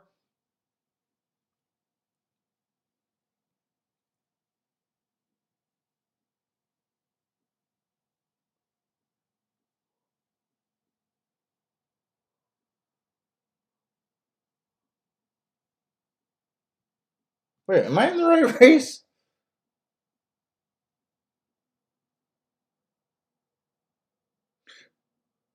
My big list of contenders is an all, and my other big list of contenders was 3, 5, 7, 8, 9. When you like that many horses, you don't understand a race.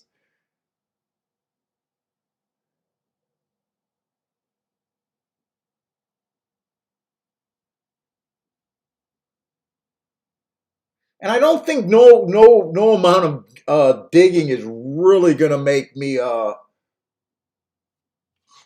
decide unless something is just ridiculous in the betting.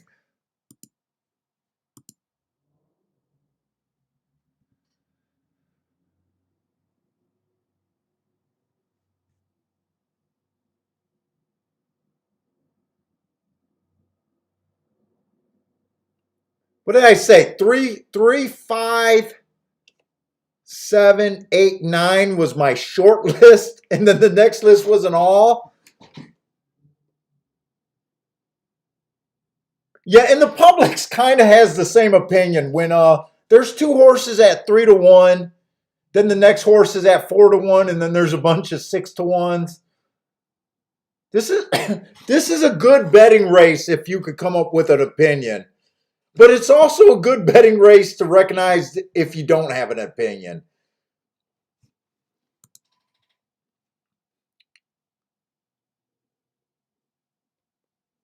Yeah, this is an all race right here.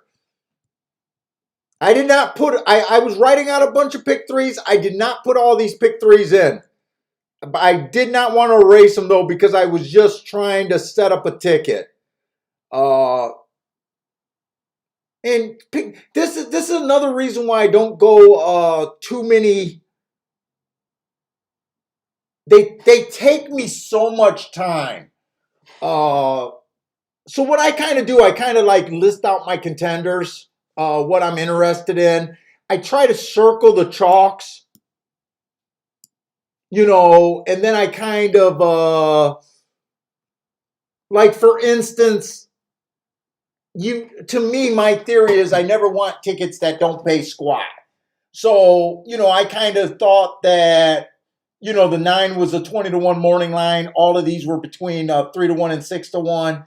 The only ticket I could have played was a 2-9-2. I did not play it. I'm just, was doing my process at the time, Then I thought, you got to throw out the 2, 1 and 3 to your horses, and then the 2 makes some sense. Then there's this ticket that's there. And there was also another ticket, but I got distracted because I started digging. I'll just continue the thought of how I think through these bets.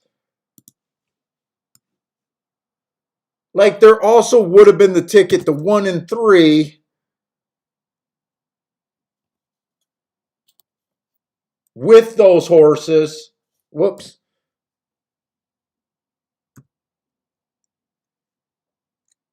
3, 5, 7, 8, 9. With the 3 and 9. But I kind of lost my train of thought at the time, Because you never want to me, you just want to operate kind of the same thing that I do with the doubles. You know how I throw out the $10 doubles, a lot of times the $15 doubles, that kind of stuff. If you're right about the pick 3 in your opinion, you need it to pay off. It doesn't do you any good, cashing a $70 pick 5 or, something like that. So they take me so much time to figure it out.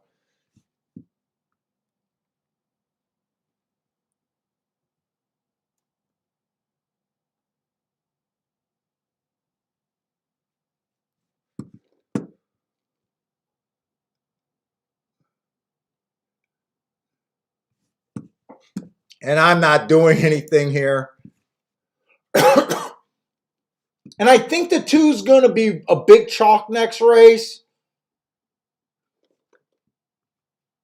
Maybe if I would have thought this ticket out a little bit more, maybe I should have had the 2 here.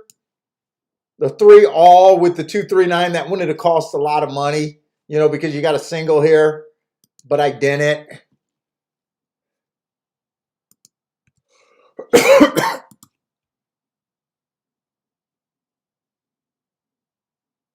Mizzou man sweating a inquiry ahead of Pimlet. Oh my God! Sorry about this. Cough is just choking the hell out of me. Hey, what's up, Frankie? It's been a solid day of handicapping. Hit the first race of the day just with a win ticket. Took kind of a bad beat. I don't know if it was a bad beat. It was a horse that beat me on probably a really good hit. Then we just singled the 3-horse last race at 5-2. Had him to win. Had the exacta, but in all honesty, it would have been better just to have more money on the 3 to win. But I don't see how I can mess up today.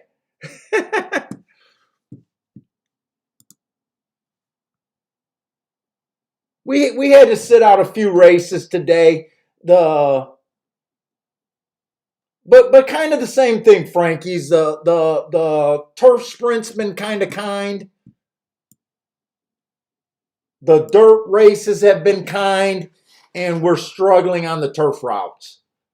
Well, I am anyways. I don't know about the people here in the chat room. Their mileage might vary on those.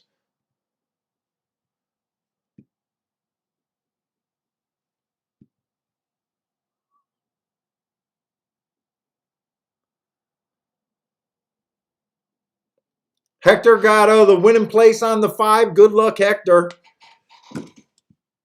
And I lost my video again.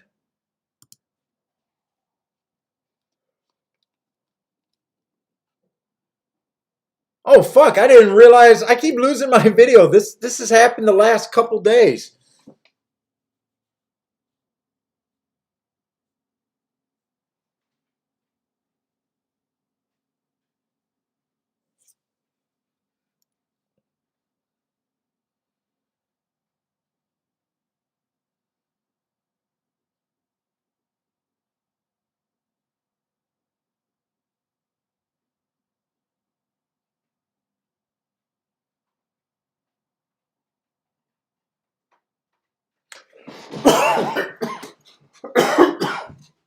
Hey, big guy. Oh, my God.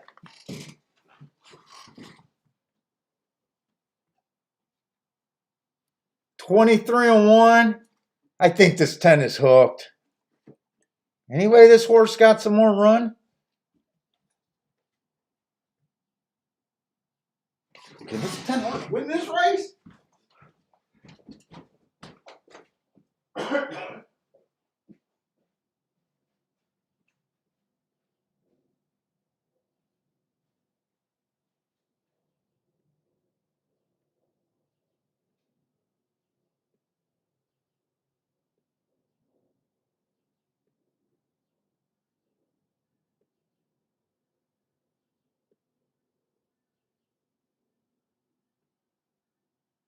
Keep him going. Come on. Where's the fucking wire?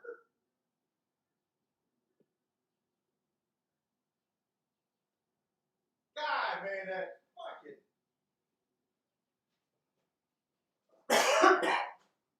Oh, Billy, don't hide. You hide. You hide. You hide. What was that 3 at? Fuck, that 10 gave everything. 4-1. That came in 3-10-9. Did the 9 get third? 9 was on my short list of 5.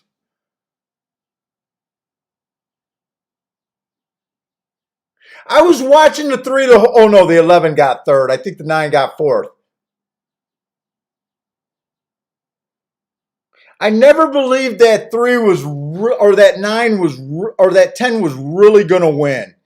I did not like that front fraction of 23-1.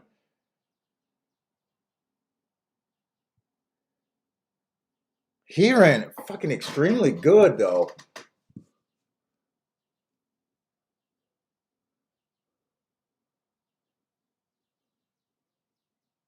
So I'm only alive to the 3 and the 9. Got to try to beat, or the 2's going to be the big favorite.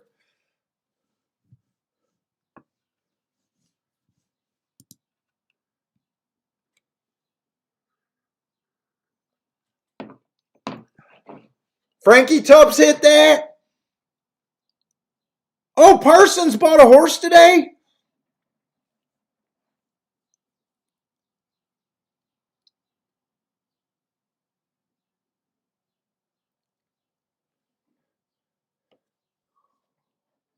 Holy shit.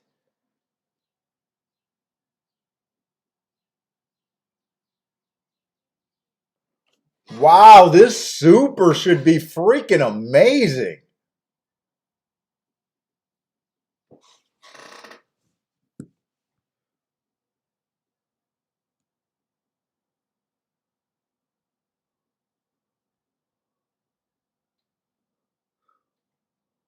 Boy, I would have been hard pressed to like the 11. He had he had a couple excuses. There's excuses that you look at, but this would be a stretch. Plus stretching out for the kind of the first time on the turf. Oh no, he ran. I could see why he's 40 to 1. You know what? The 10 horse. Wait a minute. Am I in the right race? I might not be in the right race. Okay, I'm in the wrong race. Forgive me. I am drunk.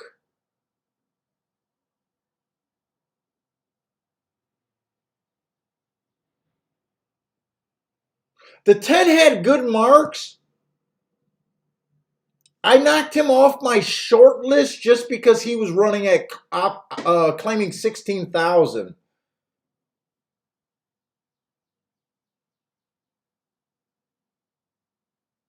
He had an excuse 2 races ago, went fast two out of the 3 races. Bad rail stalking closing day. But I think this was a race where there was a few more horses that were marked good. 7 didn't run at all there, did he? I don't think 7 ran at all. Wow. I don't think the 5 really ran either.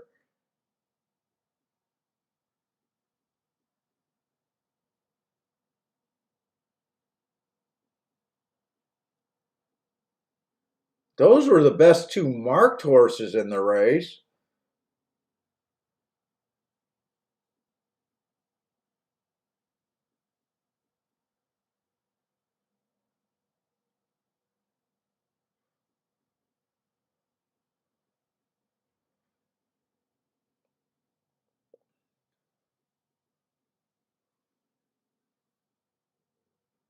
And the 1 has good marks.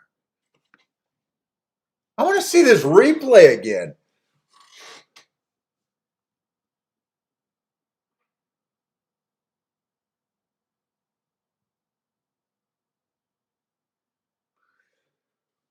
I would have expected this 1 to really go. I would have expected this 5 to be near the lead. And I'm shocked the 7 didn't. Huh.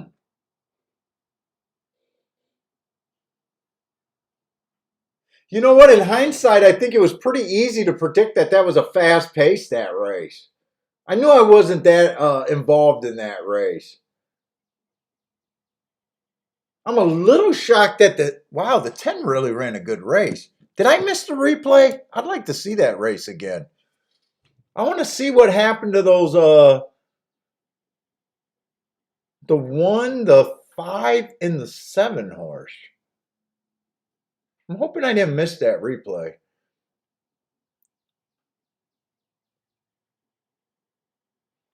The dollar super paid $15K.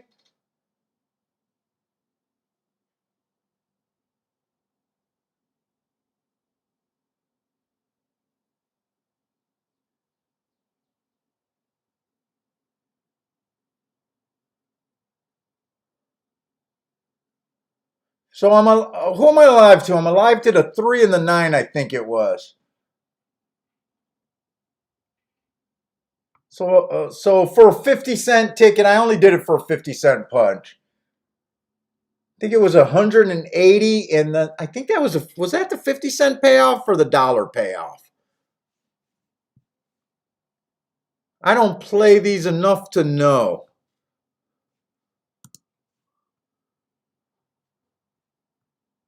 Okay, so it's gonna be 363 for a dollar. So I got that for 50 cents. And the 9 is 280. Oh, what did that cost me? That's not going to be a bad return if it's right. Could I have thrown the 2? I said I could have probably thrown. No, the 2's only paying 86 for a dollar, so 43. Did I miss that replay? I really want to see that replay again. Frankie wishes you put more on the 10. That was a nice pick, Frankie. Do you bet him to win in place, or did you have the exacta or something?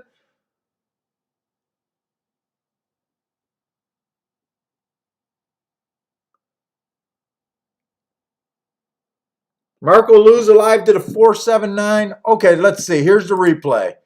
So 7 did come out of the gate. 1 did not break at all. I would have thought the 1 had speed, and I would have thought the 7 had speed. The 7 did have speed. You know what? The 5 was there too. So only the 1 of those 4 horses. 7 just wanted the, or I'm sorry, 10 just wanted the lead more. Wow, I'm kind of impressed. He ran a nice race for you guys. 23-1, that's pretty solid. I felt like they were going fast when I seen that 23-1. All right, so the 7 and 5 they ran their races. The 10 was just a better horse today. 3's just getting the perfect trip. 23-1, 47. No traffic. There couldn't be a little bit of traffic to block this 3 horse. No.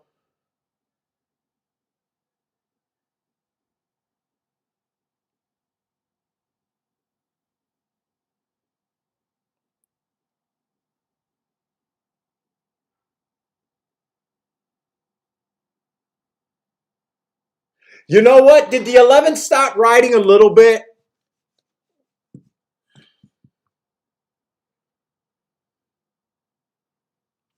I think the 11 stopped riding a little bit when it got a little bit tight.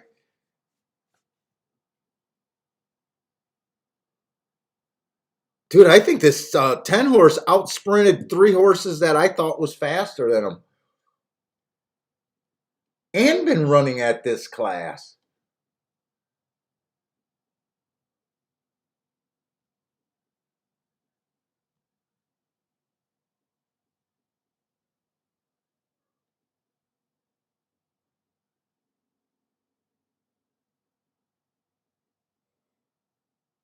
That's the wrong horse. That's the 9th race.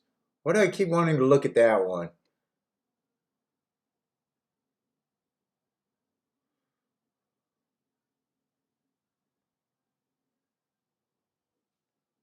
He beat Gold Docks. Gold Docks. Who was that?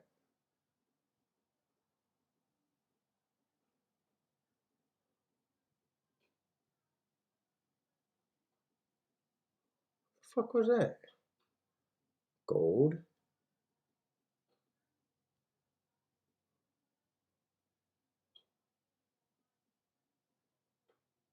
What is Gold Docks?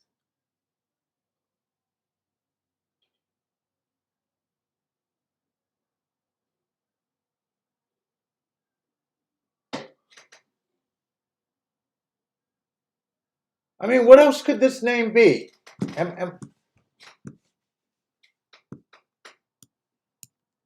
That's not gold something? That isn't bold, right?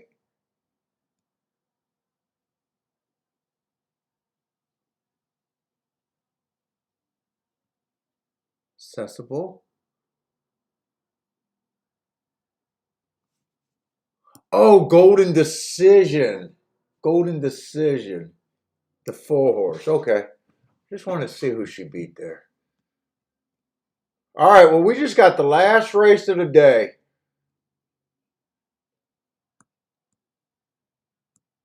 And I kind of just like 3 horses here.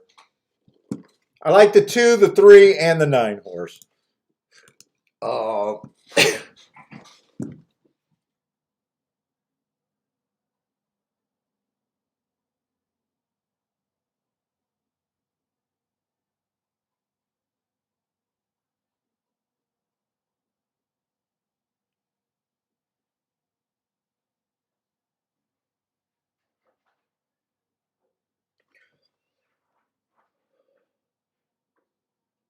so this is going to be 5 furlongs on the turf, maiden claiming 16,000.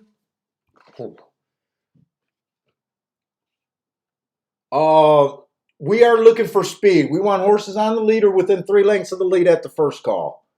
The one's a first-time starter. I got no game with them. I ignore them. The 2 obviously looks good. Probably deserves to be the chalk.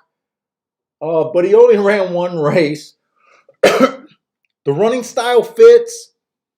The price is not what I'm looking for. I just after a lot of years of playing, we always know that horses take they can improve their second time out. The other thing that I notice a lot of times, horses that run competitive competitive race, their first race, often regress. I mean, there's no like rule. So I'm just kind of playing this horse, just hoping for a little bit of a regression here. Or I'm probably going to try to beat him. That's why he wasn't on my pick 3s. Forgive me, guys. I'm drunk. But, you know, I do believe the horse should be the favorite. Oh, the 3 horse just ran with him. He has the right running style on the turf. Was there at the first call dueling with him. Was dueling with him at the second call. Fell apart. I don't mind seeing horses beat each other. I'm hoping that's the case here. To me, I just have the philosophy of playing towards the bigger hit. 15 to 1 is greater than 2 to 1. The horse makes sense. Maybe we can get some help if the 3 can bounce a little bit. Would be nice. The 4 horse was fast and earned a heart on a route race, but I hate route to sprint. Normally when this horse is sprinting, she's too far back. She's on, see her on the lead on a route race, but look at all the sprint races. You know, and it's not just a 1 race sample. Here's 3 races right here, nowhere near the lead. You know, here's a race where she's off by 2. I mean, that's a little bit better. Here's another one while he's 5 by 4. So I'm against this horse. I hate not playing the best marks, but we had a horse like this beat us out of an exacta yesterday in the last race. But I stick to my theories. My theories are what I go by. 5's a little bit interesting to me here. I didn't have him on my double. The marks aren't great. I probably won't do anything with them. But she's a bit on my radar.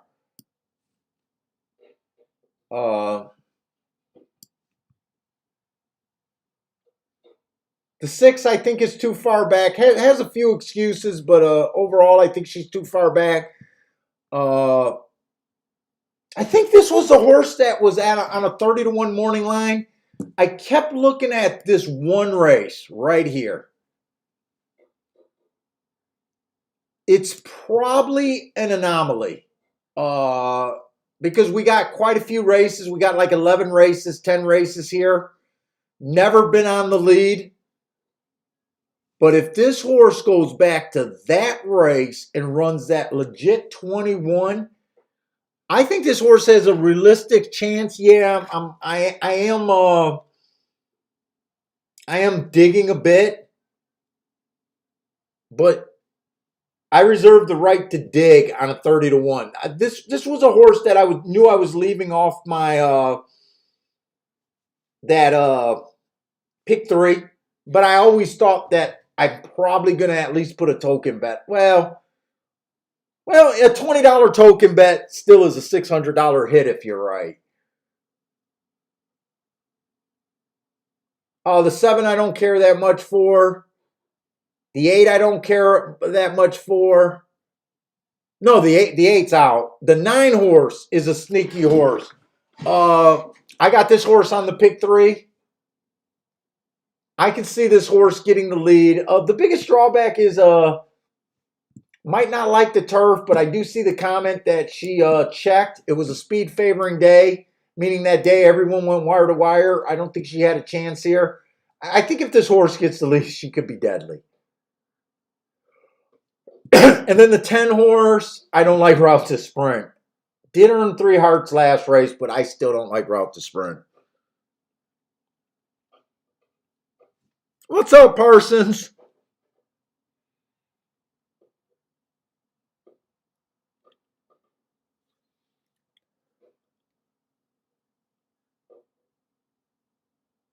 Oh, Parsons bought a horse today.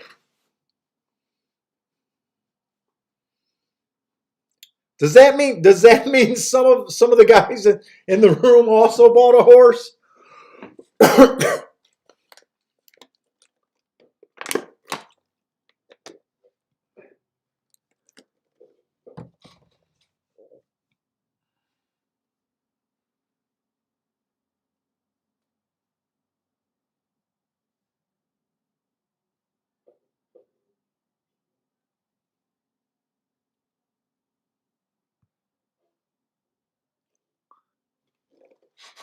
You guys are talking breeding, and I know nothing about that.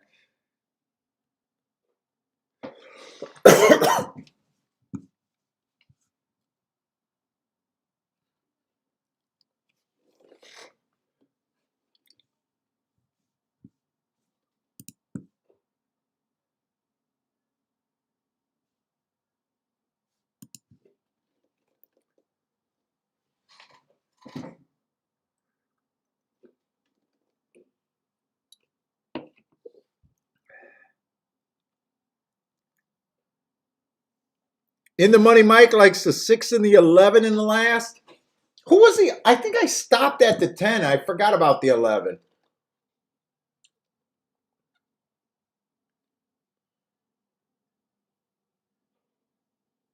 You know what? I think your 11 kind of fits here more than I first thought. I think this horse can rate and be close enough.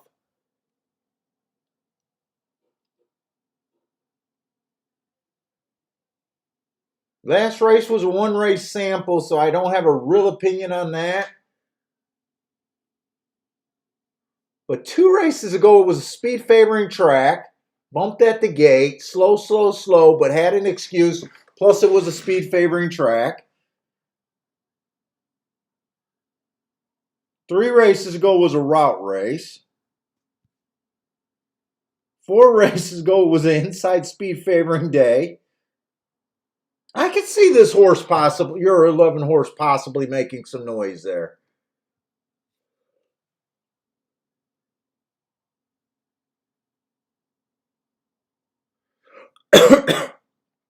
There's a few.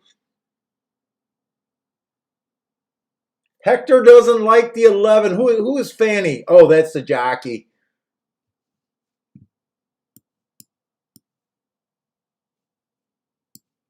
I don't even know who that jockey. Well, I don't know who most jockeys is, but that's definitely a name I don't recognize.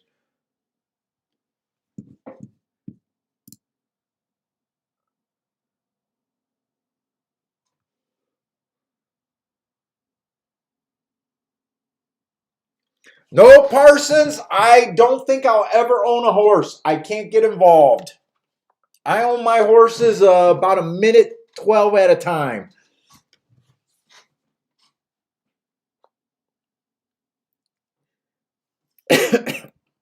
I don't know. I honestly don't know why, but I have like no.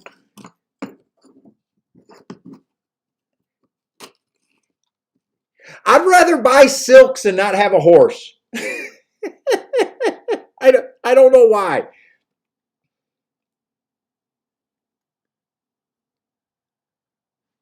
I'd rather going on some silks.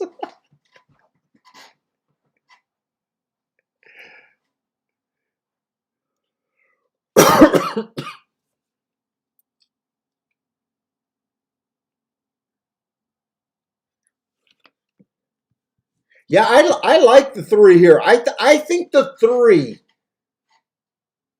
if the two bounces, I think the three can definitely get something here. I'm kind of hoping that's my biggest angle here.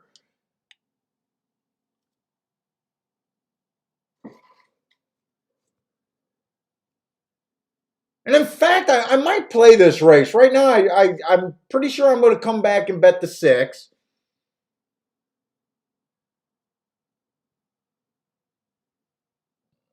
And I might still do something to try to make some money. But right now, I'm pretty happy with where I'm at today.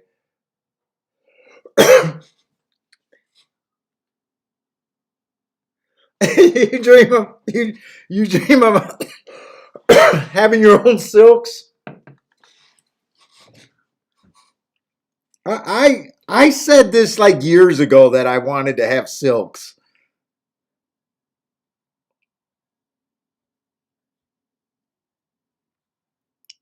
I'd be too hard on a horse, man. I'd be too hard. If I had kids, I'd be one of those crazy sports parents.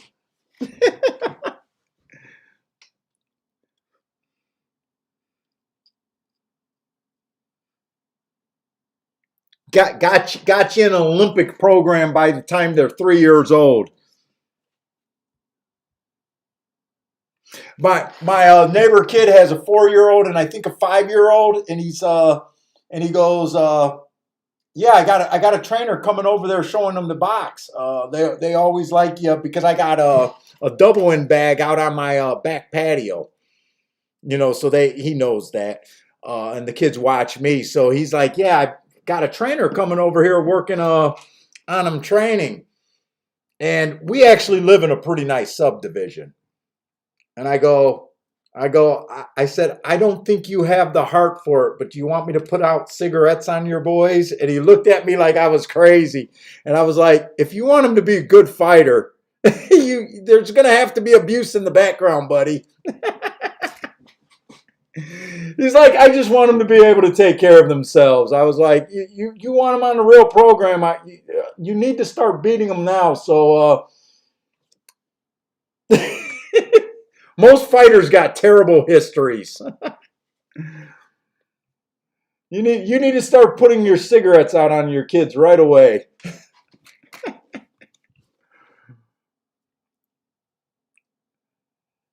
Shit, when a 12-year-old gets slammed around by his dad, going into the gym is nothing. It is absolutely nothing.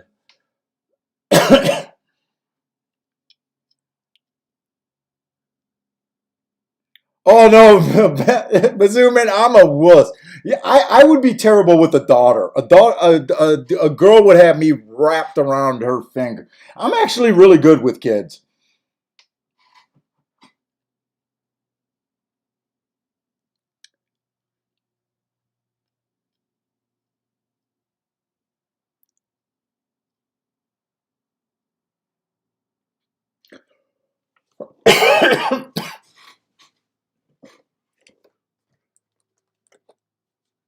Oh, I wanted to look up these doubles. Or no, I'm sorry, the exactas here. Because I still think, so I'm alive to the 3 and the 9.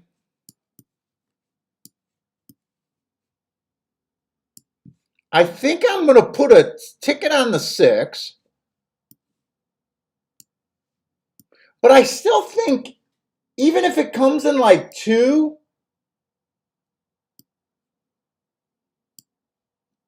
over the 369 in the exacta? I think there might be room in those exactas. 2.3 is paying 33. 2.6 is paying 123. 2.9 is paying 19.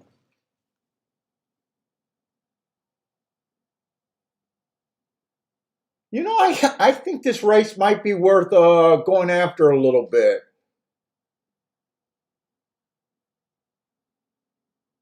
I might throw 60 at this race, trying to make a little bit more money today. I could do these exactas for 10 bucks.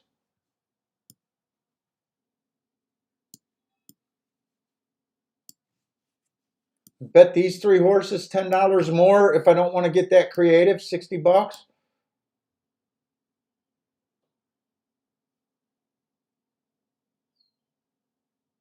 I think I'm going to do that. I don't want to bet any more than that.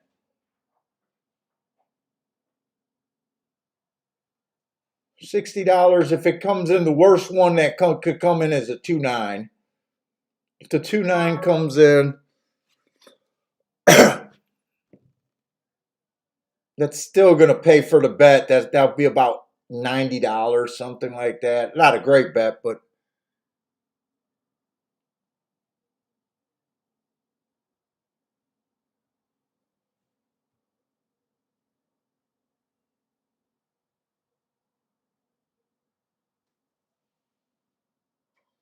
$10 on the 6 or on the 9 will get. Yeah, I'm going to do that.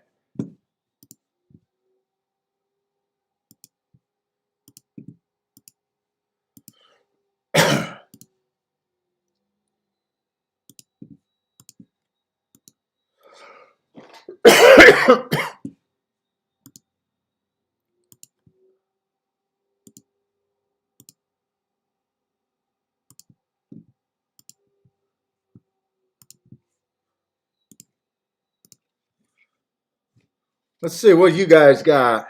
Frankie Tubbs like 5 on top of the 2-4 exacta. Winning place on top of the 4-2-1. Frankie, why are you? Wait a minute. Did you mispunch your ticket? Because why would you bet the 2 horse to win in place here? Especially the place.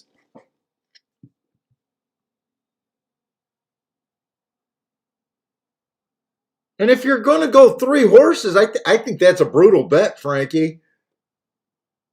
Isn't it? I got a feeling you mispunched that.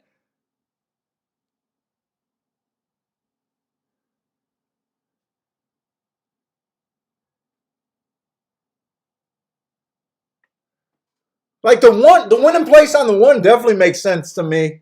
Your winning place on the 4, yeah, I can get it.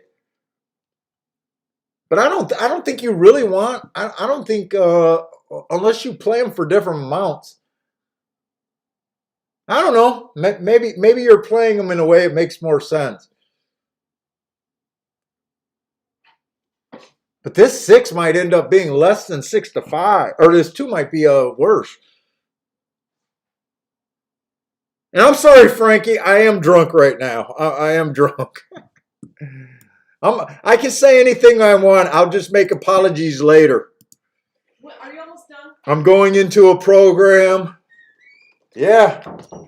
Let me see how you look, Kiki. I had quite a few.